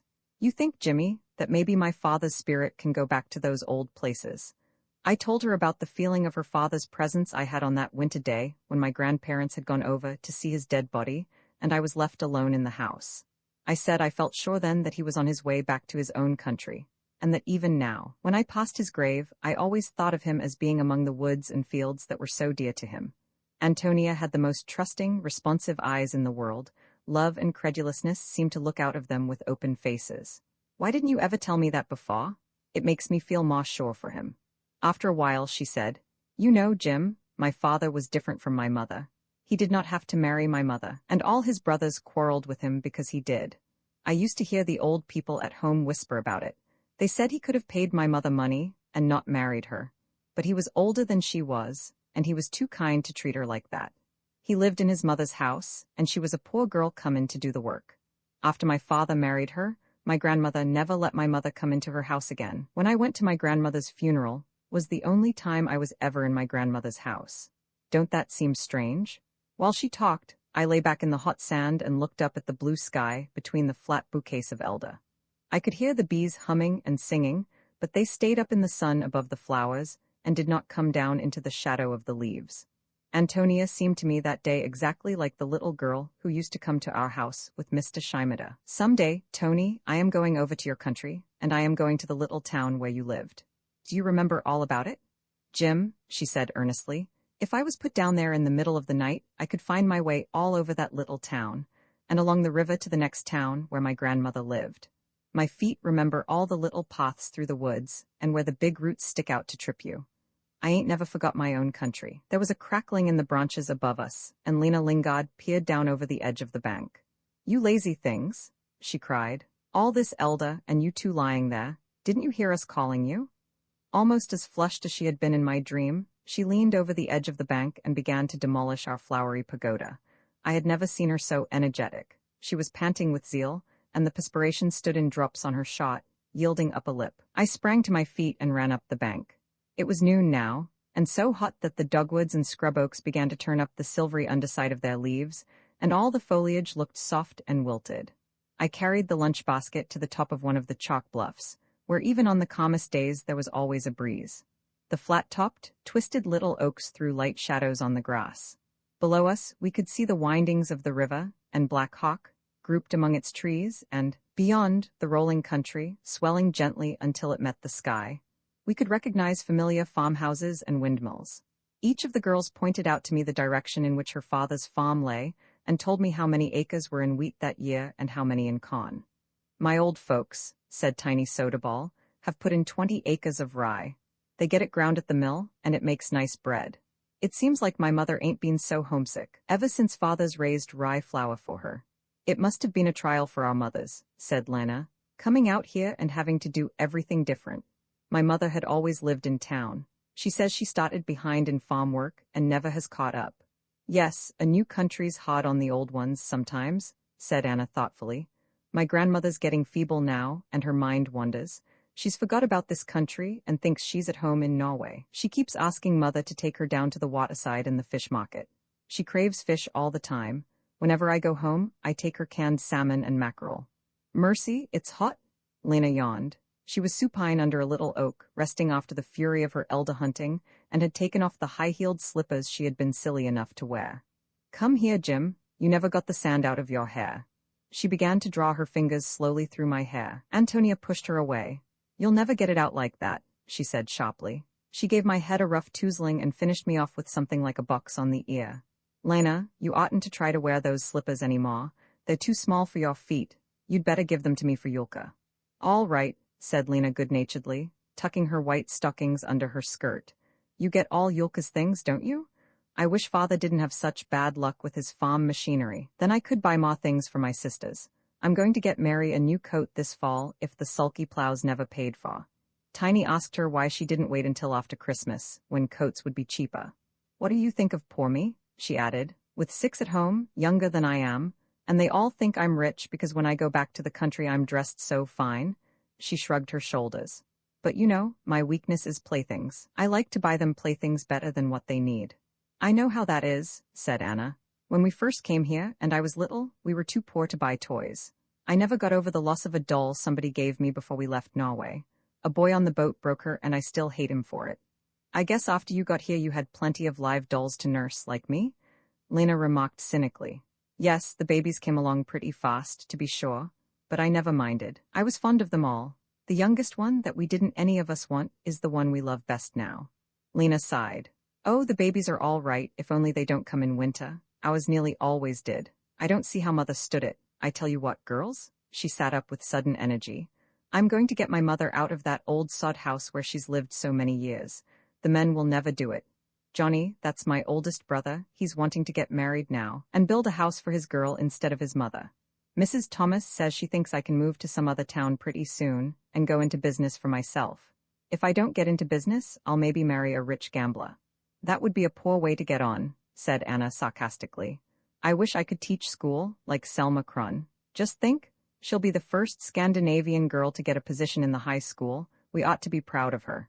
Selma was a studious girl, who had not much tolerance for giddy things like Tiny and Lena, but they always spoke of her with admiration. Tiny moved about restlessly, fanning herself with her straw hat. If I was smart like her, I'd be at my books day and night, but she was born smart, and look how her father's trained her. He was something high up in the old country. So was my mother's father, murmured Lena, but that's all the good it does us. My father's father was smart too, but he was wild. He married a Lap. I guess that's what's the matter with me. They say Lap blood will out. A real Lap, Lena? I exclaimed. The kind that wear skins? I don't know if she wore skins, but she was a Lap all right, and his folks felt dreadful about it. He was sent up north on some government job he had and fell in with her. He would marry her. But I thought Lapland women were fat and ugly and had squint eyes like Chinese? I objected. I don't know, maybe. There must be something mighty taking about the Lap girls, though. Mother says the Norwegians up north are always afraid their boys will run after them. In the afternoon, when the heat was less oppressive, we had a lively game of pussy once a corner, on the flat bluff top, with the little trees for bases. Lena was pussy so often that she finally said she wouldn't play any more. We threw ourselves down on the grass, out of breath. Jim, Ántonia said dreamily, I want you to tell the girls about how the Spanish first came here, like you and Charlie Halling used to talk about. I've tried to tell them, but I leave out so much. They sat under a little oak, Tony resting against the trunk and the other girls leaning against her and each other, and listened to the little. I was able to tell them about Coronado and his search for the 7 golden cities. At school, we were taught that he had not got so far north as Nebraska, but had given up his quest and turned back somewhere in Kansas. But Charlie Halling and I had a strong belief that he had been along this very river. A farmer in the county north of ours, when he was breaking sod, had turned up a metal stirrup of fine workmanship and a sod with a Spanish inscription on the blade. He lent these relics to Mr. Halling, who brought them home with him. Charlie and I scoured them, and they were on exhibition in the Halling office all summer. Father Kelly, the priest, had found the name of the Spanish maker on the sod and an abbreviation that stood for the city of Cordova. And that I saw with my own eyes, Ántonia put in triumphantly. So Jim and Charlie were right, and the teachers were wrong. The girls began to wonder among themselves. Why had the Spaniards come so far? What must this country have been like then? Why had Coronado never gone back to Spain, to his riches and his castles and his king? I couldn't tell them. I only knew the school books said he died in the wilderness, of a broken heart. More than him has done that, said Ántonia sadly, and the girls murmured assent. We sat looking off across the country, watching the sun go down. The curly grass about us was on fire now. The bark of the oaks turned red as copper. There was a shimmer of gold on the brown river.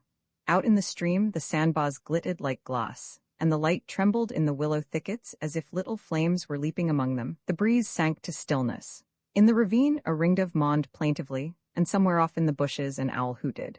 The girls sat listless, leaning against each other. The long fingers of the sun touched their foreheads. Presently we saw a curious thing. There were no clouds, the sun was going down in a limpid, gold-washed sky. Just as the lower edge of the red disk rested on the high fields against the horizon, a great black figure suddenly appeared on the face of the sun. We sprang to our feet, straining our eyes toward it. In a moment we realized what it was. On some upland farm, a plow had been left standing in the field. The sun was sinking just behind it. Magnified across the distance by the horizontal light, it stood out against the sun, was exactly contained within the circle of the disk. The handles, the tongue, the share, black against the molten red. There it was, heroic in size, a picture writing on the sun. Even while we whispered about it, our vision disappeared. The ball dropped and dropped until the red tip went beneath the earth. The fields below us were dark, the sky was growing pale, and that forgotten plow had sunk back to its own littleness somewhere on the prairie. Roman 15 late in August, the Cathers went to Omaha for a few days, leaving Ántonia in charge of the house. Since the scandal about the Swedish girl, Wick Cather could never get his wife to stir out of Black Hawk without him. The day after the Cathers left, Ántonia came over to see us. Grandmother noticed that she seemed troubled and distracted. "You've got something on your mind, Ántonia," she said anxiously. "Yes, Mrs. Burden. I couldn't sleep much last night." She hesitated, and then told us how strangely Mr. Cather had behaved before he went away. He put all the silver in a basket and placed it under her bed, and with it, a box of papers which he told her were valuable. He made her promise that she would not sleep away from the house, or be out late in the evening while he was gone. He strictly forbade her to ask any of the girls she knew to stay with her at night. She would be perfectly safe, he said, as he had just put a new Yale lock on the front door.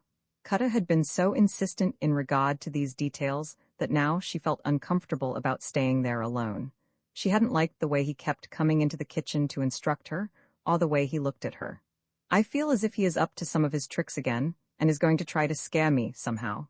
Grandmother was apprehensive at once. I don't think it's right for you to stay there, feeling that way. I suppose it wouldn't be right for you to leave the place alone, either, after giving your word. Maybe Jim would be willing to go over there and sleep, and you could come here nights. I'd feel safer, knowing you were under my own roof. I guess Jim could take care of their silver and old usury notes as well as you could. Ántonia turned to me eagerly. Oh, would you, Jim? I'd make up my bed nice and fresh for you. It's a real cool room, and the bed's right next the window. I was afraid to leave the window open last night. I liked my own room, and I didn't like the Cather's house under any circumstances, but Tony looked so troubled that I consented to try this arrangement. I found that I slept there as well as anywhere, and when I got home in the morning, Tony had a good breakfast waiting for me. After prayers, she sat down at the table with us, and it was like old times in the country. The third night I spent at the Cather's, I awoke suddenly with the impression that I had heard a door open and shut. Everything was still, however, and I must have gone to sleep again immediately. The next thing I knew, I felt someone sit down on the edge of the bed. I was only half awake, but I decided that he might take the Cather's silver, whoever he was. Perhaps if I did not move, he would find it and get out without troubling me. I held my breath and lay absolutely still. A hand closed softly on my shoulder, and at the same moment, I felt something hairy and cologne-scented brushing my face. If the room had suddenly been flooded with electric light, I couldn't have seen more clearly the detestable bearded countenance that I knew was bending over me. I caught a handful of whiskers and pulled, shouting something.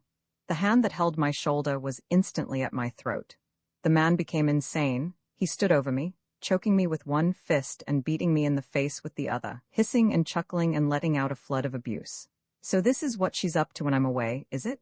Where is she, you nasty whelp, where is she? Under the bed, are you, hussy? I know your tricks, wait till I get at you. I'll fix this rat you've got in here, he's caught all right. So long as Cather had me by the throat, there was no chance for me at all. I got hold of his thumb and bent it back until he let go with a yell. In a bound, I was on my feet, and easily sent him sprawling to the floor. Then I made a dive for the open window, struck the wire screen, knocked it out, and tumbled after it into the yard.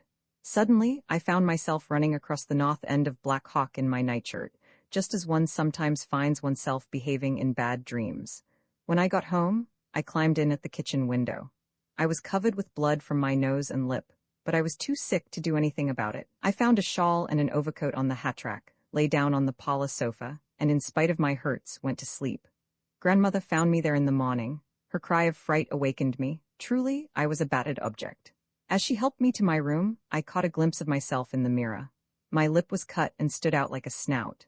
My nose looked like a big blue plum, and one eye was swollen shut and hideously discolored. Grandmother said we must have the doctor at once, but I implored her, as I had never begged for anything before, not to send for him. I could stand anything, I told her, so long as nobody saw me or knew what had happened to me. I entreated her not to let grandfather, even, come into my room. She seemed to understand, though I was too faint and miserable to go into explanations. When she took off my nightshirt, she found such bruises on my chest and shoulders that she began to cry. She spent the whole morning bathing and poulticing me and rubbing me with arnica. I heard Ántonia sobbing outside my door, but I asked grandmother to send her away. I felt that I never wanted to see her again. I hated her almost as much as I hated Cather. She had let me in for all this disgustingness. Grandmother kept saying how thankful we ought to be that I had been there instead of Ántonia, but I lay with my disfigured face to the wall and felt no particular gratitude. My one concern was that grandmother should keep everyone away from me. If the story once got abroad, I would never hear the last of it. I could well imagine what the old men down at the drugstore would do with such a theme. While grandmother was trying to make me comfortable, grandfather went to the depot and learned that Cather had come home on the night express from the east and had left again on the 6 o'clock train for Denver that morning. The agent said his face was striped with cot plaster, and he carried his left hand in a sling. He looked so used up, that the agent asked him what had happened to him since 10 o'clock the night before, whereat Cather began to swear at him and said he would have him discharged for incivility. That afternoon, while I was asleep, Ántonia took grandmother with her and went over to the Cathers to pack her trunk. They found the place locked up, and they had to break the window to get into Antonia's bedroom. Their everything was in shocking disorder. Her clothes had been taken out of her closet, thrown into the middle of the room, and trampled and torn. My own garments had been treated so badly that I never saw them again. Grandmother burned them in the Cather's kitchen range. While Ántonia was packing her trunk and putting her room in order to leave it, the front doorbell rang violently. There stood Mrs. Cather, locked out, for she had no key to the new lock, her head trembling with rage. I advised her to control herself, or she would have a stroke, grandmother said afterward. Grandmother would not let her see Ántonia at all, but made her sit down in the parlor while she related to her just what had occurred the night before. Ántonia was frightened and was going home to stay for a while. She told Mrs. Cather it would be useless to interrogate the girl, for she knew nothing of what had happened. Then Mrs. Cather told her story. She and her husband had started home from Omaha together the morning before. They had to stop over several hours at Weymouth Junction to catch the Black Hawk train. During the wait, Cather left her at the depot and went to the Weymouth Bank to attend to some business. When he returned, he told her that he would have to stay overnight there, but she could go on home. He bought her ticket and put her on the train. She saw him slip a $20 bill into her handbag with her ticket. That bill, she said, should have aroused her suspicions at once, but did not. The trains are never called at little junction towns. Everybody knows when they come in. Mr. Cather showed his wife's ticket to the conductor and settled her in her seat before the train moved off. It was not until nearly nightfall that she discovered she was on the express bound for Kansas City, that her ticket was made out to that point, and that Cather must have planned it so. The conductor told her the Black Hawk train was due at Weymouth 12 minutes after the Kansas City train left. She saw at once that her husband had played this trick in order to get back to Black Hawk without her. She had no choice but to go on to Kansas City and take the first fast train for home. Cather could have got home a day earlier than his wife by any one of a dozen simpler devices. He could have left her in the Omaha hotel and said he was going on to Chicago for a few days. But apparently it was part of his fun to outrage her feelings as much as possible. Mr. Cather will pay for this, Mrs. Burden. He will pay? Mrs. Cather avouched, nodding her horse-like head and rolling her eyes. Grandmother said she hadn't a doubt of it. Certainly, Cather liked to have his wife think him a devil. In some way he depended upon the excitement he could arouse in her hysterical nature. Perhaps he got the feeling of being a rake more from his wife's rage and amazement than from any experiences of his own. His zest in debauchery might wane, but never Mrs. Cather's belief in it. The reckoning with his wife at the end of an escapade was something he counted on, like the last powerful liqueur after a long dinner. The one excitement he really couldn't do without was quarreling with Mrs. Cather. At the university, I had the good fortune to come immediately under the influence of a brilliant and inspiring young scholar. Gaston Cleric had arrived in Lincoln only a few weeks earlier than I, to begin his work as head of the Latin department. He came west at the suggestion of his physicians, his health having been enfeebled by a long illness in Italy. When I took my entrance examinations, he was my examiner, and my course was arranged under his supervision. I did not go home for my first summer vacation, but stayed in Lincoln, working off a year's Greek, which had been my only condition on entering the freshman class. Cleric's doctor advised against his going back to New England, and except for a few weeks in Colorado, he too was in Lincoln all that summer. We played tennis, read, and took long walks together.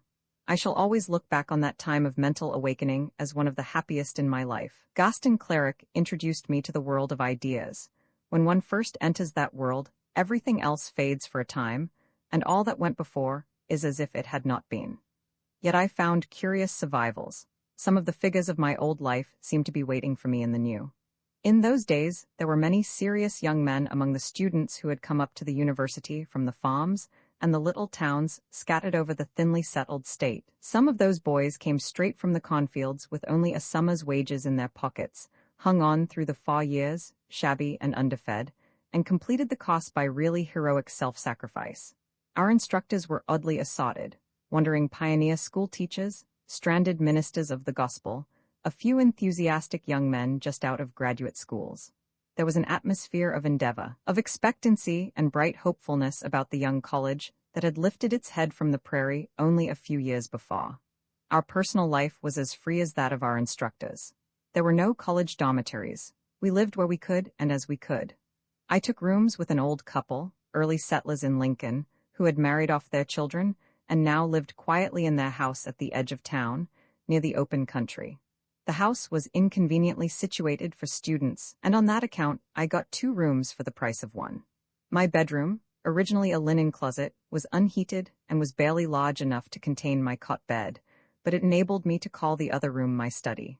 The dresser, and the great walnut wardrobe which held all my clothes, even my hats and shoes, I had pushed out of the way, and I considered them non-existent, as children eliminate incongruous objects when they are playing house. I worked at a commodious green-topped table placed directly in front of the west window, which looked out over the prairie. In the corner at my right were all my books, in shelves I had made and painted myself. On the blank wall at my left, the dark, old-fashioned wallpaper was covered by a large map of ancient Rome, the work of some German scholar. Cleric had ordered it for me when he was sending for books from abroad. Over the bookcase hung a photograph of the tragic theater at Pompeii, which he had given me from his collection. When I sat at work, I half-faced a deep, upholstered chair which stood at the end of my table, its high back against the wall. I had bought it with great care. My instructor sometimes looked in upon me when he was out for an evening tramp, and I noticed that he was more likely to linger and become talkative if I had a comfortable chair for him to sit in, and if he found a bottle of Benedictine and plenty of the kind of cigarettes he liked at his elbow. He was, I had discovered, parsimonious about small expenditures, a trait absolutely inconsistent with his general character. Sometimes when he came, he was silent and moody, and after a few sarcastic remarks went away again to tramp the streets of Lincoln, which were almost as quiet and oppressively domestic as those of Black Hawk. Again, he would sit until nearly midnight, talking about Latin and English poetry, or telling me about his long stay in Italy. I can give no idea of the peculiar charm and vividness of his talk. In a crowd, he was nearly always silent. Even for his classroom, he had no platitudes, no stock of professorial anecdotes. When he was tired, his lectures were clouded, obscure, elliptical. But when he was interested, they were wonderful. I believe that Gaston Cleric narrowly missed being a great poet, and I have sometimes thought that his bursts of imaginative talk were fatal to his poetic gift. He squandered too much in the heat of personal communication. How often I have seen him draw his dark brows together, fix his eyes upon some object on the wall or a figure in the carpet, and then flash into the lamplight the very image that was in his brain. He could bring the drama of antique life before one out of the shadows. White figures against blue backgrounds. I shall never forget his face as it looked one night when he told me about the solitary day he spent among the sea temples at Paestum. The soft wind blowing through the roofless columns, the birds flying low over the flowering marsh grasses, the changing lights on the silver, cloud-hung mountains. He had willfully stayed the short summer night there, wrapped in his coat and rug, watching the constellations on their path down the sky, until the bride of old Tithonus rose out of the sea, and the mountains stood sharp in the dawn. It was there he caught the fever which held him back on the eve of his departure for Greece, and of which he lay ill so long in Naples. He was still, indeed, doing penance for it. I remember vividly another evening, when something led us to talk of Dante's veneration for Virgil. Cleric went through canto after canto of the Commedia, repeating the discourse between Dante and his sweet teacher, while his cigarette burned itself out unheeded between his long fingers. I can hear him now, speaking the lines of the poet Statius, who spoke for Dante. I was famous on earth with the name which endures longest and honors most. The seeds of my ardor were the sparks from that divine flame whereby more than 1,000 have kindled. I speak of the Aeneid, mother to me and nurse to me in poetry. Although I admired scholarship so much in Cleric, I was not deceived about myself. I knew that I should never be a scholar. I could never lose myself for long among impersonal things. Mental excitement was apt to send me with a rush back to my own naked land and the figures scattered upon it. While I was in the very act of yearning toward the new forms that Cleric brought up before me, my mind plunged away from me, and I suddenly found myself thinking of the places and people of my own infinitesimal past. They stood out strengthened and simplified now, like the image of the plow against the sun. They were all I had for an answer to the new appeal. I begrudged the room that Jake and Otto and Russian Peter took up in my memory, which I wanted to crowd with other things. But whenever my consciousness was quickened, all those early friends were quickened within it, and in some strange way, they accompanied me through all my new experiences. They were so much alive in me that I scarcely stopped to wonder whether they were alive anywhere else. Ah how. Roman 2 one March evening in my sophomore year, I was sitting alone in my room after supper. There had been a warm thaw all day, with mushy yards and little streams of dark water gurgling cheerfully into the streets out of old snowbanks. My window was open, and the earthy wind blowing through made me indolent. On the edge of the prairie, where the sun had gone down, the sky was turquoise blue, like a lake, with gold light throbbing in it. Higher up, in the utter clarity of the western slope, the evening star hung like a lamp suspended by silver chains, like the lamp engraved upon the title page of old Latin texts, which is always appearing in new heavens and waking new desires in men. It reminded me, at any rate, to shut my window and light my wick in answer. I did so regretfully, and the dim objects in the room emerged from the shadows and took their place about me with the helpfulness which custom breeds. I propped my book open and stared listlessly at the page of the Georgics where tomorrow's lesson began. It opened with the melancholy reflection that, in the lives of mortals, the best days are the first to flee. Optima dies, prima fugit. I turned back to the beginning of the third book, which we had read in class that morning. Primus ego in patriam mecum, deducam muses? For I shall be the first, if I live, to bring the muse into my country. Cleric had explained to us that patria here meant, not a nation or even a province, but the little rural neighborhood on the Mincio where the poet was born. This was not a boast, but a hope, at once bold and devoutly humble, that he might bring the muse, but lately come to Italy from her cloudy Grecian mountains, not to the capital, the Palatia Romana, but to his own little country, to his father's fields, sloping down to the river, and to the old beech trees with broken tops. Cleric said he thought Virgil, when he was dying at Brindisi, must have remembered that passage. After he had faced the bitter fact that he was to leave the Aeneid unfinished, and had decreed that the great canvas, crowded with figures of gods and men, should be burned rather than survive him unperfected, then his mind must have gone back to the perfect utterance of the Georgics, where the pen was fitted to the matter as the plough is to the furrow, and he must have said to himself, with the thankfulness of a good man, I was the first to bring the muse into my country. We left the classroom quietly, conscious that we had been brushed by the wing of a great feeling, though perhaps I alone knew Cleric intimately enough to guess what that feeling was. In the evening, as I sat staring at my book, the fervor of his voice stirred through the quantities on the page before me. I was wondering whether that particular rocky strip of New England coast about which he had so often told me was Cleric's patria. Before I had got far with my reading, I was disturbed by a knock. I hurried to the door, and when I opened it saw a woman standing in the dark hall. I expect you hardly know me, Jim. The voice seemed familiar, but I did not recognize her until she stepped into the light of my doorway, and I beheld Lena Lingard. She was so quietly conventionalized by city clothes that I might have passed her on the street without seeing her. Her black suit fitted her figure smoothly, and a black lace hat, with pale blue forget-me-nots, sat demurely on her yellow hair. I led her toward Cleric's chair, the only comfortable one I had, questioning her confusedly. She was not disconcerted by my embarrassment. She looked about her with the naive curiosity I remembered so well. You are quite comfortable here, aren't you? I live in Lincoln now too, Jim. I'm in business for myself. I have a dressmaking shop in the Raleigh block out on O Street. I've made a real good start. But Lena, when did you come? Oh, I've been here all winter. Didn't your grandmother ever write you? I've thought about looking you up lots of times, but we've all heard what a studious young man you've got to be, and I felt bashful. I didn't know whether you'd be glad to see me. She laughed her mellow, easy laugh. That was either very artless or very comprehending, one never quite knew which. You seem the same, though, except you're a young man now, of course. Do you think I've changed? Maybe you're prettier, though you were always pretty enough. Perhaps it's your clothes that make a difference. You like my new suit? I have to dress pretty well in my business. She took off her jacket and sat more at ease in her blouse, of some soft, flimsy silk. She was already at home in my place, had slipped quietly into it, as she did into everything. She told me her business was going well, and she had saved a little money.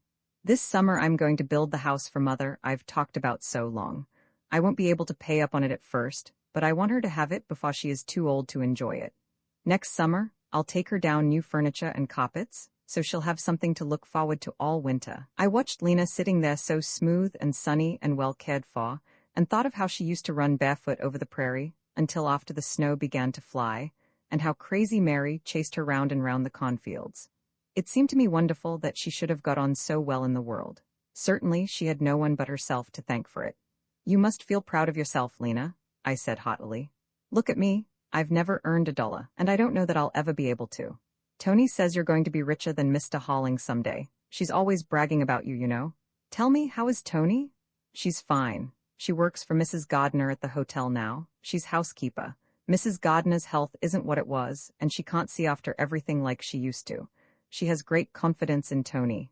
Tony's made it up with the Hollings, too. Little Nina is so fond of her that Mrs. Holling kind of overlooked things. Is she still going with Larry Donovan?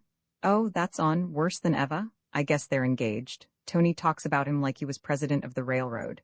Everybody laughs about it because she was never a girl to be soft. She won't hear a word against him. She's so sort of innocent. I said I didn't like Larry, and never would. Lena's face dimpled.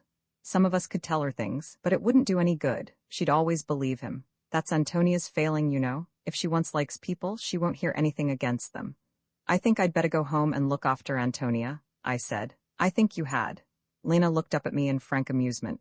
It's a good thing the Hollings are friendly with her again. Larry's afraid of them. They ship so much grain, they have influence with the railroad people. What are you studying? She leaned her elbows on the table and drew my book toward her. I caught a faint odor of violet sachet. So that's Latin, is it? It looks hard. You do go to the theater sometimes, though, for I've seen you there. Don't you just love a good play, Jim? I can't stay at home in the evening if there's one in town. I'd be willing to work like a slave, it seems to me, to live in a place where there are theaters. Let's go to a show together sometime. You are going to let me come to see you, aren't you? Would you like to? I'd be ever so pleased. I'm never busy after 6 o'clock, and I let my sewing girls go at 5:30. I bawd to save time, but sometimes I cook a chop for myself, and I'd be glad to cook one for you. Well, she began to put on her white gloves. It's been awful good to see you, Jim. You needn't hurry, need you? You've hardly told me anything yet. We can talk when you come to see me. I expect you don't often have lady visitors. The old woman downstairs didn't want to let me come up very much. I told her I was from your hometown, and had promised your grandmother to come and see you. How surprised Mrs. Burden would be? Lena laughed softly as she rose. When I caught up my hat, she shook her head. No, I don't want you to go with me. I'm to meet some Swedes at the drugstore. You wouldn't care for them. I wanted to see your room so I could write Tony all about it, but I must tell her how I left you right here with your books. She's always so afraid someone will run off with you. Lena slipped her silk sleeves into the jacket I held for her, smoothed it over her person, and buttoned it slowly. I walked with her to the door. Come and see me sometimes when you're lonesome, but maybe you have all the friends you want. Have you? She turned her soft cheek to me. Have you? She whispered teasingly in my ear. In a moment I watched her fade down the dusky stairway. When I turned back to my room, the place seemed much pleasanter than before. Lena had left something warm and friendly in the lamplight. How I loved to hear her laugh again. It was so soft and unexcited and appreciative, gave a favorable interpretation to everything. When I closed my eyes, I could hear them all laughing. The Danish laundry girls, and the 3 Bohemian Marys. Lena had brought them all back to me. It came over me, as it had never done before, the relation between girls like those and the poetry of Virgil. If there were no girls like them in the world, there would be no poetry. I understood that clearly, for the first time. This revelation seemed to me inestimably precious. I clung to it as if it might suddenly vanish. As I sat down to my book at last, my old dream about Lena coming across the harvest field in her shot skirt seemed to me like the memory of an actual experience. It floated before me on the page like a picture, and underneath it stood the mournful line. Optima dies, prima fugit. Roman 3 in Lincoln, the best part of the theatrical season came late, when the good companies stopped off there for one-night stands, after their long runs in New York and Chicago. That spring Lena went with me to see Joseph Jefferson in Rip Van Winkle, and to a war play called Shenandoah. She was inflexible about paying for her own seat, said she was in business now, and she wouldn't have a schoolboy spending his money on her. I liked to watch a play with Lena. Everything was wonderful to her, and everything was true. It was like going to revival meetings with someone who was always being converted. She handed her feelings over to the actors with a kind of fatalistic resignation. Accessories of costume and scene meant much more to her than to me. She sat entranced through Robin Hood and hung upon the lips of the contralto who sang, "Oh, promise me?" Toward the end of April, The billboards, which I watched anxiously in those days, bloomed out one morning with gleaming white posters on which two names were impressively printed in blue Gothic letters, the name of an actress of whom I had often heard, and the name Camille. I called at the Raleigh block for Lena on Saturday evening, and we walked down to the theatre. The weather was warm and sultry and put us both in a holiday humor. We arrived early, because Lena liked to watch the people come in. There was a note on the program, saying that the incidental music would be from the opera Traviata, which was made from the same story as the play. We had neither of us read the play, and we did not know what it was about, though I seem to remember having heard it was a piece in which great actresses shone. The Count of Monte Cristo, which I had seen James O'Neill play that winter, was by the only Alexander Dumas I knew. This play, I saw, was by his son, and I expected a family resemblance. A couple of jackrabbits running off the prairie could not have been more innocent of what awaited them than were Lena and I. Our excitement began with the rise of the curtain, when the moody Vavel, seated before the fire, interrogated Nanine. Decidedly, there was a new tang about this dialogue. I had never heard in the theatre lines that were alive, that presupposed and took for granted, like those which passed between Vavel and Marguerite in the brief encounter before her friends entered. This introduced the most brilliant, worldly, the most enchantingly gay scene I had ever looked upon. I had never seen champagne bottles opened on the stage before. Indeed, I had never seen them opened anywhere. The memory of that supper makes me hungry now. The sight of it then, when I had only a student's boarding-house dinner behind me, was delicate torment. I seem to remember gilded chairs and tables, arranged hurriedly by footmen in white gloves and stockings, linen of dazzling whiteness, glittering glass, silver dishes, a great bowl of fruit, and the reddest of roses. The room was invaded by beautiful women and dashing young men, laughing and talking together. The men were dressed more or less after the period in which the play was written, the women were not. I saw no inconsistency. Their talk seemed to open to one the brilliant world in which they lived. Every sentence made one older and wiser, every pleasantry enlarged one's horizon. One could experience excess and satiety without the inconvenience of learning what to do with one's hands in a drawing-room. When the characters all spoke at once, and I missed some of the phrases they flashed at each other, I was in misery. I strained my ears and eyes to catch every exclamation. The actress who played Marguerite was even then old-fashioned, though historic. She had been a member of Dolly's famous New York company, and afterward a star under his direction. She was a woman who could not be taught, it is said, though she had a crude natural force which carried with people whose feelings were accessible and whose taste was not squeamish. She was already old, with a ravaged countenance and a physique curiously hard and stiff. She moved with difficulty. I think she was lame. I seem to remember some story about a malady of the spine. Her Armand was disproportionately young and slight, a handsome youth, perplexed in the extreme. But what did it matter? I believed devoutly in her power to fascinate him, in her dazzling loveliness. I believed her young, ardent, reckless, disillusioned, under sentence, feverish, avid of pleasure. I wanted to cross the footlights and help the slim-waisted Armand in the frilled shirt to convince her that there was still loyalty and devotion in the world. Her sudden illness, when the gaiety was at its height, her pallor, the handkerchief she crushed against her lips, the cough she smothered under the laughter, while Gaston kept playing the piano lightly, it all wrung my heart. But not so much as her cynicism in the long dialogue with her lover which followed. How far was I from questioning her unbelief, while the charmingly sincere young man pleaded with her, accompanied by the orchestra in the old Traviata duet, Misterioso, Misterioso? She maintained her bitter skepticism, and the curtain fell on her dancing recklessly with the others, after Armand had been sent away with his flower. Between the acts we had no time to forget. The orchestra kept sawing away at the Traviata music, so joyous and sad, so thin and far away, so claptrap and yet so heartbreaking.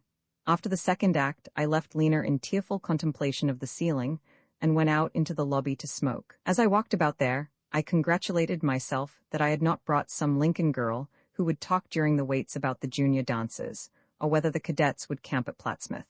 Lena was at least a woman, and I was a man.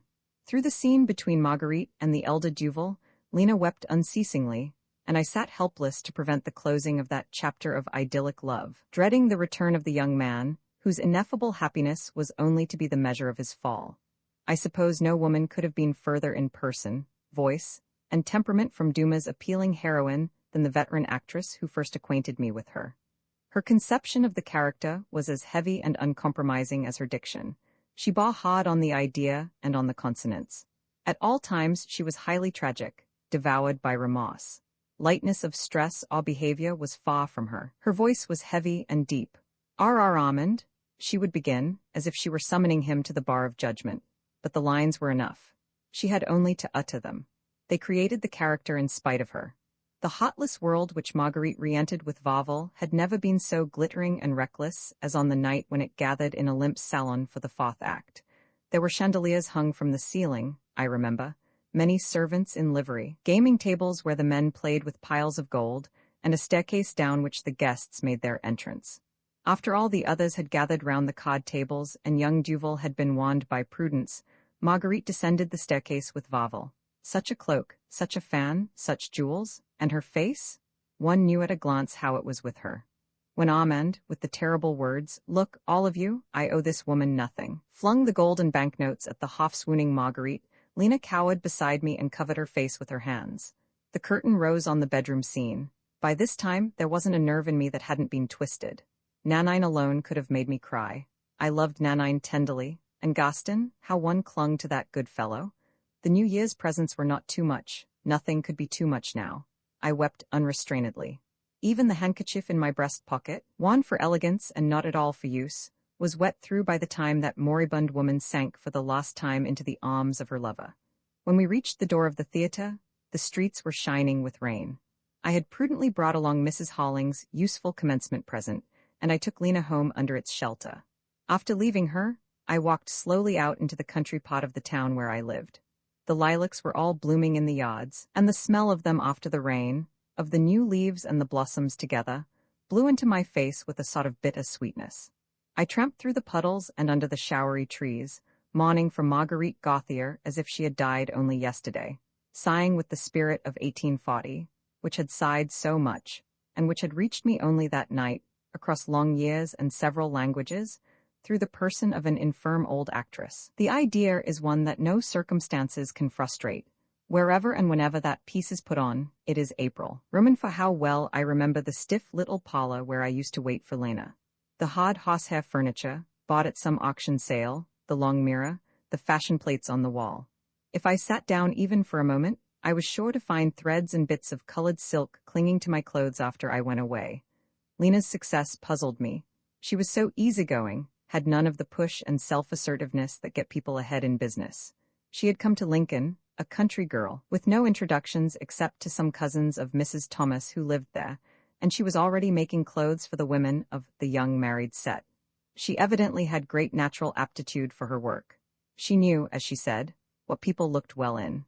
She never tired of poring over fashion books.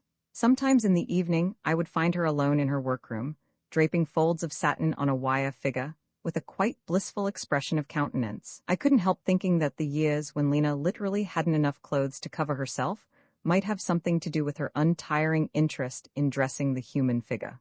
Her clients said that Lena had style, and overlooked her habitual inaccuracies. She never, I discovered, finished anything by the time she had promised, and she frequently spent more money on materials than her customer had authorized. Once, when I arrived at 6 o'clock, Lena was ushering out a fidgety mother and her awkward, overgrown daughter. The woman detained Lena at the door to say apologetically, "You'll try to keep it under 50 for me, won't you, Miss Lingard? You see, she's really too young to come to an expensive dressmaker, but I knew you could do more with her than anybody else." "Oh, that will be all right, Mrs. Heron. I think we'll manage to get a good effect," Lena replied blandly. I thought her manner with her customers very good, and wondered where she had learned such self-possession.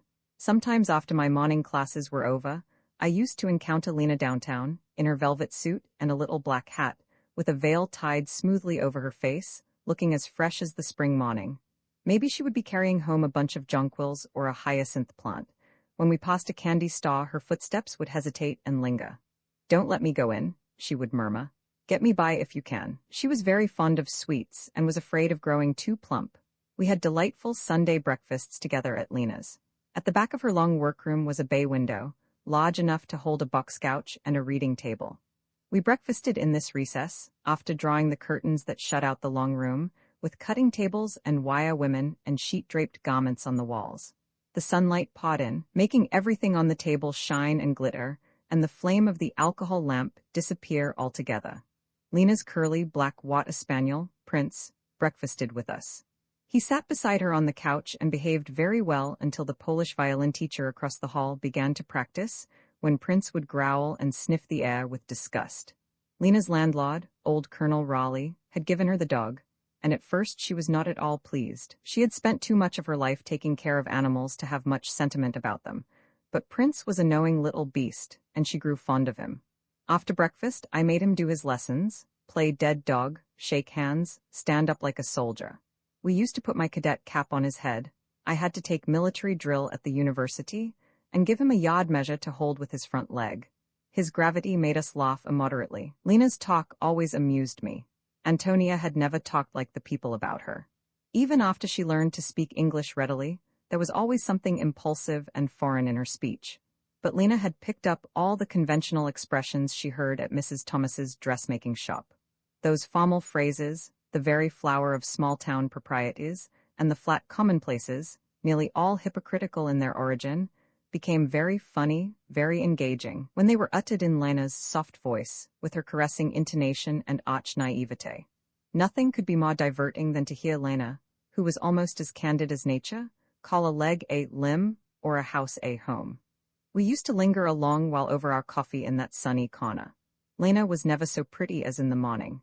She wakened fresh with the world every day, and her eyes had a deeper color then, like the blue flowers that are never so blue as when they first open. I could sit idle all through a Sunday morning and look at her. Ole Benson's behavior was now no mystery to me. There was never any harm in Ole, she said once. People needn't have troubled themselves. He just liked to come over and sit on the draw side and forget about his bad luck. I liked to have him. Any company's welcome when you're off with cattle all the time. But wasn't he always glum? I asked. People said he never talked at all. Sure, he talked in Norwegian. He'd been a sailor on an English boat and had seen lots of queer places. He had wonderful tattoos. We used to sit and look at them for hours. There wasn't much to look at out there. He was like a picture book. He had a ship and a strawberry girl on one arm, and on the other a girl standing before a little house, with a fence and gate and all, waiting for her sweetheart.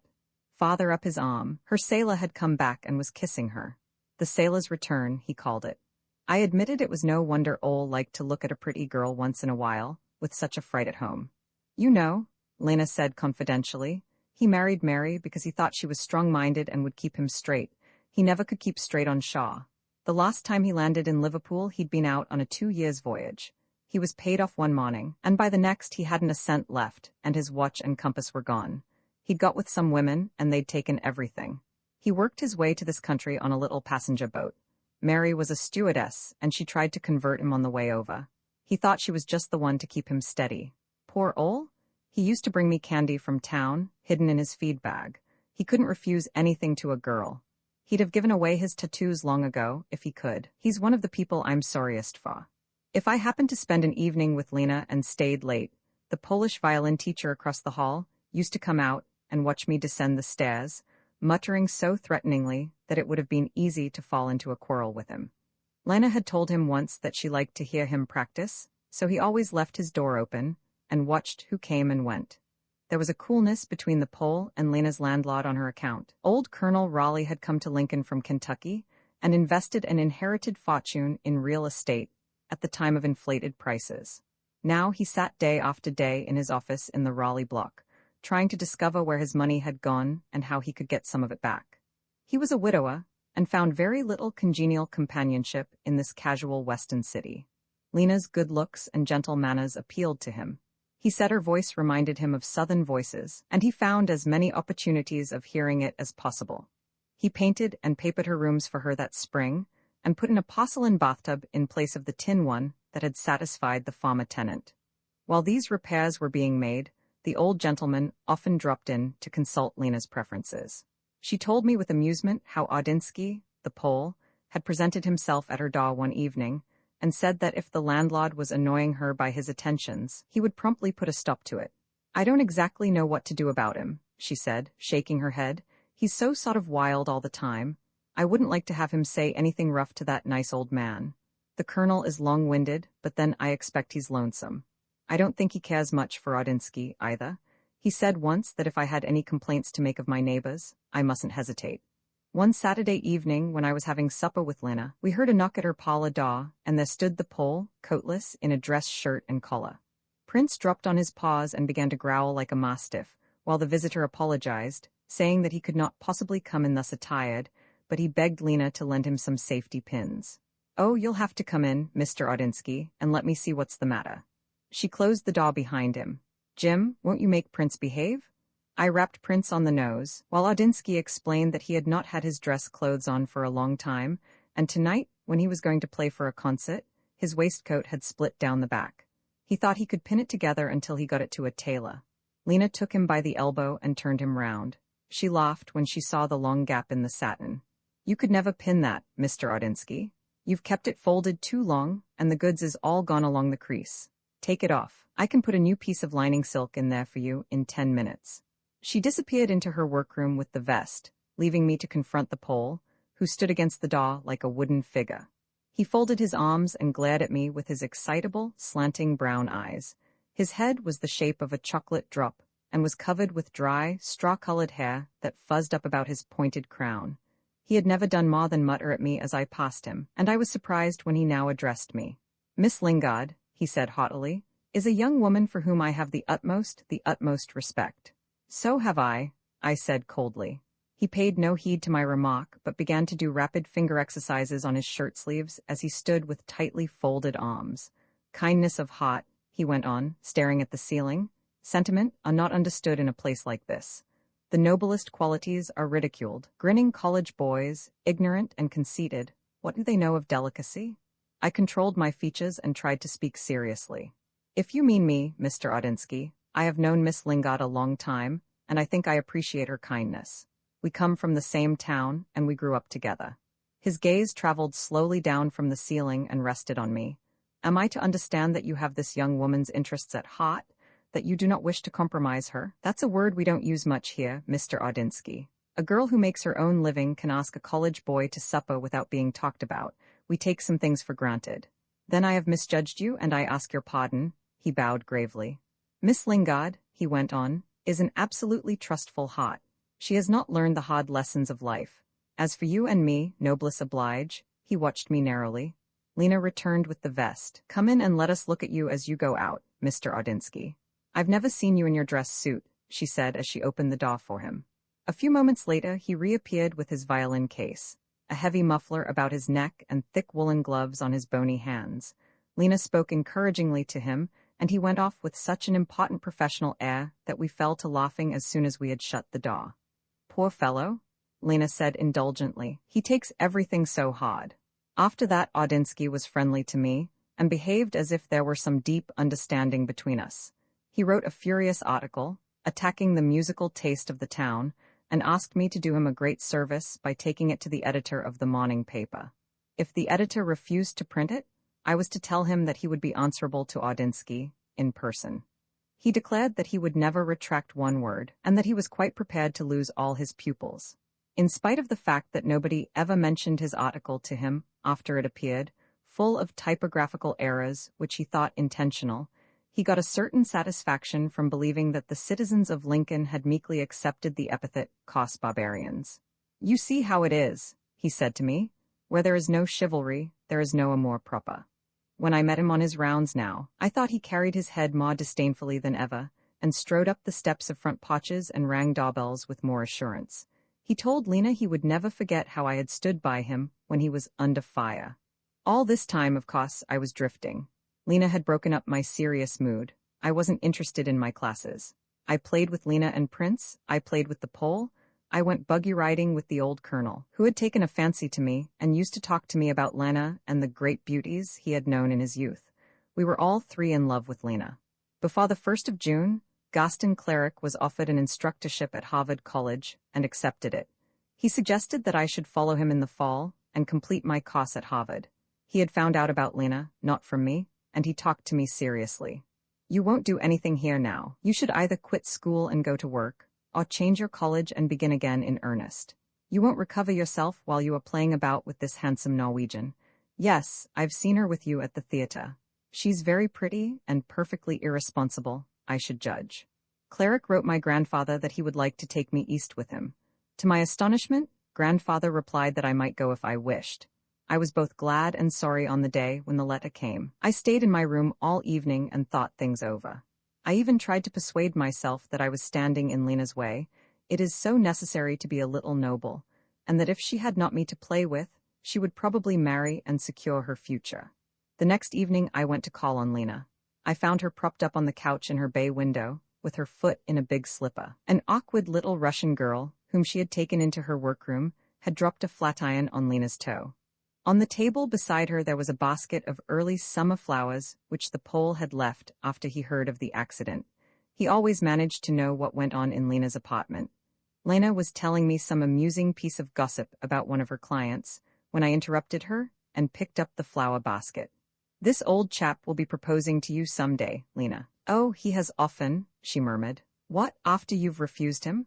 "He doesn't mind that. It seems to cheer him to mention the subject. Old men are like that, you know. It makes them feel important to think they're in love with somebody. The Colonel would marry you in a minute. I hope you won't marry some old fellow, not even a rich one." Lena shifted her pillows and looked up at me in surprise. "Why, I'm not going to marry anybody. Didn't you know that?" "Nonsense, Lena. That's what girls say, but you know better. Every handsome girl like you marries, of course." She shook her head. "Not me." "But why not? What makes you say that?" I persisted. Lena laughed. "Well, it's mainly because I don't want a husband. Men are all right for friends, but as soon as you marry them, they turn into cranky old fathers, even the wild ones.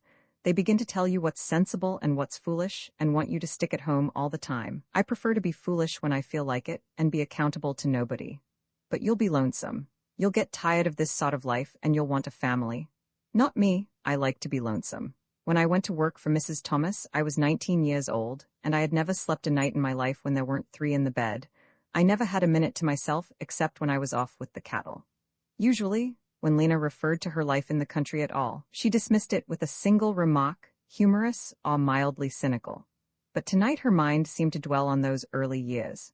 She told me she couldn't remember a time when she was so little that she wasn't lugging a heavy baby about, helping to wash for babies, trying to keep their little chapped hands and faces clean. She remembered home as a place where there were always too many children, a cross man, and work piling up around a sick woman. It wasn't Mother's fault. She would have made us comfortable if she could. But that was no life for a girl. After I began to herd and milk, I could never get the smell of the cattle off me. The few underclothes I kept in a cracker box. On Saturday nights, after everybody was in bed, then I could take a bath if I wasn't too tired. I could make 2 trips to the windmill to carry water, and heat it in the wash boiler on the stove. While the water was heating, I could bring in a washtub out of the cave, and take my bath in the kitchen. Then I could put on a clean nightgown and get into bed with 2 others, who likely hadn't had a bath unless I'd given it to them. You can't tell me anything about family life. I've had plenty to last me. But it's not all like that, I objected. Near enough, it's all being under somebody's thumb. What's on your mind, Jim? Are you afraid I'll want you to marry me someday? Then I told her I was going away. What makes you want to go away, Jim? Haven't I been nice to you? You've been just awfully good to me, Lena, I blurted. I don't think about much else. I never shall think about much else while I'm with you. I'll never settle down and grind if I stay here. You know that. I dropped down beside her and sat looking at the flaw. I seemed to have forgotten all my reasonable explanations. Lena drew close to me, and the little hesitation in her voice that had hurt me was not there when she spoke again. "I oughtn't to have begun it, ought I?" she murmured. "I oughtn't to have gone to see you that first time, but I did want to. I guess I've always been a little foolish about you. I don't know what first put it into my head, unless it was Ántonia, always telling me I mustn't be up to any of my nonsense with you. I let you alone for a long while, though, didn't I?" She was a sweet creature to those she loved, that Lena lingered. At last, she sent me away with her soft, slow, renunciatory kiss. "You aren't sorry I came to see you that time?" she whispered. "It seemed so natural. I used to think I'd like to be your first sweetheart. You were such a funny kid." She always kissed one as if she were sadly and wisely sending one away forever. We said many goodbyes before I left Lincoln, but she never tried to hinder me or hold me back. "You are going, but you haven't gone yet, have you?"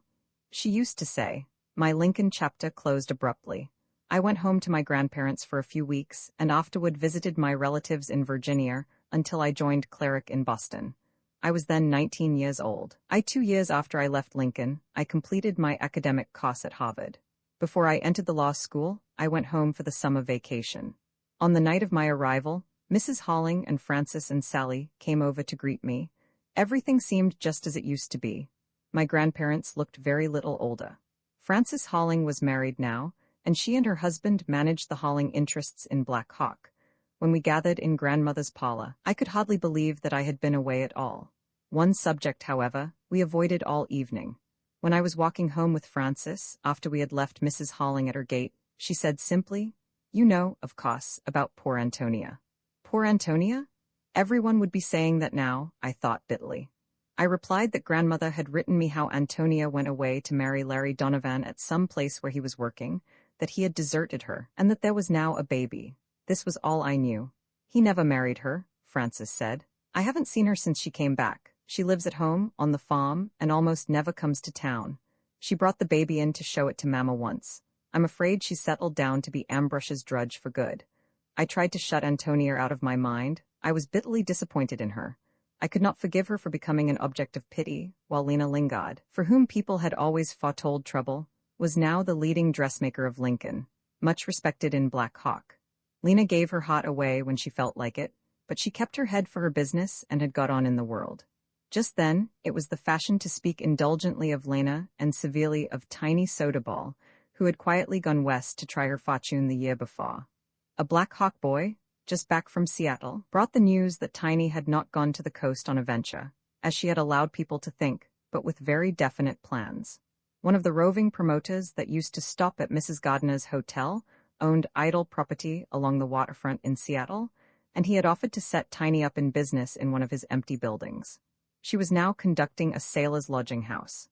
This, everyone said, would be the end of Tiny. Even if she had begun by running a decent place, she couldn't keep it up. All sailors' boarding houses were alike. When I thought about it, I discovered that I had never known Tiny as well as I knew the other girls. I remembered her tripping briskly about the dining room on her high heels, carrying a big tray full of dishes, glancing rather pertly at the spruce traveling men, and contemptuously at the scrubby ones, who were so afraid of her that they didn't dare to ask for 2 kinds of pie. Now it occurred to me that perhaps the sailors, too, might be afraid of Tiny. How astonished we should have been, as we sat talking about her on Frances Halling's front porch, if we could have known what her future was really to be. Of all the girls and boys who grew up together in Black Hawk, Tiny Soda Ball was to lead the most adventurous life and to achieve the most solid worldly success. This is what actually happened to Tiny. While she was running her lodging house in Seattle, gold was discovered in Alaska. Miners and sailors came back from the north with wonderful stories and pouches of gold. Tiny saw it and weighed it in her hands. That daring, which nobody had ever suspected in her, awoke. She sold her business and set out for Circle City, in company with a carpenter and his wife whom she had persuaded to go along with her. They reached Skagway in a snowstorm, went in dog sledges over the Chilkoot Pass, and shot the Yukon in flatboats. They reached Circle City on the very day when some Siwash Indians came into the settlement with the report that there had been a rich gold strike farther up the river, on a certain Klondike Creek. 2 days later, Tiny and her friends, and nearly everyone else in Circle City, started for the Klondike fields on the last steamer that went up the Yukon before it froze for the winter. That boatload of people founded Dawson City. Within a few weeks, there were 1,500 homeless men in camp. Tiny and the carpenter's wife began to cook for them, in a tent. The miners gave her a building lot, and the carpenter put up a log hotel for her. There she sometimes fed 150 men a day. Miners came in on snowshoes from their plaza claims 20 miles away to buy fresh bread from her, and paid for it in gold. That winter, Tiny kept in her hotel a Swede whose legs had been frozen one night in a storm when he was trying to find his way back to his cabin. The poor fellow thought it great good fortune to be cared for by a woman, and a woman who spoke his own tongue. When he was told that his feet must be amputated, he said he hoped he would not get well. What could a workingman do in this hard world without feet? He did, in fact, die from the operation, but not before he had deeded Tiny Soda Ball his claim on Hunka Creek.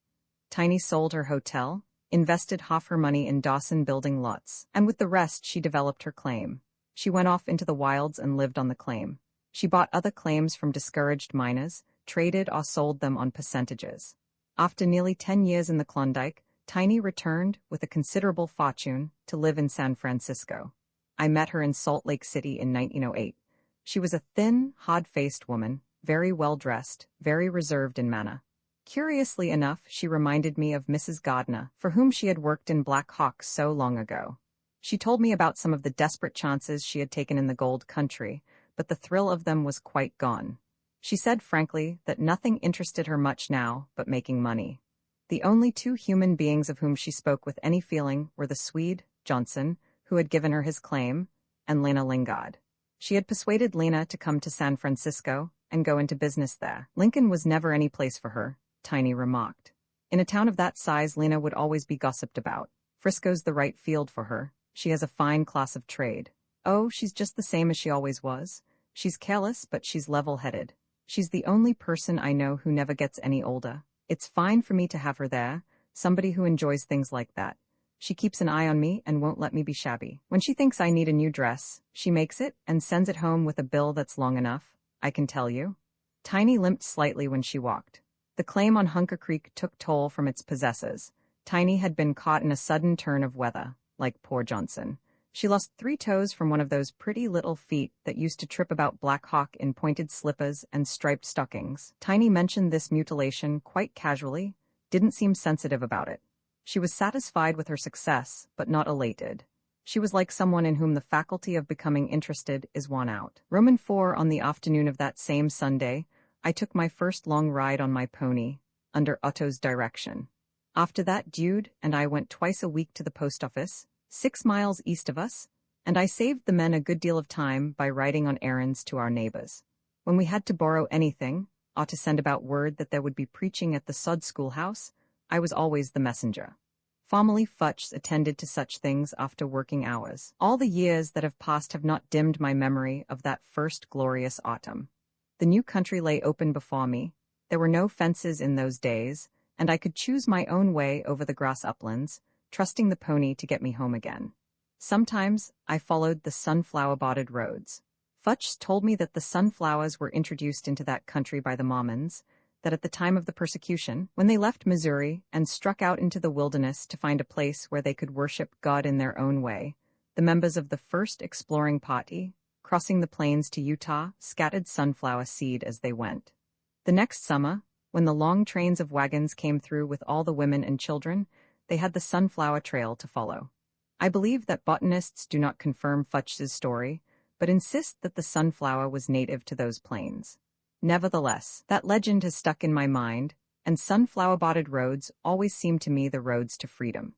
I used to love to drift along the pale yellow cornfields, looking for the damp spots one sometimes found at their edges, where the smartweed soon turned a rich copper color, and the narrow brown leaves hung curled like cocoons about the swollen joints of the stem. Sometimes I went south to visit our German neighbors, and to admire their catalpa grove, or to see the big elm tree that grew up out of a deep crack in the earth and had a hawk's nest in its branches. Trees were so rare in that country, and they had to make such a hard fight to grow, that we used to feel anxious about them and visit them as if they were persons. It must have been the scarcity of detail in that tawny landscape that made detail so precious. Sometimes I rode north to the big prairie dog town to watch the brown earth owls fly home in the late afternoon and go down to their nests underground with the dogs. Ántonia Scheimada liked to go with me, and we used to wonder a great deal about these birds of subterranean habit. We had to be on our guard there, for rattlesnakes were always lurking about. They came to pick up an easy living among the dogs and owls, which were quite defenseless against them, took possession of their comfortable houses, and ate the eggs and puppies. We felt sorry for the owls. It was always mournful to see them come flying home at sunset and disappear under the earth. But after all, we felt, winged things who would live like that must be rather degraded creatures. The dogtown was a long way from any pond or creek. Otto Futch said he had seen populous dogtowns in the desert, where there was no surface water, for 50 miles. He insisted that some of the holes must go down to water, nearly 200 feet, hereabouts. Ántonia said she didn't believe it, that the dogs probably lapped up the dew in the early morning, like the rabbits. Ántonia had opinions about everything, and she was soon able to make them known. Almost every day she came running across the prairie to have her reading lesson with me. Mrs. Scheimada grumbled, but realized it was important that one member of the family should learn English. When the lesson was over, we used to go up to the watermelon patch behind the garden. I split the melons with an old corn knife, and we lifted out the hearts and ate them with the juice trickling through our fingers. The white Christmas melons we did not touch, but we watched them with curiosity. They were to be picked late, when the hard frosts had set in, and put away for winter use. After weeks on the ocean, the Shimadas were famished for fruit. The two girls would wander for miles along the edge of the cornfields, hunting for ground cherries. Ántonia loved to help grandmother in the kitchen and to learn about cooking and housekeeping. She would stand beside her, watching her every movement. We were willing to believe that Mrs. Shimada was a good housewife in her own country, but she managed poorly under new conditions. The conditions were bad enough, certainly. I remember how horrified we were at the sour, ashy gray bread she gave her family to eat. She mixed her dough, we discovered, in an old tin peck measure that Krajik had used about the barn. When she took the paste out to bake it, she left smears of dough sticking to the sides of the measure, put the measure on the shelf behind the stove, and let this residue ferment. The next time she made bread, she scraped this sour stuff down into the fresh dough to serve as yeast. During those first months, the Shimadas never went to town. Krajik encouraged them in the belief that in Black Hawk, they would somehow be mysteriously separated from their money. They hated Krajik, but they clung to him because he was the only human being with whom they could talk or from whom they could get information.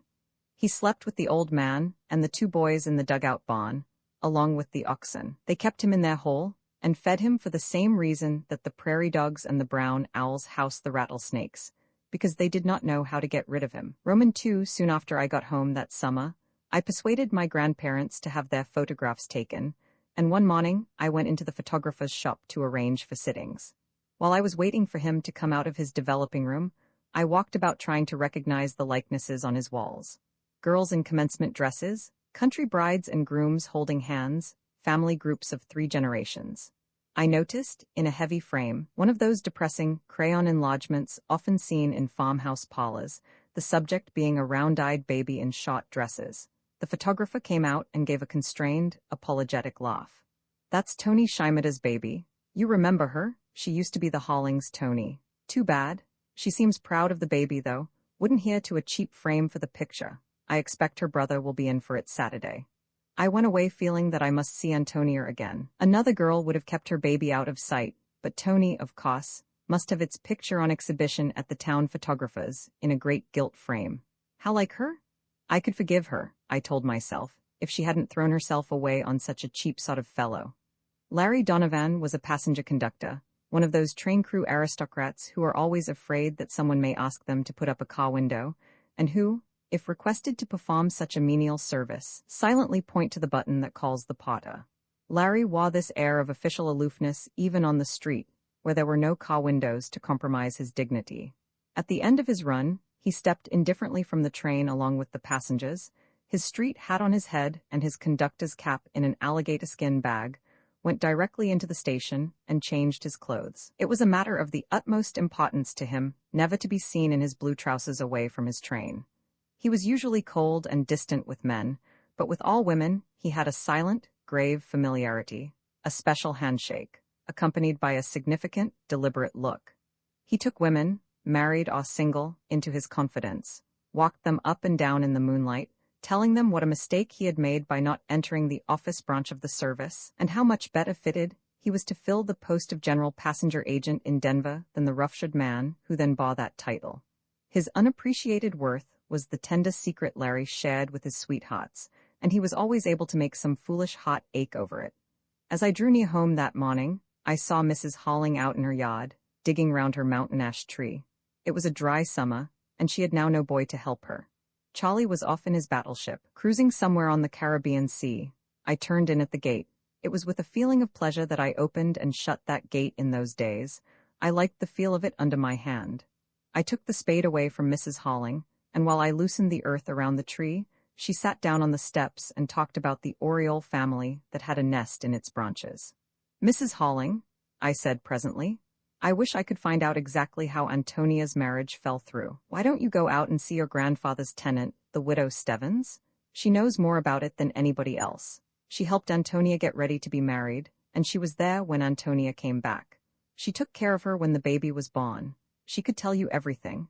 Besides, the widow Stevens is a good talker, and she has a remarkable memory." Roman 3, on the 1st or 2nd day of August, I got a horse and cart and set out for the high country, to visit the widow Stevens. The wheat harvest was over, and here and there along the horizon I could see black puffs of smoke from the steam thrashing machines. The old pasture land was now being broken up into wheat fields and cornfields, the red grass was disappearing, and the whole face of the country was changing. There were wooden houses where the old sod dwellings used to be, and little orchards and big red barns. All this meant happy children, contented women, and men who saw their lives coming to a fortunate issue. The windy springs and the blazing summers, one after another, had enriched and mellowed that flat tableland. All the human effort that had gone into it was coming back in long, sweeping lines of fertility. The changes seemed beautiful and harmonious to me. It was like watching the growth of a great man or of a great idea. I recognized every tree and sandbank and rugged draw. I found that I remembered the conformation of the land as one remembers the modeling of human faces. When I drew up to our old windmill, the widow Stevens came out to meet me. She was brown as an Indian woman, tall and very strong. When I was little, her massive head had always seemed to me like a Roman senator's. I told her at once why I had come. "You'll stay the night with us, Jimmy. I'll talk to you after supper. I can take more interest when my work is off my mind. You've no prejudice against hot biscuit for supper? Some have these days." While I was putting my hoss away, I heard a rooster squawking. I looked at my watch and sighed. It was 3 o'clock, and I knew that I must eat him at 6. After supper, Mrs. Stevens and I went upstairs to the old sitting room, while her grave, silent brother remained in the basement to read his farm papers. All the windows were open. The white summer moon was shining outside. The windmill was pumping lazily in the light breeze. My hostess put the lamp on a stand in the corner and turned it low because of the heat. She sat down in her favorite rocking chair and settled a little stool comfortably under her tired feet. "I'm troubled with calluses, Jim. Getting old," she sighed cheerfully. She crossed her hands in her lap and sat as if she were at a meeting of some kind. "Now, it's about that dear Ántonia you want to know? Well, you've come to the right person. I've watched her like she'd been my own daughter. When she came home to do her sewing that summer before she was to be married, she was over here about every day. They've never had a sewing machine at the Scheimedas, and she made all her things here. I taught her hemstitching, and I helped her to cut and fit. She used to sit there at that machine by the window, peddling the life out of it. She was so strong, and always singing them queer bohemian songs, like she was the happiest thing in the world. 'Ántonia,' I used to say, 'don't run that machine so fast. You won't hasten the day none that way.' Then she'd laugh and slow down for a little, but she'd soon forget and begin to pedal and sing again. I never saw a girl work harder to go to housekeeping right and well prepared. Lovely table linen the Hollings had given her, and Lena Lingard had sent her nice things from Lincoln. We hemstitched all the tablecloths and pillowcases, and some of the sheets. Old Mrs. Scheimeda knit yards and yards of lace for her underclothes. Tony told me just how she meant to have everything in her house. She'd even bought silver spoons and forks and kept them in her trunk. She was always coaxing brother to go to the post office. Her young man did write her real often, from the different towns along his run. The first thing that troubled her was when he wrote that his run had been changed, and they would likely have to live in Denver. "I'm a country girl," she said, "and I doubt if I'll be able to manage so well for him in a city. I was counting on keeping chickens and maybe a cow." She soon cheered up, though. At last, she got the letter telling her when to come. She was shaken by it. She broke the seal and read it in this room.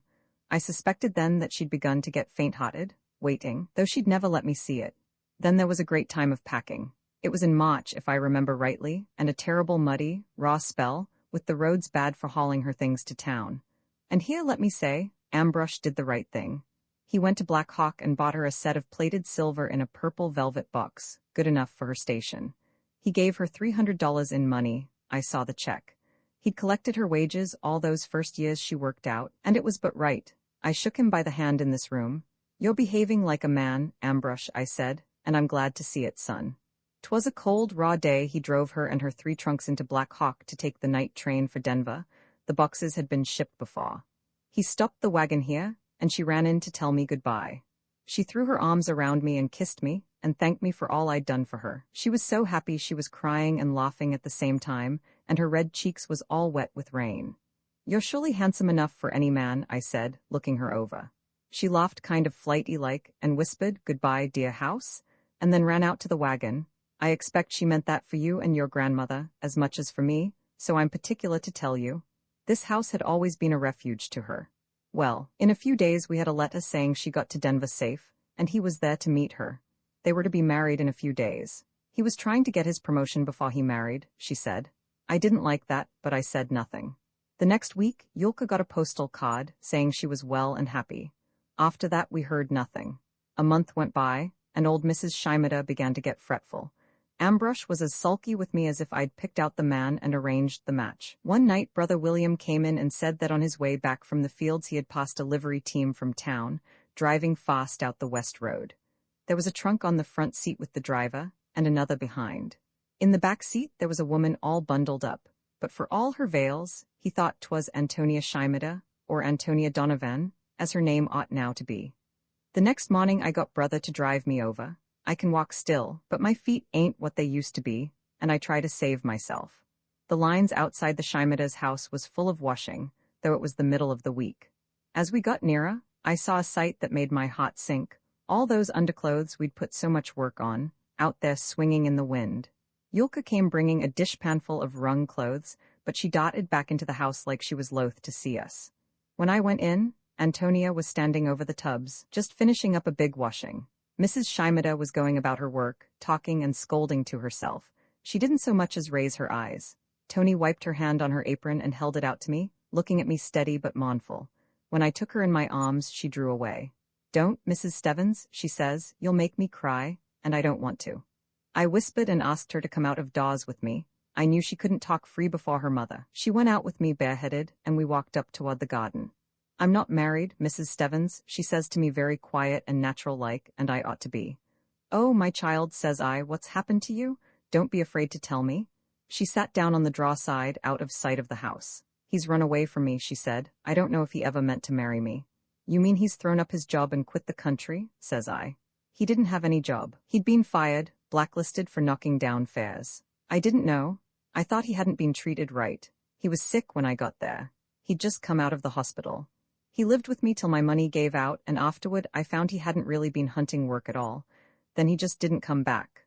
One nice fellow at the station told me, when I kept going to look for him, to give it up. He said he was afraid Larry'd gone bad and wouldn't come back anymore. I guess he's gone to old Mexico. The conductors get rich down there, collecting half fares off the natives and robbing the company. He was always talking about fellows who had got ahead that way. I asked her, of course, why she didn't insist on a civil marriage at once. That would have given her some hold on him.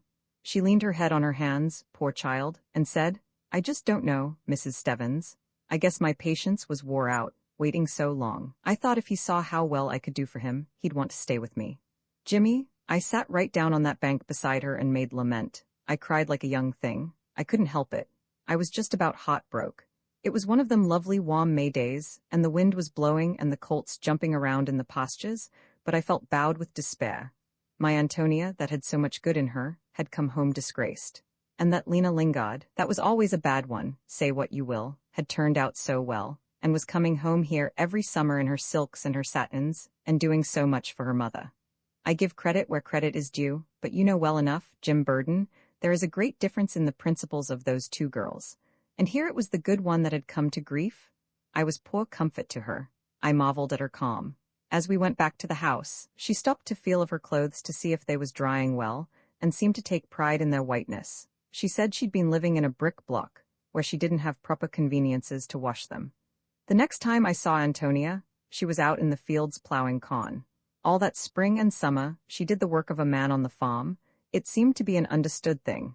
Ambrosch didn't get any other hand to help him. Poor Mac had got violent and been sent away to an institution a good while back. We never even saw any of Tony's pretty dresses. She didn't take them out of her trunks. She was quiet and steady. Folks respected her industry and tried to treat her as if nothing had happened. They talked, to be sure, but not like they would if she'd put on airs. She was so crushed and quiet that nobody seemed to want to humble her. She never went anywhere. All that summer, she never once came to see me. At first I was hurt, but I got to feel that it was because this house reminded her of too much. I went over there when I could, but the times when she was in from the fields were the times when I was busiest here. She talked about the grain and the weather as if she'd never had another interest, and if I went over at night, she always looked dead weary. She was afflicted with toothache, one tooth after another, ulcerated, and she went about with her face swollen half the time. She wouldn't go to Black Hawk to a dentist for fear of meeting people she knew. Ambrosch had got over his good spell long ago, and was always surly. Once I told him he ought not to let Antonia work so hard and pull herself down. He said, "If you put that in her head, you better stay home." And after that I did. Antonia worked on through harvest and thrashing, though she was too modest to go out thrashing for the neighbors, like when she was young and free. I didn't see much of her until late that fall when she begun to herd Ambrush's cattle in the open ground north of here, up toward the big dog town. Sometimes she used to bring them over the West Hill, there, and I would run to meet her and walk north a piece with her. She had 30 cattle in her bunch, it had been dry, and the pasture was shot, or she wouldn't have brought them so far. It was a fine open fall, and she liked to be alone. While the steers grazed, she used to sit on them grassy banks along the draws and sun herself for hours. Sometimes I slipped up to visit with her, when she hadn't gone too far. "It does seem like I ought to make lace, or knit like Lena used to," she said one day, "but if I start to work, I look around and forget to go on. It seems such a little while ago when Jim Burden and I was playing all over this country. Up here I can pick out the very places where my father used to stand. Sometimes I feel like I'm not going to live very long, so I'm just enjoying every day of this fall." After the winter begun, she wore a man's long overcoat and boots, and a man's felt hat with a wide brim. I used to watch her coming and going, and I could see that her steps were getting heavier. One day in December, the snow began to fall. Late in the afternoon, I saw Antonia driving her cattle homeward across the hill. The snow was flying round her, and she bent to face it, looking more lonesome-like to me than usual. "Dearie me," I says to myself, "the girls stayed out too late. It'll be dark before she gets them cattle put into the corral." I seemed to sense she'd been feeling too miserable to get up and drive them. That very night it happened. She got her cattle home, turned them into the corral, and went into the house, into her room behind the kitchen, and shut the door. There, without calling to anybody, without a groan, she lay down on the bed and bore her child. I was lifting supper when old Mrs. Shimada came running down the basement stairs, out of breath and screeching. Baby come," she says. "Ambrush much like devil?" Brother William is surely a patient man. He was just ready to sit down to a hot supper after a long day in the fields. Without a word he rose and went down to the barn and hooked up his team. He got us over there as quick as it was humanly possible. I went right in and began to do for Antonia, but she laid there with her eyes shut and took no account of me. The old woman got a tubful of warm water to wash the baby. I overlooked what she was doing and I said out loud, "Mrs. Shimada, don't you put that strong yellow soap near that baby. You'll blister its little skin." I was indignant. "Mrs. Stevens," Antonia said from the bed, "if you'll look in the top tray of my trunk, you'll see some fine soap." That was the first word she spoke. After I dressed the baby, I took it out to show it to Ambrush. He was muttering behind the stove and wouldn't look at it. "You'd better put it out in the rain barrel," he says. "Now, see here, Ambrush," says I, "there's a law in this land, don't forget that. I stand here a witness that this baby has come into the world sound and strong, and I intend to keep an eye on what befalls it." I pride myself I cowed him. "Well, I expect you're not much interested in babies, but Antonia's got on fine. She loved it from the first as dearly as if she'd had a ring on her finger, and was never ashamed of it. It's a year and 8 months old now, and no baby was ever better cared for. Antonia is a natural-born mother. I wish she could marry and raise a family, but I don't know as there's much chance now." I slept that night in the room I used to have when I was a little boy, with the summer wind blowing in at the windows, bringing the smell of the ripe fields. I lay awake and watched the moonlight shining over the barn and the stacks and the pond, and the windmill making its old dark shadow against the blue sky. Roman Faw the next afternoon I walked over to the Shimadas. Yulka showed me the baby and told me that Antonia was shocking wheat on the southwest quarter. I went down across the fields, and Tony saw me from a long way off. She stood still by her shucks, leaning on her pitchfork, watching me as I came. We met like the people in the old song, in silence, if not in tears. Her warm hand clasped mine. "I thought you'd come, Jim. I heard you were at Mrs. Stevens's last night. I've been looking for you all day." She was thinner than I had ever seen her, and looked, as Mrs. Stevens said, worked down, but there was a new kind of strength in the gravity of her face, and her color still gave her that look of deep-seated health and ardor. Still, why, it flashed across me that though so much had happened in her life and in mine, she was barely 24 years old. Antonia stuck her fork in the ground, and instinctively, we walked toward that unplowed patch at the crossing of the roads as the fittest place to talk to each other. We sat down outside the sagging wire fence that shut Mr. Shimada's plot off from the rest of the world. The tall red grass had never been cut there. It had died down in winter and come up again in the spring, until it was as thick and shrubby as some tropical garden grass. I found myself telling her everything, why I had decided to study law and to go into the law office of one of my mother's relatives in New York City, about Gaston Cleric's death from pneumonia last winter and the difference it had made in my life. She wanted to know about my friends and my way of living and my dearest hopes. "Of course it means you are going away from us for good," she said with a sigh. "But that don't mean I'll lose you. Look at my papa here. He's been dead all these years, and yet he is more real to me than almost anybody else. He never goes out of my life. I talk to him and consult him all the time. The older I grow, the better I know him and the more I understand him." She asked me whether I had learned to like big cities. I'd always be miserable in a city. I'd die of lonesomeness. I like to be where I know every stack and tree, and where all the ground is friendly. I want to live and die here. Father Kelly says everybody's put into this world for something, and I know what I've got to do. I'm going to see that my little girl has a better chance than ever I had. I'm going to take care of that girl, Jim. I told her I knew she would. Do you know, Ántonia, since I've been away, I think of you more often than of anyone else in this part of the world. I'd have liked to have you for a sweetheart, or a wife, or my mother or my sister. Anything that a woman can be to a man. The idea of you is a part of my mind. You influence my likes and dislikes, all my tastes, hundreds of times when I don't realize it. You really are a part of me. She turned her bright, believing eyes to me, and the tears came up in them slowly. How can it be like that, when you know so many people, and when I've disappointed you so? Ain't it wonderful, Jim, how much people can mean to each other? I'm so glad we had each other when we were little. I can't wait till my little girl's old enough to tell her about all the things we used to do. You'll always remember me when you think about old times, won't you? And I guess everybody thinks about old times, even the happiest people. As we walked homeward across the fields, the sun dropped and lay like a great golden globe in the low west. While it hung there, the moon rose in the east, as big as a cartwheel, pale silver and streaked with rose color, thin as a bubble or a ghost moon. For 5, perhaps 10 minutes, the two luminaries confronted each other across the level land, resting on opposite edges of the world. In that singular light, every little tree and shock of wheat, every sunflower stalk and clump of snow on the mountain, drew itself up high and pointed. The very clods and furrows in the fields seemed to stand up sharply. I felt the old pull of the earth, the solemn magic that comes out of those fields at nightfall. I wished I could be a little boy again, and that my way could end there. We reached the edge of the field where our ways parted. I took her hands and held them against my breast, feeling once more how strong and warm and good they were, those brown hands, and remembering how many kind things they had done for me. I held them now a long while, over my heart. About us it was growing darker and darker, and I had to look hard to see her face, which I meant always to carry with me, the closest, realest face, under all the shadows of women's faces, at the very bottom of my memory. "I'll come back," I said earnestly, through the soft, intrusive darkness. "Perhaps you will?" I felt rather than saw her smile. "But even if you don't, you're here, like my father, so I won't be lonesome." As I went back alone over that familiar road, I could almost believe that a boy and girl ran along beside me, as our shadows used to do, laughing and whispering to each other in the grass. I told Ántonia I would come back, but life intervened, and it was 20 years before I kept my promise. I heard of her from time to time, that she married, very soon after I last saw her, a young Bohemian, a cousin of Anton Jelinek, that they were poor, and had a large family. Once when I was abroad I went into Bohemia, and from Prague I sent Ántonia some photographs of her native village.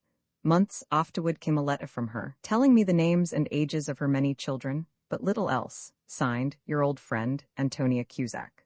When I met Tiny Sodaball in Salt Lake, she told me that Ántonia had not done very well, that her husband was not a man of much force, and she had had a hard life. Perhaps it was cowardice that kept me away so long. My business took me west several times every year, and it was always in the back of my mind that I would stop in Nebraska someday and go to see Ántonia. But I kept putting it off until the next trip. I did not want to find her aged and broken. I really dreaded it. In the course of 20 crowded years, one parts with many illusions. I did not wish to lose the early ones. Some memories are realities, and are better than anything that can ever happen to one again. I owe it to Lena Lingard that I went to see Ántonia at last. I was in San Francisco 2 summers ago, when both Lena and Tiny Sodaball were in town. Tiny lives in a house of her own, and Lena's shop is in an apartment house just around the corner. It interested me, after so many years, to see the two women together. Tiny audits Lena's accounts occasionally, and invests her money for her, and Lena, apparently, takes care that Tiny doesn't grow too miserly. If there's anything I can't stand, she said to me in Tiny's presence, it's a shabby rich woman. Tiny smiled grimly and assured me that Lena would never be either shabby or rich. And I don't want to be, the other agreed complacently. Lena gave me a cheerful account of Ántonia and urged me to make her a visit. You really ought to go, Jim. It would be such a satisfaction to her. Never mind what Tiny says. There's nothing the matter with Cusack. You'd like him. He isn't a hustler, but a rough man would never have suited Tony. Tony has nice children, 10 or 11 of them by this time, I guess. I shouldn't care for a family of that size myself, but somehow it's just right for Tony. She'd love to show them to you. On my way east, I broke my journey at Hastings in Nebraska and set off with an open buggy and a fairly good livery team to find the Cusack farm. At a little past midday, I knew I must be nearing my destination. Set back on a swell of land at my right, I saw a wide farmhouse with a red barn and an ash grove, and cattle yards in front that sloped down to the high road. I drew up my horses and was wondering whether I should drive in here when I heard low voices. Ahead of me, in a plum thicket beside the road, I saw 2 boys bending over a dead dog. The little one, not more than 4 or 5, was on his knees, his hands folded, and his close-clipped, bare head drooping forward in deep dejection. The other stood beside him, a hand on his shoulder, and was comforting him in a language I had not heard for a long while. When I stopped my horses opposite them, the older boy took his brother by the hand and came toward me. He, too, looked grave. This was evidently a sad afternoon for them. Are you Mrs. Cusack's boys? I asked. The younger one did not look up. He was submerged in his own feelings, but his brother met me with intelligent gray eyes. Yes, sir. Does she live up there on the hill? I am going to see her. Get in and ride up with me. He glanced at his reluctant little brother. I guess we'd better walk, but we'll open the gate for you. I drove along the side road and they followed slowly behind. When I pulled up at the windmill, another boy, barefooted and curly-headed, ran out of the barn to tie my team for me. He was a handsome one, this chap, fair-skinned and freckled, with red cheeks and a ruddy pelt as thick as a lamb's wool, growing down on his neck in little tufts. He tied my team with 2 flourishes of his hands and nodded when I asked him if his mother was at home. As he glanced at me, his face dimpled with a seizure of irrelevant merriment, and he shot up the windmill tower with a lightness that struck me as disdainful. I knew he was peering down at me as I walked toward the house. Ducks and geese ran quacking across my path. White cats were sunning themselves among yellow pumpkins on the porch steps. I looked through the wire screen into a big, light kitchen with a white floor. I saw a long table, rows of wooden chairs against the wall, and a shining range in one corner. 2 girls were washing dishes at the sink, laughing and chattering, and a little one, in a short pinafore, sat on a stool playing with a rag baby.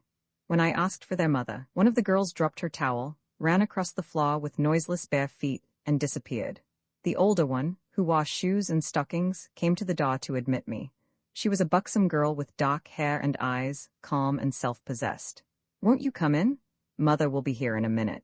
Before I could sit down in the chair she offered me, the miracle happened, one of those quiet moments that clutch the heart and take more courage than the noisy, excited passages in life. Ántonia came in and stood before me, a stalwart, brown woman, flat-chested, her curly brown hair a little grizzled. It was a shock, of course. It always is, to meet people after long years, especially if they have lived as much and as hard as this woman had. We stood looking at each other. The eyes that peered anxiously at me were simply Antonia's eyes. I had seen no others like them since I looked into them last, though I had looked at so many thousands of human faces. As I confronted her, the changes grew less apparent to me, her identity stronger. She was there, in the full vigor of her personality, battered but not diminished, looking at me, speaking to me in the husky, breathy voice I remembered so well. My husband's not at home, sir. Can I do anything? Don't you remember me, Ántonia? Have I changed so much? She frowned into the slanting sunlight that made her brown hair look redder than it was. Suddenly her eyes widened, her whole face seemed to grow broader. She caught her breath and put out 2 hard-worked hands. Why, it's Jim, Anna Yulka, it's Jim Burden. She had no sooner caught my hands than she looked alarmed. What's happened? Is anybody dead? I patted her arm. No, I didn't come to a funeral this time. I got off the train at Hastings and drove down to see you and your family. She dropped my hand and began rushing about. Anton, Yulka, Nina, where are you all? Run, Anna, and hunt for the boys. They're off looking for that dog somewhere, and call Leo. Where is that Leo? She pulled them out of corners and came bringing them like a mother cat bringing in her kittens. You don't have to go right off, Jim. My oldest boy's not here. He's gone with Papa to the street fair at Wilbur. I won't let you go. You've got to stay and see Rudolph and our Papa. She looked at me imploringly, panting with excitement, while I reassured her and told her there would be plenty of time. The barefooted boys from outside were slipping into the kitchen and gathering about her. Now, tell me their names and how old they are. As she told them off in turn, she made several mistakes about ages, and they roared with laughter.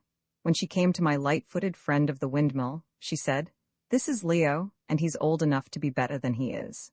He ran up to her and butted her playfully with his curly head, like a little ram, but his voice was quite desperate. You always forget mine. It's mean. Please tell him, Mother." He clenched his fists in vexation and looked up at her impetuously. She wound her forefinger in his yellow fleece and pulled it, watching him. "Well, how old are you?" "I'm 12, he panted, looking not at me but at her. "I'm 12 years old and I was born on Easter Day." She nodded to me. "It's true, he was an Easter baby." The children all looked at me, as if they expected me to exhibit astonishment or delight at this information. Clearly, they were proud of each other, and of being so many. When they had all been introduced, Anna, the eldest daughter, who had met me at the door, scattered them gently, and came bringing a white apron which she tied round her mother's waist. "Now, Mother, sit down and talk to Mr. Burden. We'll finish the dishes quietly and not disturb you." Ántonia looked about, quite distracted. "Yes, child, but why don't we take him into the parlor, now that we've got a nice parlor for company?" The daughter laughed indulgently and took my hat from me. "Well, you're here now, Mother, and if you talk here, Yulker and I can listen too. You can show him the parlor after a while." She smiled at me and went back to the dishes with her sister. The little girl with the rag doll found a place on the bottom step of an enclosed back stairway and sat with her toes curled up, looking out at us expectantly. "She's Nina, after Nina Halling," Ántonia explained. "Ain't her eyes like Nina's?" I declared. "Jim, I loved you children almost as much as I love my own. These children know all about you and Charlie and Sally, like as if they'd grown up with you. I can't think of what I want to say, you've got me so stirred up. And then I've forgot my English so. I don't often talk it anymore. I tell the children I used to speak real well." She said they always spoke Bohemian at home. The little ones could not speak English at all, didn't learn it until they went to school. "I can't believe it's you, sitting here in my own kitchen. You wouldn't have known me, would you, Jim? You've kept so young yourself, but it's easier for a man. I can't see how my Anton looks any older than the day I married him. His teeth have kept so nice. I haven't got many left, but I feel just as young as I used to, and I can do as much work. Oh, we don't have to work so hard now. We've got plenty to help us, Papa and me. And how many have you got, Jim?" When I told her I had no children, she seemed embarrassed. "Oh, ain't that too bad? Maybe you could take one of my bad ones now? That Leo, he's the worst of all." She leaned toward me with a smile. "And I love him the best," she whispered. "Mother," the two girls murmured reproachfully from the dishes. Ántonia threw up her head and laughed. "I can't help it. You know I do. Maybe it's because he came on Easter Day, I don't know. And he's never out of mischief 1 minute. I was thinking as I watched her, how little it mattered about her teeth, for instance. I know so many women who have kept all the things that she had lost, but whose inner glow has faded. Whatever else was gone, Ántonia had not lost the fire of life. Her skin, so brown and hardened, had not that look of flabbiness, as if the sap beneath it had been secretly drawn away. While we were talking, the little boy whom they called Jan came in and sat down on the step beside Nina, under the hood of the stairway. He wore a funny long gingham apron, like a smock, over his trousers, and his hair was clipped so short that his head looked white and naked. He watched us out of his big, sorrowful gray eyes. "He wants to tell you about the dog." "Mother, they found it dead," Anna said, as she passed us on her way to the cupboard. Ántonia beckoned the boy to her. He stood by her chair, leaning his elbows on her knees and twisting her apron strings in his slender fingers, while he told her his story softly in Bohemian, and the tears brimmed over and hung on his long lashes.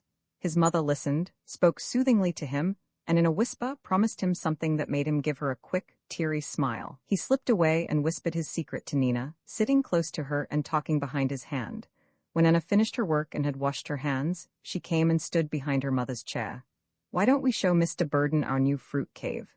she asked. We started off across the yard with the children at our heels. The boys were standing by the windmill, talking about the dog. Some of them ran ahead to open the cellar door. When we descended, they all came down after us, and seemed quite as proud of the cave as the girls were. Ambrush, the thoughtful-looking one who had directed me down by the plum bushes, called my attention to the stout brick walls and the cement floor. Yes, it is a good way from the house, he admitted. But you see, in winter there are nearly always some of us around to come out and get things. Anna and Yulka showed me 3 small barrels, one full of dill pickles, one full of chopped pickles, and one full of pickled watermelon rinds. You wouldn't believe, Jim, what it takes to feed them all, their mother exclaimed. You ought to see the bread we bake on Wednesdays and Saturdays. It's no wonder their poor papa can't get rich. He has to buy so much sugar for us to preserve with. We have our own wheat ground for flour, but then there's that much less to sell. Nina and Jan, and a little girl named Lucy, kept shyly pointing out to me the shelves of glass jars. They said nothing, but, glancing at me, traced on the glass with their fingertips the outline of the cherries and strawberries and crabapples within, trying by a blissful expression of countenance to give me some idea of their deliciousness. Show him the spiced plums, Mother. Americans don't have those, said one of the older boys. Mother uses them to make collages, he added. Leo, in a low voice, tossed off some scornful remark in Bohemian. I turned to him. You think I don't know what collages are, eh? You're mistaken, young man. I've eaten your mother's collages long before that Easter day when you were born. Always too fresh, Leo, Ambrush remarked with a shrug. Leo dived behind his mother and grinned out at me. We turned to leave the cave. Ántonia and I went up the stairs first, and the children waited. We were standing outside talking, when they all came running up the steps together, big and little, tow heads and gold heads and brown, and flashing little naked legs, a veritable explosion of life out of the dark cave into the sunlight. It made me dizzy for a moment. The boys escorted us to the front of the house, which I hadn't yet seen. In farmhouses, somehow, life comes and goes by the back door. The roof was so steep that the eaves were not much above the forest of tall hollyhocks, now brown and in seed. Through July, Ántonia said, the house was buried in them. The Bohemians, I remembered, always planted hollyhocks. The front yard was enclosed by a thorny locust hedge, and at the gate grew 2 silvery, moth-like trees of the mimosa family. From here one looked down over the cattle yards, with their 2 long ponds, and over a wide stretch of stubble which they told me was a rye field in summer. At some distance behind the house were an ash grove and 2 orchards, a cherry orchard, with gooseberry and currant bushes between the rows, and an apple orchard, sheltered by a high hedge from the hot winds. The older children turned back when we reached the hedge, but Jan and Nina and Lucy crept through it by a hole known only to themselves, and hid under the low-branching mulberry bushes. As we walked through the apple orchard, grown up in tall bluegrass, Ántonia kept stopping to tell me about one tree and another. I love them as if they were people, she said, rubbing her hand over the bark. There wasn't a tree here when we first came. We planted every one, and used to carry water for them, too, after we'd been working in the fields all day. Anton, he was a city man, and he used to get discouraged. But I couldn't feel so tired that I wouldn't fret about these trees when there was a dry time. They were on my mind like children. Many a night after he was asleep I've got up and come out and carried water to the poor things. And now, you see, we have the good of them. My man worked in the orange groves in Florida, and he knows all about grafting. There ain't one of our neighbors has an orchard that bears like ours. In the middle of the orchard, we came upon a grape arbor, with seats built along the sides and a warped plank table.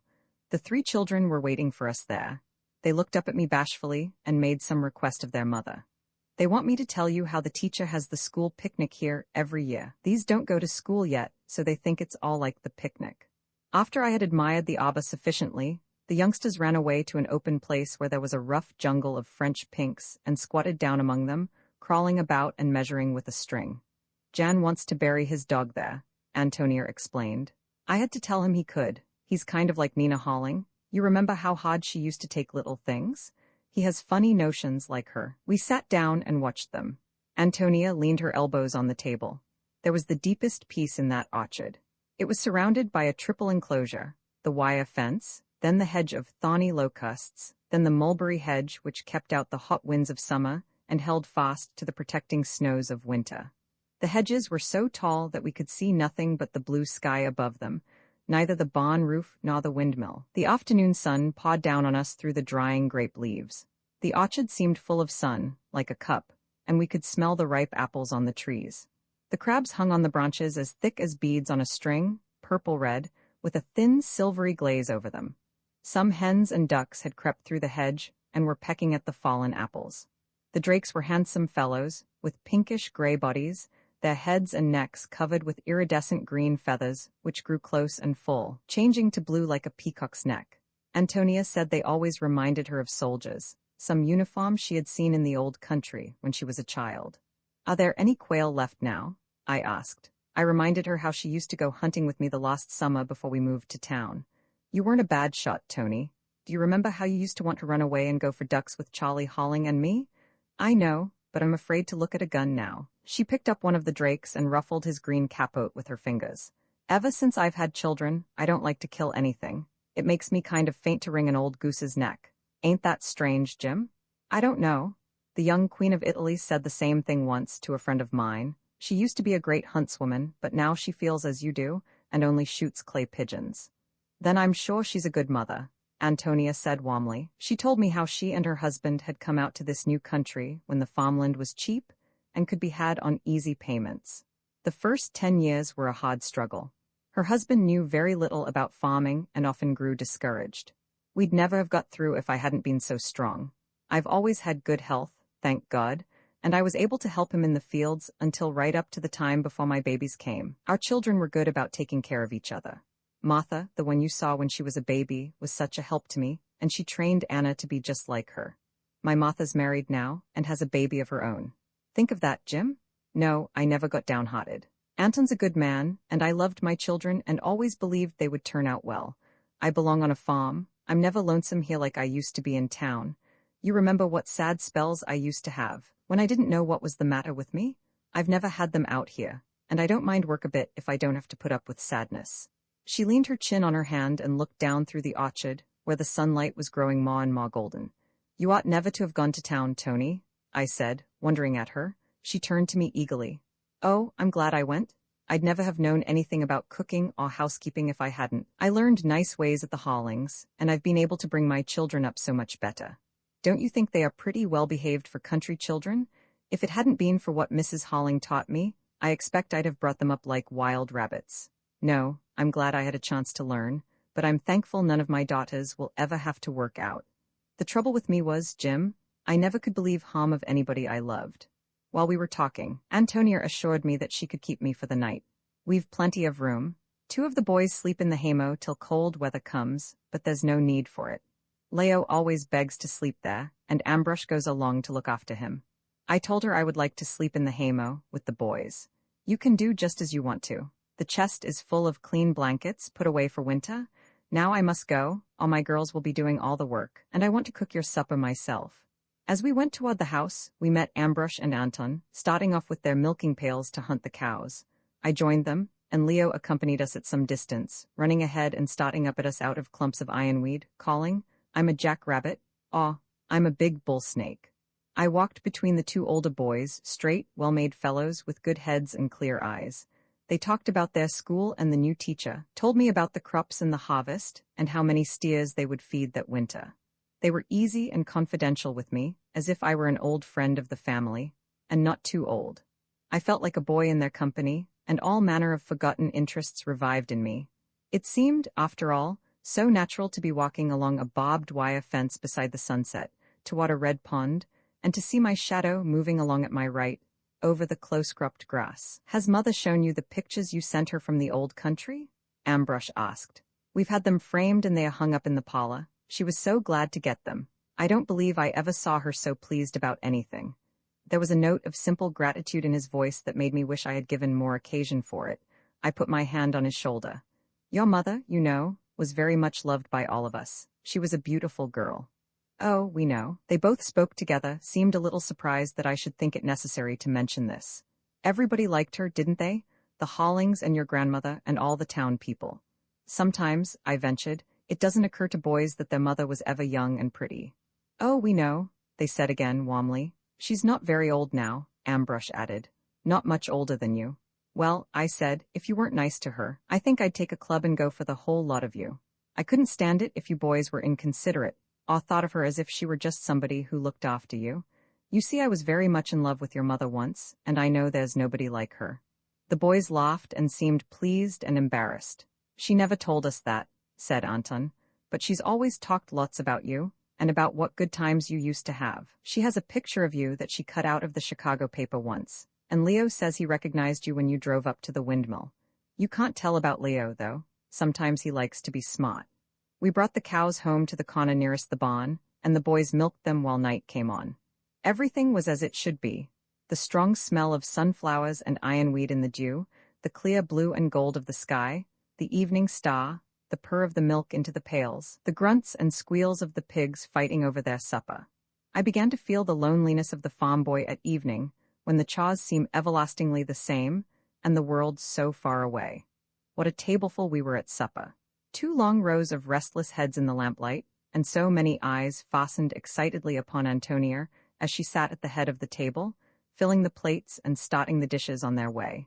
The children were seated according to a system, a little one next an older one, who was to watch over his behavior and to see that he got his food. Anna and Yulka left their chairs from time to time to bring fresh plates of colashes and pitchers of milk. After supper we went into the parlor, so that Yulka and Leo could play for me. Ántonia went first, carrying the lamp. There were not nearly chairs enough to go round, so the younger children sat down on the bare floor. Little Lucy whispered to me that they were going to have a parlor carpet if they got 90 cents for their wheat. Leo, with a good deal of fussing, got out his violin. It was old Mr. Shimeda's instrument, which Ántonia had always kept, and it was too big for him, but he played very well for a self-taught boy. Poor Yulka's efforts were not so successful. While they were playing, little Nina got up from her corner, came out into the middle of the floor, and began to do a pretty little dance on the boards with her bare feet. No one paid the least attention to her, and when she was through she stole back and sat down by her brother. Ántonia spoke to Leo in Bohemian. He frowned and wrinkled up his face. He seemed to be trying to pout, but his attempt only brought out dimples in unusual places.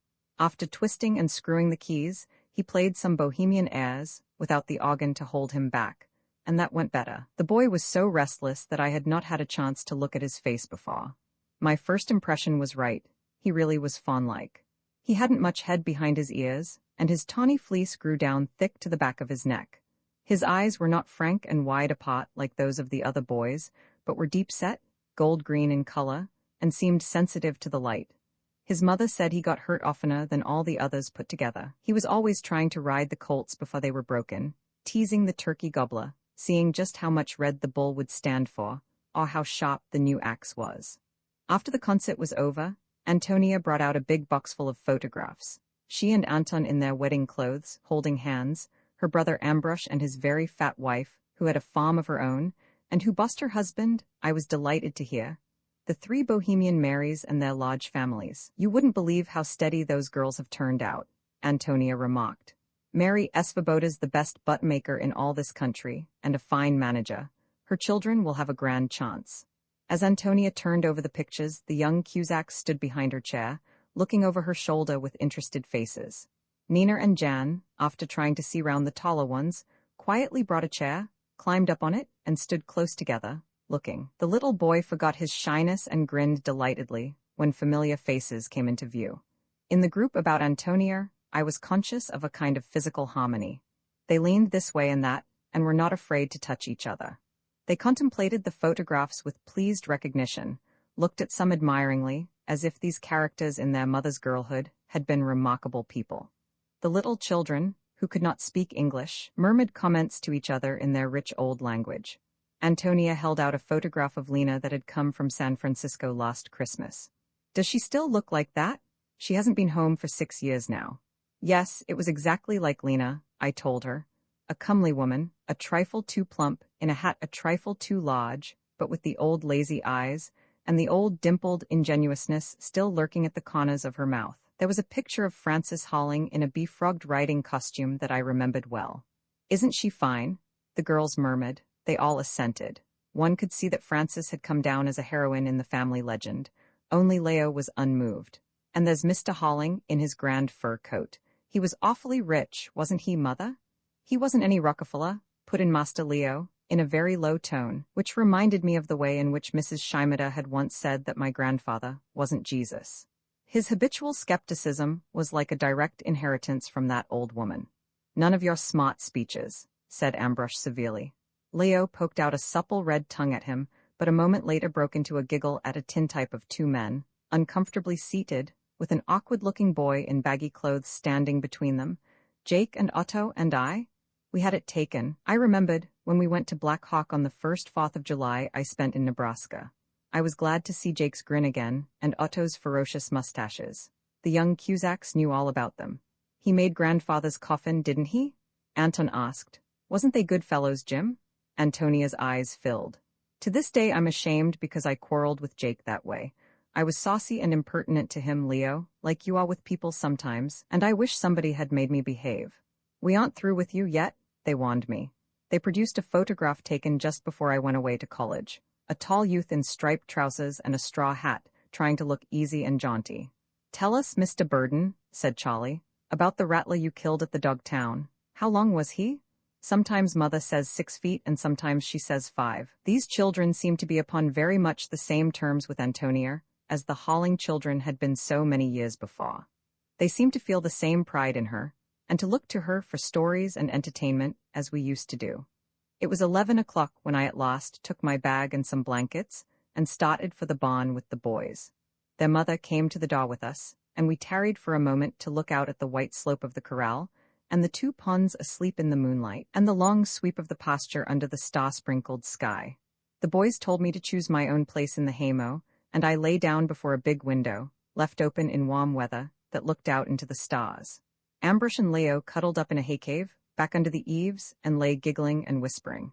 They tickled each other and tossed and tumbled in the hay, and then, all at once, as if they had been shot, they were still. There was hardly a minute between giggles and bland slumber. I lay awake for a long while, until the slow-moving moon passed my window on its way up the heavens. I was thinking about Antonia and her children, about Anna's solicitude for her, Ambrush's grave affection, Leo's jealous, animal little love. That moment, when they all came tumbling out of the cave into the light, was a sight any man might have come far to see. Antonia had always been one to leave images in the mind that did not fade, that grew stronger with time. In my memory, there was a succession of such pictures, fixed there like the old woodcuts of one's first primer. Antonia kicking her bare legs against the sides of my pony when we came home in triumph with our snake. Antonia in her black shawl and fur cap, as she stood by her father's grave in the snowstorm. Antonia coming in with her work team along the evening skyline. She lent herself to immemorial human attitudes which we recognize by instinct as universal and true. I had not been mistaken. She was a battered woman now, not a lovely girl, but she still had that something which fires the imagination, could still stop one's breath for a moment by a look or gesture that somehow revealed the meaning in common things. She had only to stand in the orchard, to put her hand on a little crab tree and look up at the apples, to make you feel the goodness of planting and tending and harvesting at last. All the strong things of her heart came out in her body that had been so tireless in serving generous emotions. It was no wonder that her sons stood tall and straight. She was a rich mine of life, like the founders of early races. Roman II, when I awoke in the morning, long bands of sunshine were coming in at the window and reaching back under the eaves where the 2 boys lay. Leo was wide awake and was tickling his brother's leg with a dried cauliflower he had pulled out of the hay. Ambrush kicked at him and turned over.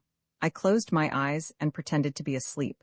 Leo lay on his back, elevated 1 foot, and began exercising his toes. He picked up dried flowers with his toes and brandished them in the belt of sunlight.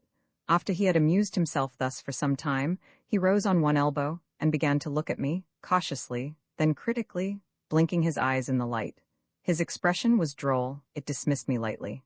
This old fellow is no different from other people. He doesn't know my secret. He seemed conscious of possessing a keener power of enjoyment than other people. His quick recognitions made him frantically impatient of deliberate judgments. He always knew what he wanted without thinking. After dressing in the hay, I washed my face in cold water at the windmill. Breakfast was ready when I entered the kitchen, and Yulka was baking griddle cakes. The 3 older boys set off for the fields early. Leo and Yulka were to drive to town to meet their father, who would return from Wilbur on the noon train. We'll only have a lunch at noon, Antonia said, and cook the geese for supper when our papa will be here. I wish my Martha could come down to see you. They have a Ford car now, and she don't seem so far away from me as she used to. But her husband's crazy about his farm and about having everything just right, and they almost never get away except on Sundays. He's a handsome boy, and he'll be rich someday. Everything he takes hold of turns out well. When they bring that baby in here and unwrap him, He looks like a little prince. Martha takes care of him so beautiful. I'm reconciled to her being away from me now, but at first I cried like I was putting her into her coffin. We were alone in the kitchen, except for Anna, who was pouring cream into the churn. She looked up at me. Yes, she did. We were just ashamed of Mother. She went round crying when Martha was so happy, and the rest of us were all glad. Joe certainly was patient with you, Mother. Ántonia nodded and smiled at herself. I know it was silly, but I couldn't help it. I wanted her right here. She'd never been away from me a night since she was born. If Anton had made trouble about her when she was a baby, or wanted me to leave her with my mother, I wouldn't have married him. I couldn't, but he always loved her like she was his own. I didn't even know Martha wasn't my full sister until after she was engaged to Joe. Anna told me. Toward the middle of the afternoon, the wagon drove in, with the father and the eldest son. I was smoking in the orchard, and as I went out to meet them, Ántonia came running down from the house and hugged the two men as if they had been away for months. Papa interested me from my first glimpse of him. He was shorter than his older sons, a crumpled little man, with run-over boot heels, and he carried one shoulder higher than the other. But he moved very quickly, and there was an air of jaunty liveliness about him. He had a strong, ruddy color, thick black hair, a little grizzled, a curly mustache, and red lips. His smile showed the strong teeth of which his wife was so proud, and as he saw me, his lively, quizzical eyes told me that he knew all about me. He looked like a humorous philosopher who had hitched up one shoulder under the burdens of life and gone on his way having a good time when he could. He advanced to meet me and gave me a hard hand, burned red on the back and heavily coated with hair. He wore his Sunday clothes, very thick and hot for the weather, an unstarched white shirt, and a blue necktie with big white dots, like a little boy's, tied in a flowing bow. Cusack began at once to talk about his holiday. From politeness, he spoke in English. Mama, I wish you would see the lady dance on the slack wire in the street at night. They throw a bright light on her, and she float through the air something beautiful, like a bird. They have a dancing bear, like in the old country, and 2-3 merry-go-round, and people in balloons, and what you call the big wheel, Rudolph? A Ferris wheel. Rudolph entered the conversation in a deep baritone voice. He was 6'2" and had a chest like a young blacksmith. We went to the big dance in the hall behind the saloon last night, Mother, and I danced with all the girls, and so did Father. I never saw so many pretty girls. It was a bohunk crowd for sure. We didn't hear a word of English on the street except from the show people, did we, Papa? Cusack nodded. And very many send word to you, Ántonia. You will excuse, turning to me, if I tell her. While we walked toward the house, he related incidents and delivered messages in the tongue he spoke fluently, and I dropped a little behind, curious to know what their relations had become, or remained. The two seemed to be on terms of easy friendliness, touched with humor. Clearly, she was the impulse, and he the corrective. As they went up the hill, he kept glancing at her sidewise, to see whether she got his point, or how she received it. I noticed later that he always looked at people sidewise, as a workhorse does at its yokemate. Even when he sat opposite me in the kitchen, talking, he would turn his head a little toward the clock, or the stove, and look at me from the side, but with frankness and good nature.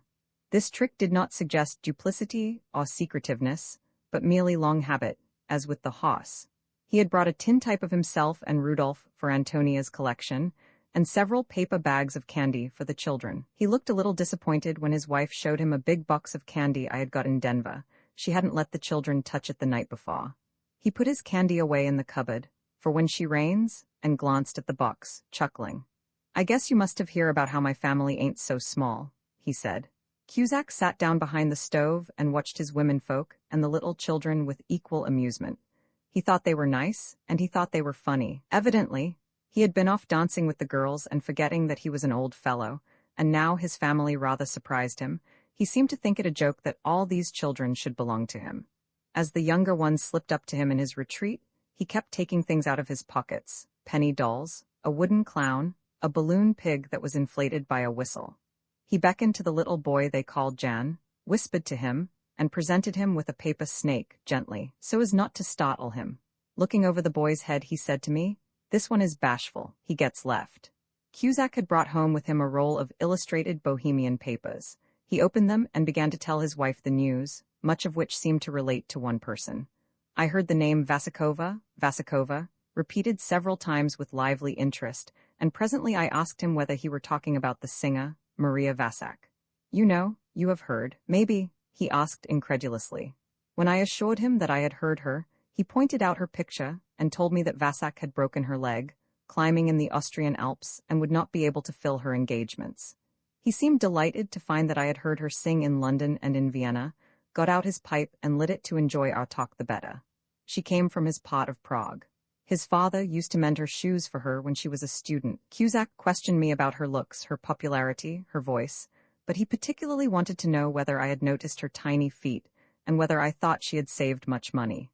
She was extravagant, of course, but he hoped she wouldn't squander everything and have nothing left when she was old. As a young man, working in Wien, he had seen a good many artists who were old and poor, making one glass of beer last all evening, and it was not very nice that, when the boys came in from milking and feeding, the long table was laid, and 2 brown geese stuffed with apples were put down sizzling before Ántonia. She began to carve, and Rudolf, who sat next his mother, started the plates on their way. When everybody was served, he looked across the table at me. "Have you been to Black Hawk lately, Mr. Burden? Then I wonder if you've heard about the Cathers?" No, I had heard nothing at all about them. "Then you must tell him, son, though it's a terrible thing to talk about at supper. Now, all you children be quiet. Rudolf is going to tell about the murder." "Hurrah, the murder?" the children murmured, looking pleased and interested. Rudolf told his story in great detail, with occasional promptings from his mother or father. Cather and his wife had gone on living in the house that Ántonia and I knew so well, and in the way we knew so well. They grew to be very old people. He shriveled up, Ántonia said, until he looked like a little old yellow monkey, for his beard and his fringe of hair never changed color. Mrs. Cather remained flushed and wild-eyed as we had known her, but as the years passed, she became afflicted with a shaking palsy which made her nervous nod continuous instead of occasional. Her hands were so uncertain that she could no longer disfigure china, poor woman. As the couple grew older, they quarreled more and more often about the ultimate disposition of their property. A new law was passed in the state, securing the surviving wife a third of her husband's estate under all conditions. Cather was tormented by the fear that Mrs. Cather would live longer than he, and that eventually her people, whom he had always hated so violently, would inherit. Their quarrels on this subject passed the boundary of the close-growing cedars, and were heard in the street by whoever wished to loiter and listen. One morning, 2 years ago, Cather went into the hardware store and bought a pistol, saying he was going to shoot a dog, and adding that he thought he would take a shot at an old cat while he was about it. Here the children interrupted Rudolph's narrative by smothered giggles. Cather went out behind the hardware store, put up a target, practiced for an hour or so, and then went home. At 6 o'clock that evening, when several men were passing the Cather house on their way home to supper, they heard a pistol shot. They paused and were looking doubtfully at one another, when another shot came crashing through an upstairs window. They ran into the house and found Cather lying on a sofa in his upstairs bedroom, with his throat torn open, bleeding on a roll of sheets he had placed beside his head. "Walk in, gentlemen," he said weakly. "I am alive, you see, and competent. You are witnesses that I have survived my wife. You will find her in her own room. Please make your examination at once, so that there will be no mistake." One of the neighbors telephoned for a doctor, while the others went into Mrs. Cather's room. She was lying on her bed, in her nightgown and wrapper, shot through the heart. Her husband must have come in while she was taking her afternoon nap and shot her, holding the revolver near her breast. Her nightgown was burned from the powder. The horrified neighbors rushed back to Cather. He opened his eyes and said distinctly, "Mrs. Cather is quite dead, gentlemen, and I am conscious. My affairs are in order." Then, Rudolf said, he let go and died. On his desk, the coroner found a letter, dated at 5 o'clock that afternoon. It stated that he had just shot his wife, that any will she might secretly have made would be invalid, as he survived her. He meant to shoot himself at 6 o'clock and would, if he had strength, fire a shot through the window in the hope that passers-by might come in and see him before life was extinct. As he wrote, "Now, would you have thought that man had such a cruel heart?" Ántonia turned to me after the story was told.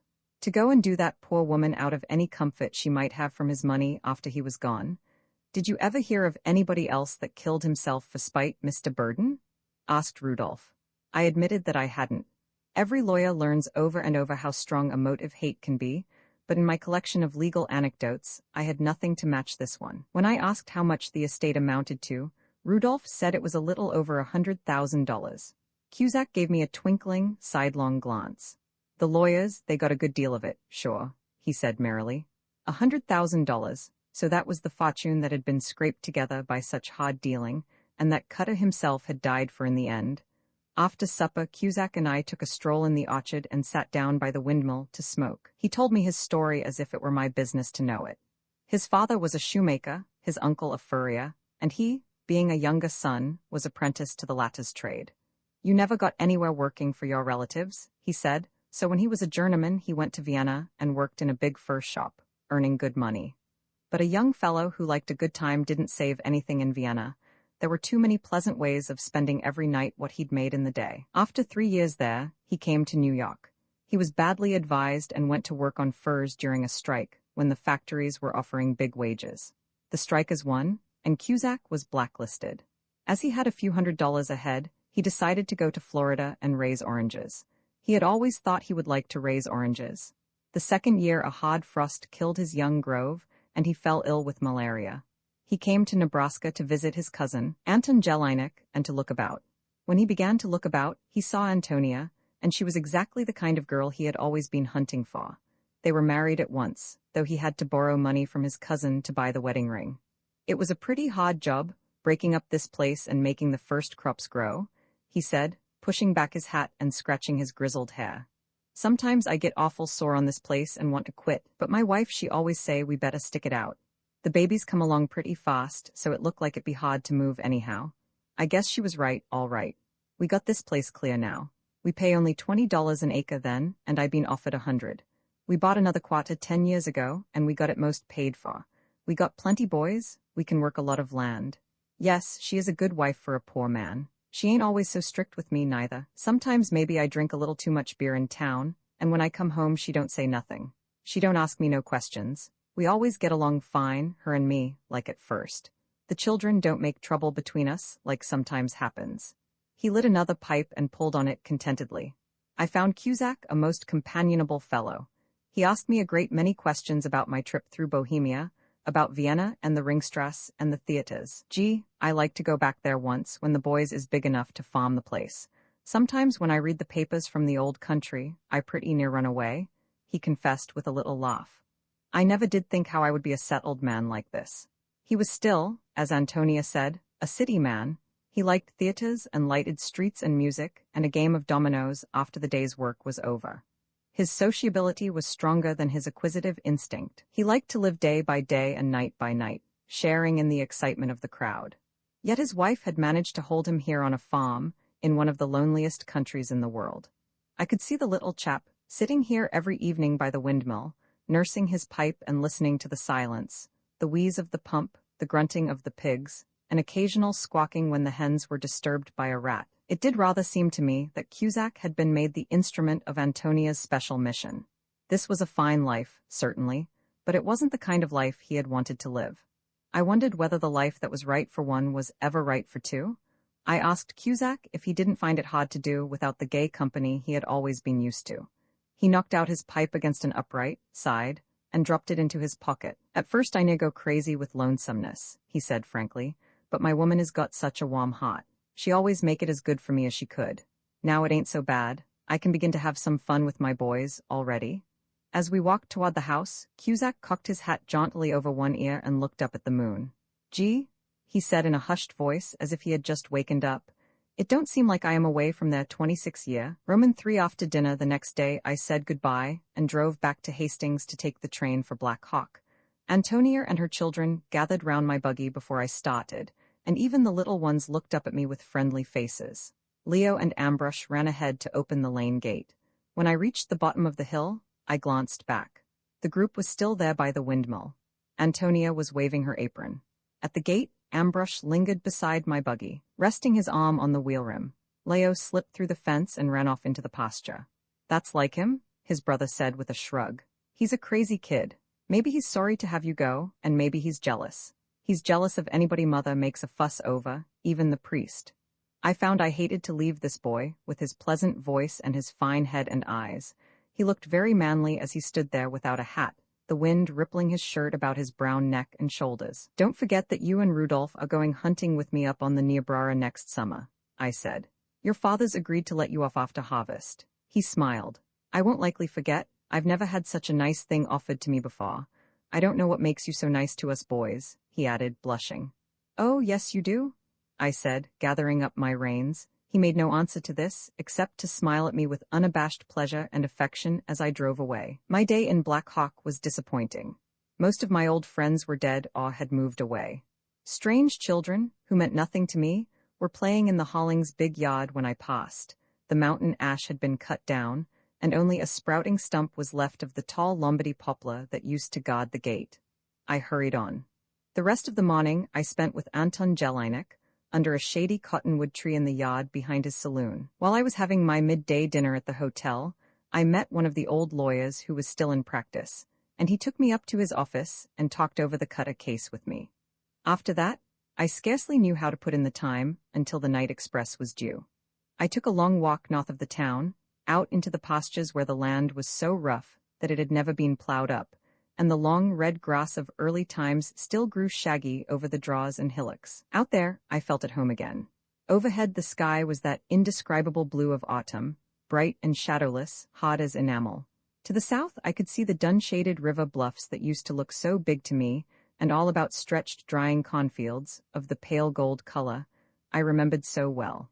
Russian thistles were blowing across the uplands and piling against the wire fences like barricades. Along the cattle paths, the plumes of goldenrod were already fading into sun-warmed velvet, gray with gold threads in it. I had escaped from the curious depression that hangs over little towns, and my mind was full of pleasant things. Trips I meant to take with the Cusack boys, in the bad lands and up on the stinking water.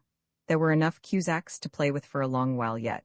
Even after the boys grew up, there would always be Cusack himself. I meant to tramp along a few miles of lighted streets with Cusack. As I wandered over those rough pastures, I had the good luck to stumble upon a bit of the first road that went from Black Hawk out to the North Country, to my grandfather's farm, then on to the Scheimedes, and to the Norwegian settlement. Everywhere else it had been plowed under when the highways were surveyed. This half-mile or so within the pasture fence was all that was left of that old road, which used to run like a wild thing across the open prairie, clinging to the high places and circling and doubling like a rabbit before the hounds. On the level land the tracks had almost disappeared, were mere shadings in the grass, and a stranger would not have noticed them. But wherever the road had crossed a draw, it was easy to find. The rains had made channels of the wheel ruts and washed them so deeply that the sod had never healed over them. They looked like gashes torn by a grizzly's claws, on the slopes where the farm wagons used to lurch up out of the hollows, with a pull that brought curling muscles on the smooth hips of the horses. I sat down and watched the haystacks turn rosy in the slanting sunlight. This was the road over which Ántonia and I came on that night when we got off the train at Black Hawk and were bedded down in the straw, wondering children, being taken we knew not whither. I had only to close my eyes to hear the rumbling of the wagons in the dock, and to be again overcome by that obliterating strangeness. The feelings of that night were so near that I could reach out and touch them with my hand. I had the sense of coming home to myself, and of having found out what a little circle man's experience is. For Ántonia and for me, this had been the road of destiny, had taken us to those early accidents of fortune which predetermined for us all that we can ever be. Now I understood that the same road was to bring us together again. Whatever we had missed, we possessed together the precious, the incommunicable past. We knew that things were hard for our bohemian neighbors, but the two girls were light-hearted and never complained. They were always ready to forget their troubles at home, and to run away with me over the prairie, scaring rabbits or starting up flocks of quail. I remember Antonia's excitement when she came into our kitchen one afternoon and announced, "My papa find friends up north with Russian mans. Last night he take me for sea, and I can understand very much talk. Nice mans, Mrs. Burden. One is fat and all the time laugh. Everybody laugh. The first time I see my papa laugh in this country. Oh, very nice?" I asked her if she meant the two Russians who lived up by the big dog town.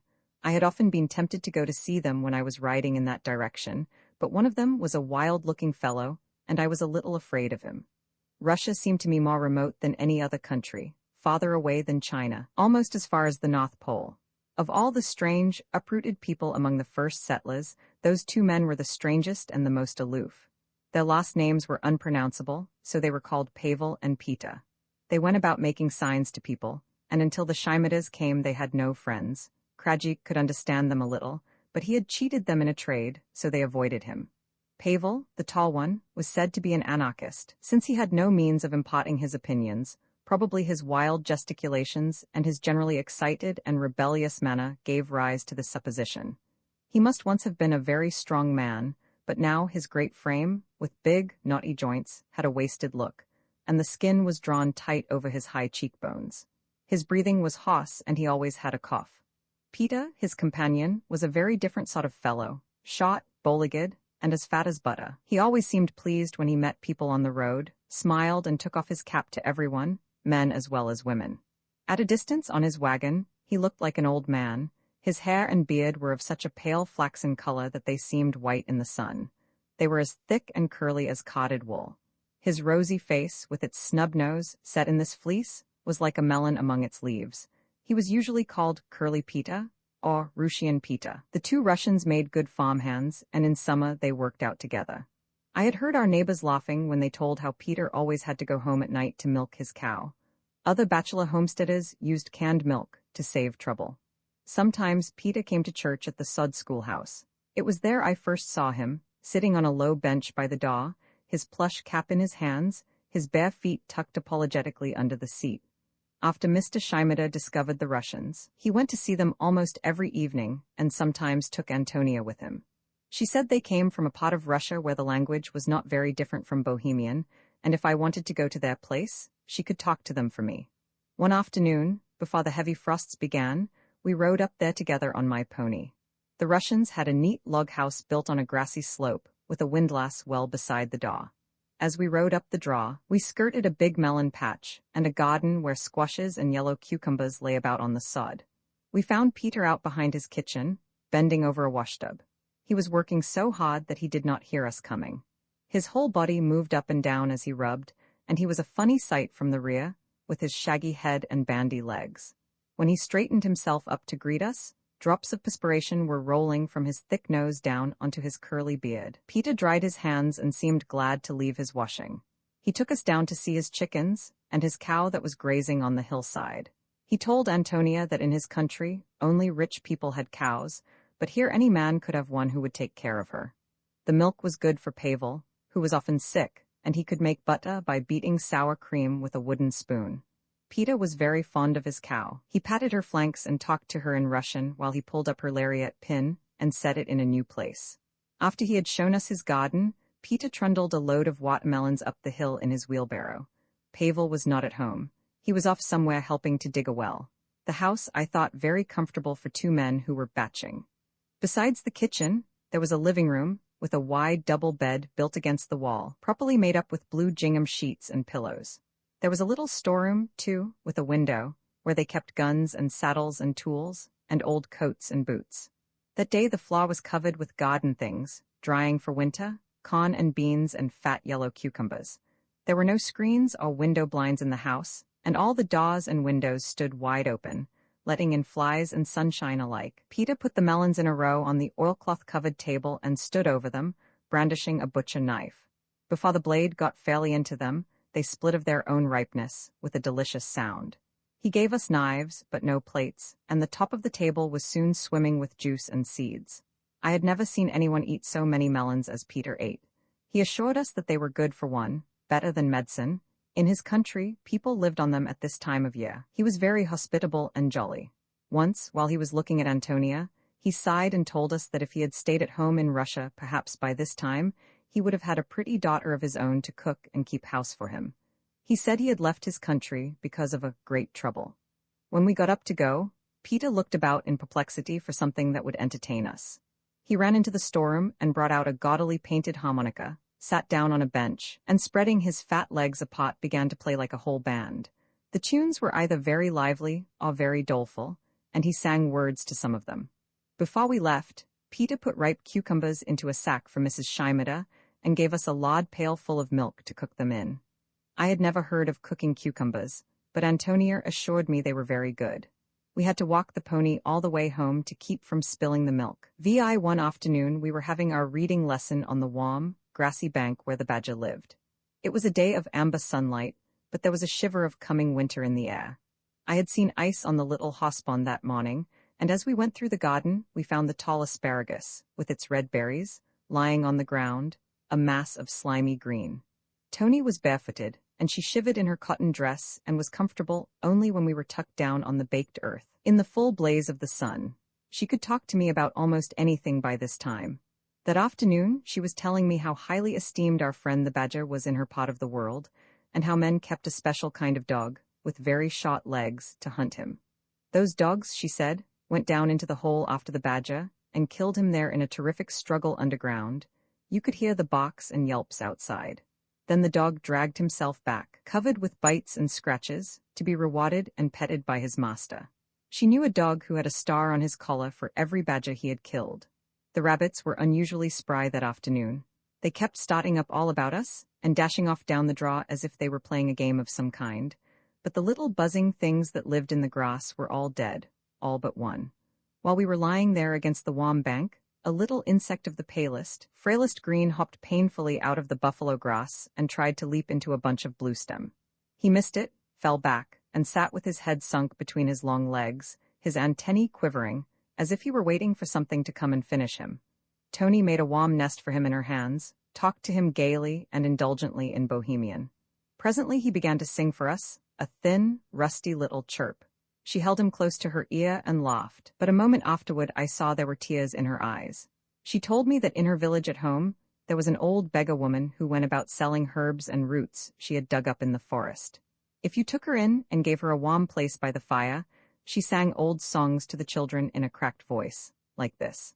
Old Hata, she was called, and the children loved to see her coming and saved their cakes and sweets for her. When the bank on the other side of the draw began to throw a narrow shelf of shadow, we knew we ought to be starting homeward. The chill came on quickly when the sun got low, and Antonia's dress was thin. What were we to do with the frail little creature we had lured back to life by false pretenses? I offered my pockets, but Tony shook her head and carefully put the green insect in her hair, tying her big handkerchief down loosely over her curls. I said I would go with her until we could see Squaw Creek, and then turn and run home. We drifted along lazily, very happy, through the magical light of the late afternoon. All those fall afternoons were the same, but I never got used to them. As far as we could see, the miles of copper-red grass were drenched in sunlight that was stronger and fiercer than at any other time of the day. The blonde cornfields were red gold, the haystacks turned rosy and threw long shadows. The whole prairie was like the bush that burned with fire and was not consumed. That hour always had the exultation of victory, of triumphant ending, like a hero's death.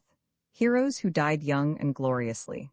It was a sudden transfiguration, a lifting up of day.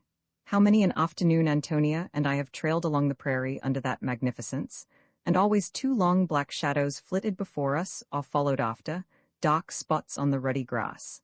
We had been silent a long time, and the edge of the sun sank nearer and nearer the prairie floor when we saw a figure moving on the edge of the upland, a gun over his shoulder. He was walking slowly, dragging his feet along as if he had no purpose. We broke into a run to overtake him. "My papa sick all the time?" Tony panted as we flew. "He not look good, Jim." As we neared Mr. Shimada, she shouted, and he lifted his head and peered about. Tony ran up to him, caught his hand and pressed it against her cheek. She was the only one of his family who could rouse the old man from the tapa in which he seemed to live. He took the bag from his belt and showed us 3 rabbits he had shot, looked at Ántonia with a wintry flicker of a smile, and began to tell her something. She turned to me. "My tatinek make me little hat with the skins, little hat for winter?" she exclaimed joyfully. "Meat for eat, skin for hat." She told off these benefits on her fingers. Her father put his hand on her hair, but she caught his wrist and lifted it carefully away, talking to him rapidly. I heard the name of old Hata. He untied the handkerchief, separated her hair with his fingers, and stood looking down at the green insect. When it began to chirp faintly, he listened as if it were a beautiful sound. I picked up the gun he had dropped, a queer piece from the old country, short and heavy, with a stag's head on the cock. When he saw me examining it, he turned to me with his faraway look that always made me feel as if I were down at the bottom of a well. He spoke kindly and gravely, and Ántonia translated, "My tatinek say, when you a big boy, he give you his gun, very fine from Bohemy. It was belonged to a great man, very rich like what you not got here, many fields, many forests, many big house. My papa play for his wedding, and he give my papa fine gun, and my papa give you." I was glad that this project was one of futurity. There never were such people as the Shimadas for wanting to give away everything they had. Even the mother was always offering me things, though I knew she expected substantial presents in return. We stood there in friendly silence, while the feeble minstrel sheltered in Antonia's hair went on with its scratchy chirp. The old man's smile, as he listened, was so full of sadness, of pity for things, that I never afterward forgot it. As the sun sank, there came a sudden coolness and the strong smell of earth and drying grass. Antonia and her father went off hand in hand, and I buttoned up my jacket and raced my shadow home. Romans 7. Much as I liked Antonia, I hated a superior tone that she sometimes took with me. She was 4 years older than I, to be sure, and had seen more of the world, but I was a boy and she was a girl, and I resented her protecting manner. Before the autumn was over, she began to treat me more like an equal, and to defer to me in other things than reading lessons. This change came about from an adventure we had together. One day when I rode over to the Scheimerdes, I found Antonia starting off on foot for Russian Peter's house, to borrow a spade Ambrush needed. I offered to take her on the pony, and she got up behind me. There had been another black frost the night before, and the air was clear and heady as wine. Within a week all the blooming roads had been despoiled. Hundreds of miles of yellow sunflowers had been transformed into brown, rattling, burry stalks. We found Russian Peter digging his potatoes. We were glad to go in and get warm by his kitchen stove, and to see his squashes and Christmas melons, heaped in the storeroom for winter. As we rode away with the spade, Antonia suggested that we stop at the prairie dog town and dig into one of the holes. We could find out whether they ran straight down, or were horizontal, like mole holes, whether they had underground connections, whether the owls had nests down there, lined with feathers. We might get some puppies, or owl eggs, or snakeskins. The dog town was spread out over perhaps 10 acres. The grass had been nibbled short and even, so this stretch was not shaggy and red like the surrounding country, but gray and velvety. The holes were several yards apart, and were disposed with a good deal of regularity, almost as if the town had been laid out in streets and avenues. One always felt that an orderly and very sociable kind of life was going on there. I picketed Dude down in a draw, and we went wandering about, looking for a hole that would be easy to dig. The dogs were out, as usual, dozens of them, sitting up on their hind legs over the doors of their houses.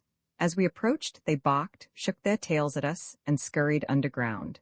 Before the mouths of the holes were little patches of sand and gravel, scratched up, we supposed, from a long way below the surface. Here and there, in the town, we came on larger gravel patches, several yards away from any hole. If the dogs had scratched the sand up in excavating, how had they carried it so far? It was on one of these gravel beds that I met my adventure. We were examining a big hole with 2 entrances. The burrow sloped into the ground at a gentle angle, so that we could see where the 2 corridors united, and the floor was dusty from use, like a little highway over which much travel went. I was walking backward, in a crouching position, when I heard Antonia scream. She was standing opposite me, pointing behind me and shouting something in Bohemian. I whirled round, and there, on one of those dry gravel beds, was the biggest snake I had ever seen. He was sunning himself after the cold night, and he must have been asleep when Antonia screamed. When I turned, he was lying in long loose waves, like a letter W. He twitched and began to coil slowly. He was not merely a big snake, I thought. He was a circus monstrosity. His abominable muscularity, his loathsome, fluid motion, somehow made me sick. He was as thick as my leg, and looked as if millstones couldn't crush the disgusting vitality out of him. He lifted his hideous little head and rattled. I didn't run because I didn't think of it. If my back had been against a stone wall, I couldn't have felt more cornered.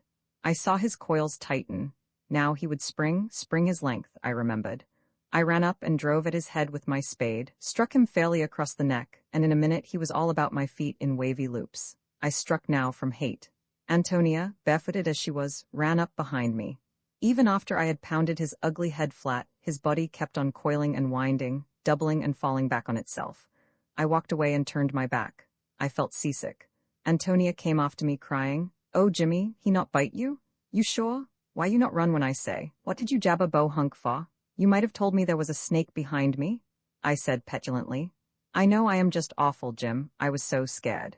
She took my handkerchief from my pocket and tried to wipe my face with it, but I snatched it away from her.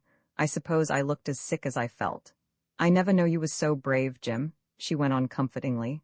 "You is just like big mans. You wait for him lift his head and then you go for him. Ain't you feel scared a bit? Now we take that snake home and show everybody. Nobody ain't seen in this country so big snake like you kill." She went on in this strain until I began to think that I had longed for this opportunity and had hailed it with joy. Cautiously, we went back to the snake. He was still groping with his tail, turning up his ugly belly in the light. A faint, fetid smell came from him, and a thread of green liquid oozed from his crushed head. "Look, Tony, that's his poison," I said. I took a long piece of string from my pocket, and she lifted his head with the spade while I tied a noose around it. We pulled him out straight and measured him by my riding quirt. He was about 5.5 feet long. He had 12 rattles, but they were broken off before they began to taper, so I insisted that he must once have had 24. I explained to Ántonia how this meant that he was 24 years old, that he must have been there when white men first came, left on from buffalo and Indian times. As I turned him over, I began to feel proud of him, to have a kind of respect for his age and size. He seemed like the ancient, eldest evil. Certainly his kind have left horrible unconscious memories in all warm-blooded life. When we dragged him down into the draw, Jude sprang off to the end of his tether and shivered all over. Wouldn't let us come near him. We decided that Ántonia should ride Jude home, and I would walk. As she rode along slowly, her bare legs swinging against the pony's sides, she kept shouting back to me about how astonished everybody would be. I followed with the spade over my shoulder, dragging my snake. Her exultation was contagious. The great land had never looked to me so big and free. If the red grass were full of rattlers, I was equal to them all. Nevertheless, I stole furtive glances behind me now and then to see that no avenging mate, older and bigger than my quarry, was racing up from the rear. The sun had set when we reached our garden and went down the draw toward the house. Otto Futz was the first one we met. He was sitting on the edge of the cattle pond, having a quiet pipe before supper. Ántonia called him to come quick and look. He did not say anything for a minute, but scratched his head and turned the snake over with his boot. "Where did you run onto that beauty, Jim?" "Up at the Dogtown," I answered laconically. "Kill him yourself? How come you to have a weapon?" "We'd been up to Russian Peter's to borrow a spade for ambush." Otto shook the ashes out of his pipe and squatted down to count the rattles. "It was just luck you had a tool," he said cautiously. "Gosh, I wouldn't want to do any business with that fellow myself, unless I had a fence post along. Your grandmother's snake cane wouldn't more than tickle him. He could stand right up and talk to you, he could. Did he fight hard?"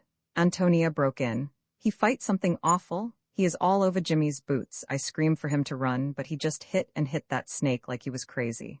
Otto winked at me. After Ántonia rode on, he said, "Got him in the head first crack, didn't you? That was just as well." We hung him up to the windmill, and when I went down to the kitchen, I found Ántonia standing in the middle of the floor, telling the story with a great deal of color.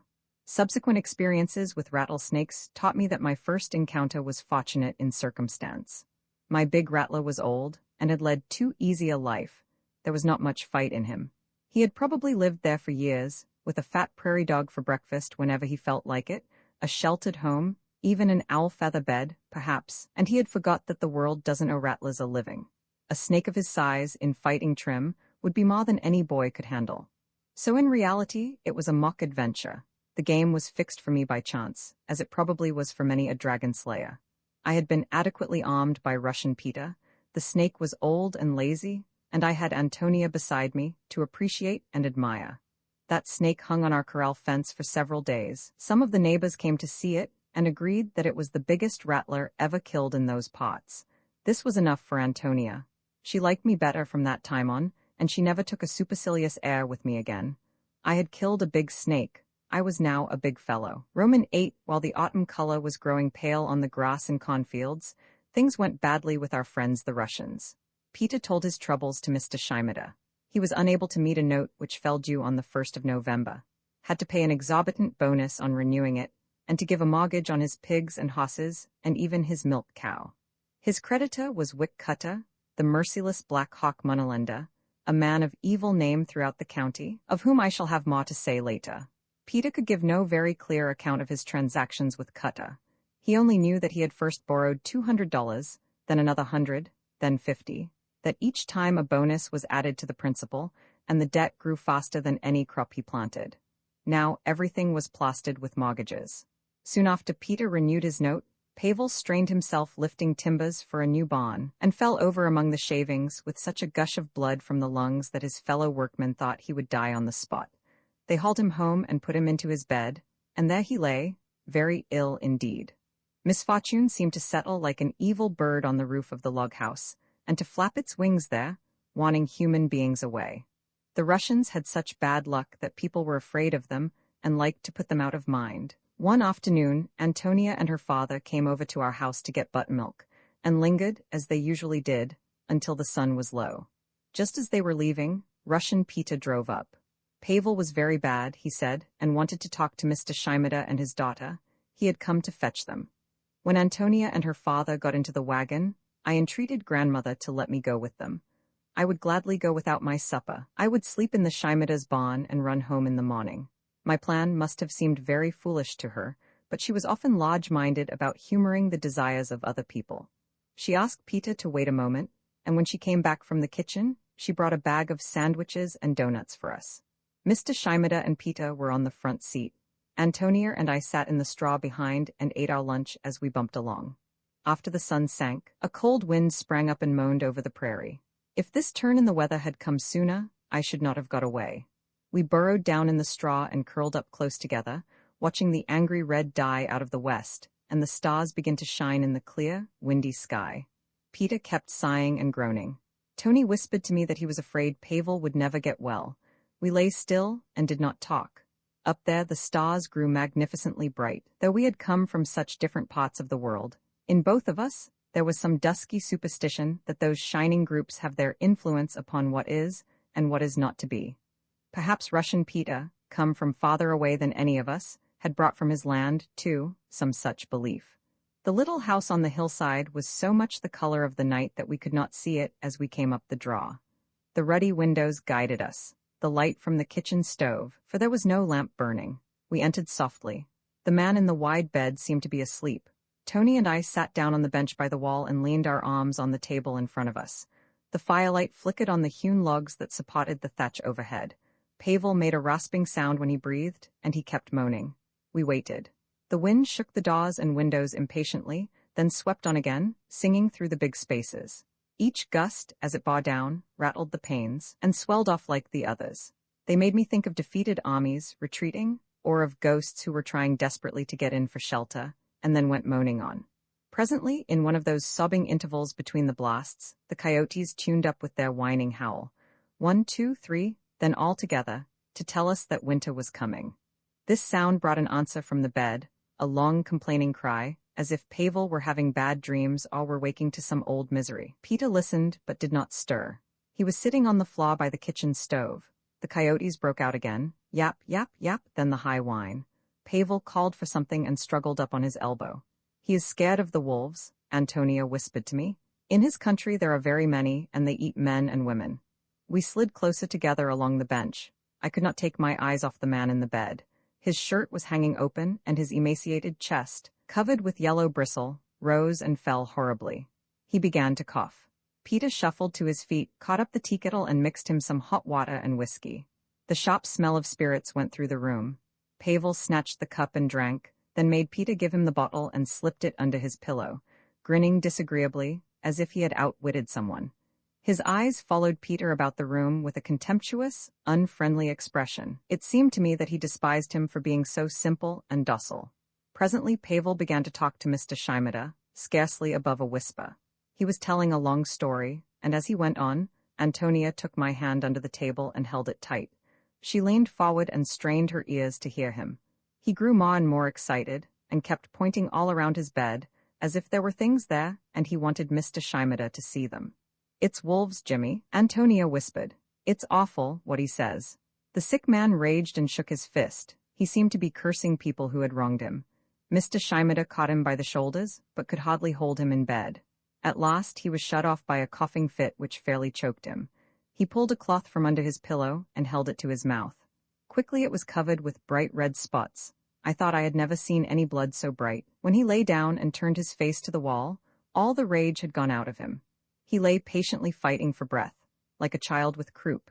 Antonia's father uncovered one of his long bony legs and rubbed it rhythmically. From our bench, we could see what a hollow case his body was. His spine and shoulder blades stood out like the bones under the hide of a dead steer left in the fields. That sharp backbone must have hurt him when he lay on it. Gradually, relief came to all of us. Whatever it was, the worst was over. Mr. Shimada signed to us that Pavel was asleep. Without a word, Peter got up and lit his lantern. He was going out to get his team to drive us home. Mr. Shimada went with him.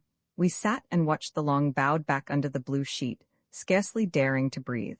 On the way home, when we were lying in the straw, under the jolting and rattling, Ántonia told me as much of the story as she could. What she did not tell me then, she told later.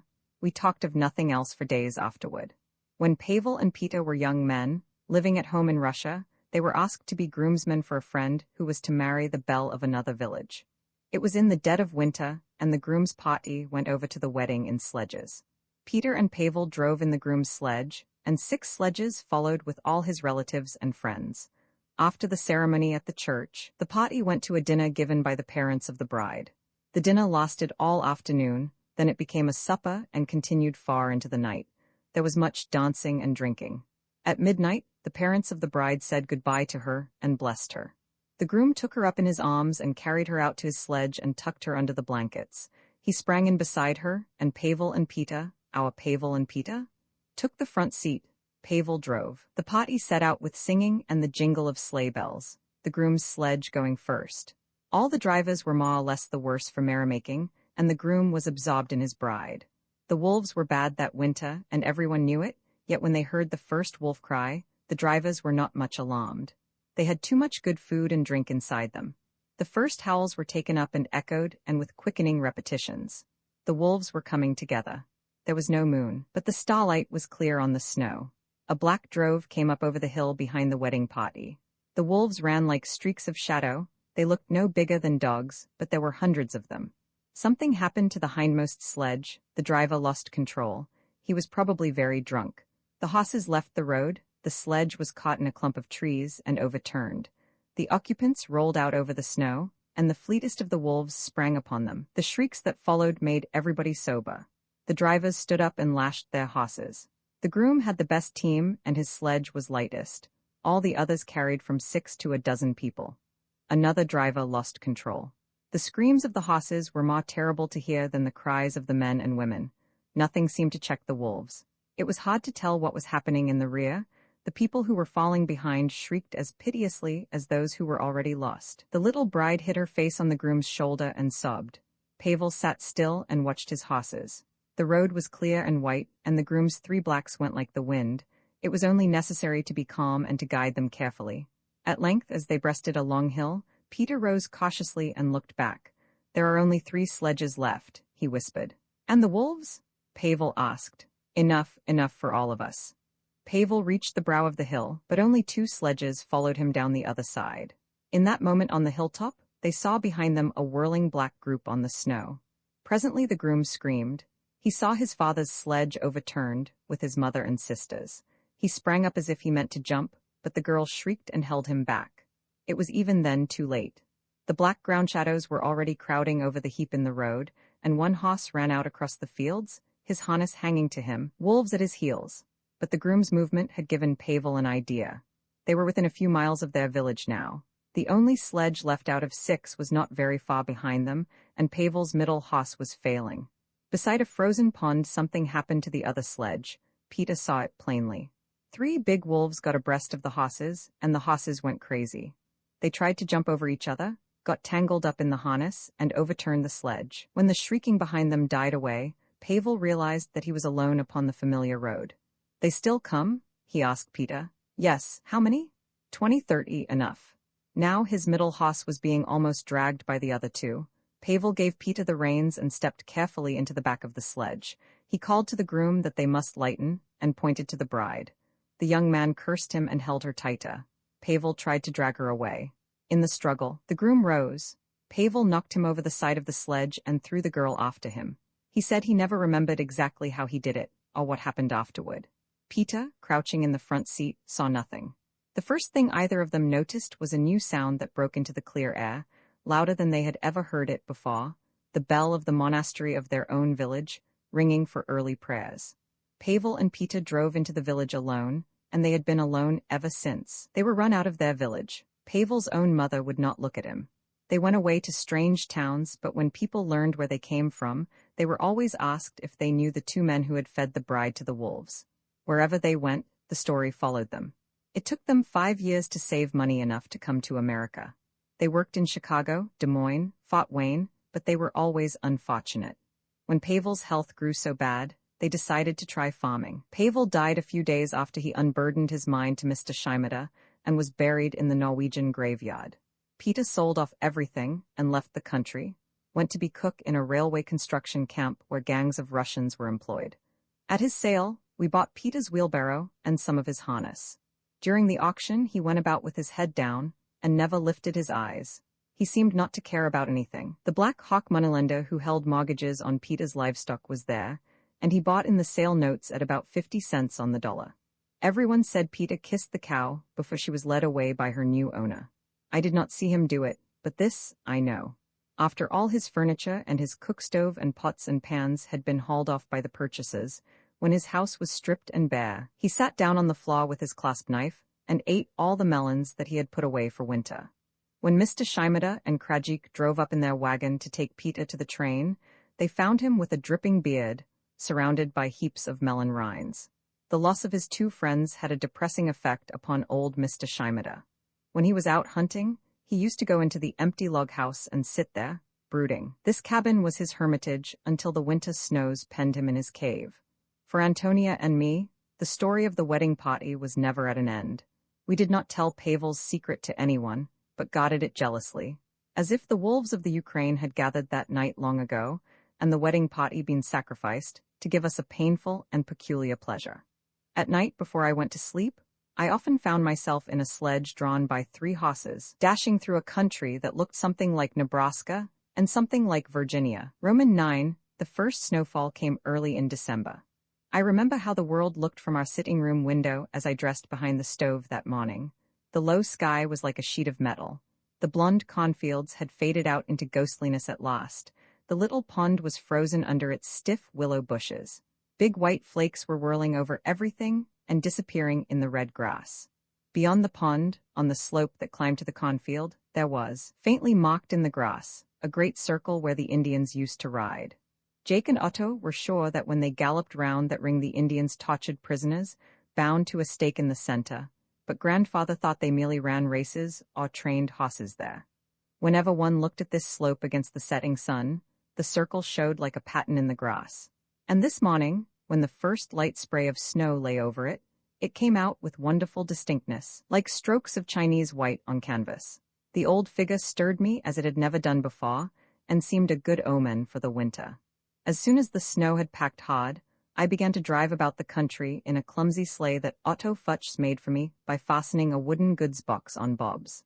Futsch had been apprenticed to a cabinet maker in the old country, and was very handy with tools. He would have done a better job if I hadn't hurried him. My first trip was to the post office, and the next day I went over to take Yulka and Ántonia for a sleigh ride. It was a bright, cold day. I piled straw and buffalo robes into the box, and took 2 hot bricks wrapped in old blankets. When I got to the Shimadas, I did not go up to the house, but sat in my sleigh at the bottom of the draw and called. Ántonia and Yulka came running out, wearing little rabbit-skin hats their father had made for them. They had heard about my sledge from Ambrosch and knew why I had come. They tumbled in beside me, and we set off toward the north, along a road that happened to be broken. The sky was brilliantly blue, and the sunlight on the glittering white stretches of prairie was almost blinding. As Ántonia said, the whole world was changed by the snow.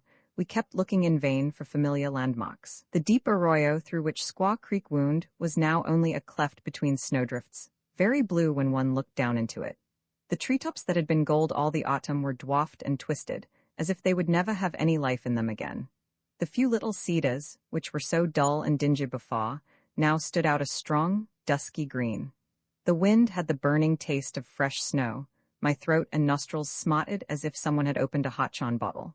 The cold stung, and at the same time delighted one. My horse's breath rose like steam, and whenever we stopped he smoked all over.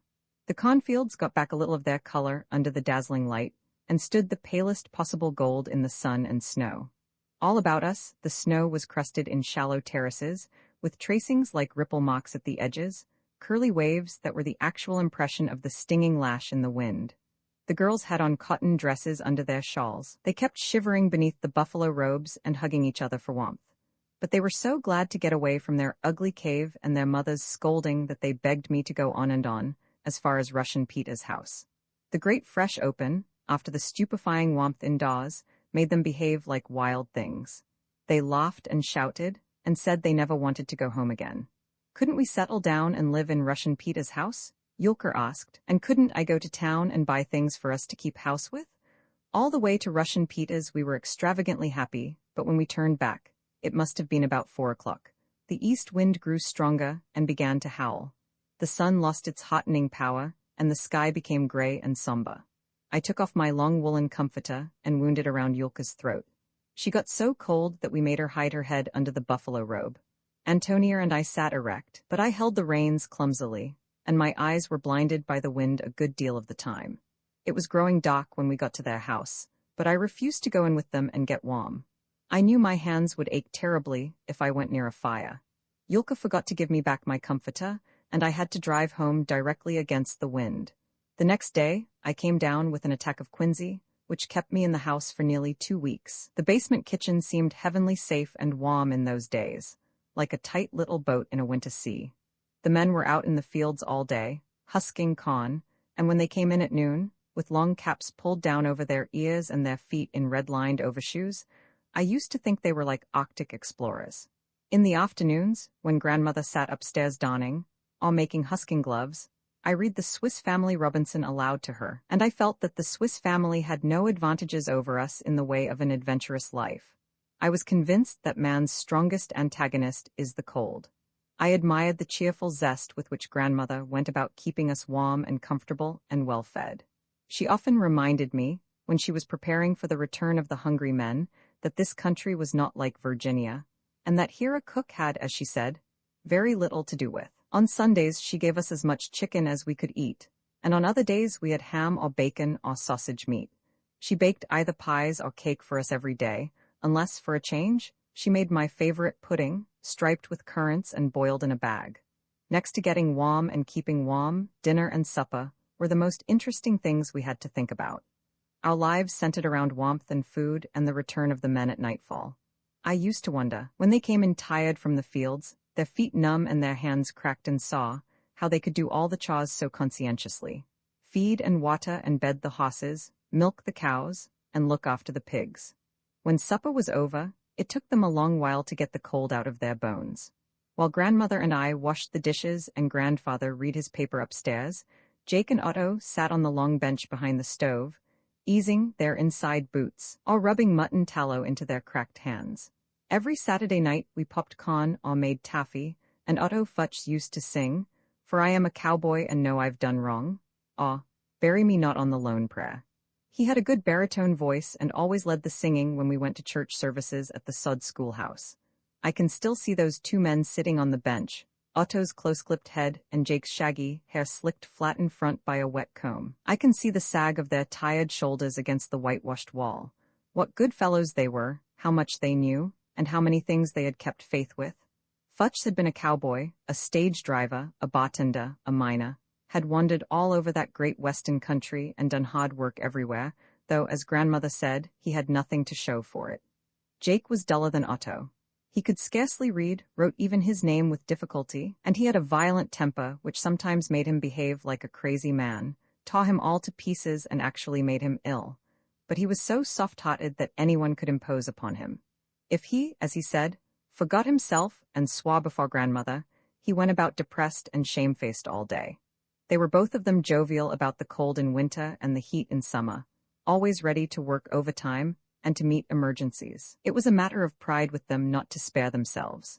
Yet they were the sort of men who never get on, somehow, or do anything but work hard for $1 or 2 a day. On those bitter, starlit nights, as we sat around the old stove that fed us and warmed us and kept us cheerful, we could hear the coyotes howling down by the corrals, and their hungry, wintry cry used to remind the boys of wonderful animal stories, about gray wolves and bears in the Rockies, wild cats and panthers in the Virginia mountains. Sometimes Futch could be persuaded to talk about the outlaws and desperate characters he had known. I remember one funny story about himself that made grandmother, who was working her bread on the breadboard, laugh until she wiped her eyes with her bare arm, her hands being floury. It was like this. When Otto left Austria to come to America, he was asked by one of his relatives to look after a woman who was crossing on the same boat to join her husband in Chicago. The woman started off with 2 children, but it was clear that her family might grow larger on the journey. Futch said he got on fine with the kids, and liked the mother, though she played a sorry trick on him. In mid-ocean, she proceeded to have not 1 baby, but 3? This event made Futch the object of undeserved notoriety, since he was traveling with her. The steerage stewardess was indignant with him. The doctor regarded him with suspicion. The first cabin passengers, who made up a purse for the woman, took an embarrassing interest in Otto, and often inquired of him about his charge. When the triplets were taken ashore at New York, he had, as he said, to carry some of them. The trip to Chicago was even worse than the ocean voyage. On the train, it was very difficult to get milk for the babies and to keep their bottles clean. The mother did her best, but no woman, out of her natural resources, could feed 3 babies. The husband, in Chicago, was working in a furniture factory for modest wages, and when he met his family at the station, he was rather crushed by the size of it. He, too, seemed to consider Futch in some fashion to blame. I was sure glad, Otto concluded, that he didn't take his hard feeling out on that poor woman, but he had a sullen eye for me all right. Now, did you ever hear of a young fella's having such hard luck, Mrs. Burden? Grandmother told him she was sure the Lord had remembered these things to his credit, and had helped him out of many a scrape when he didn't realize that he was being protected by Providence.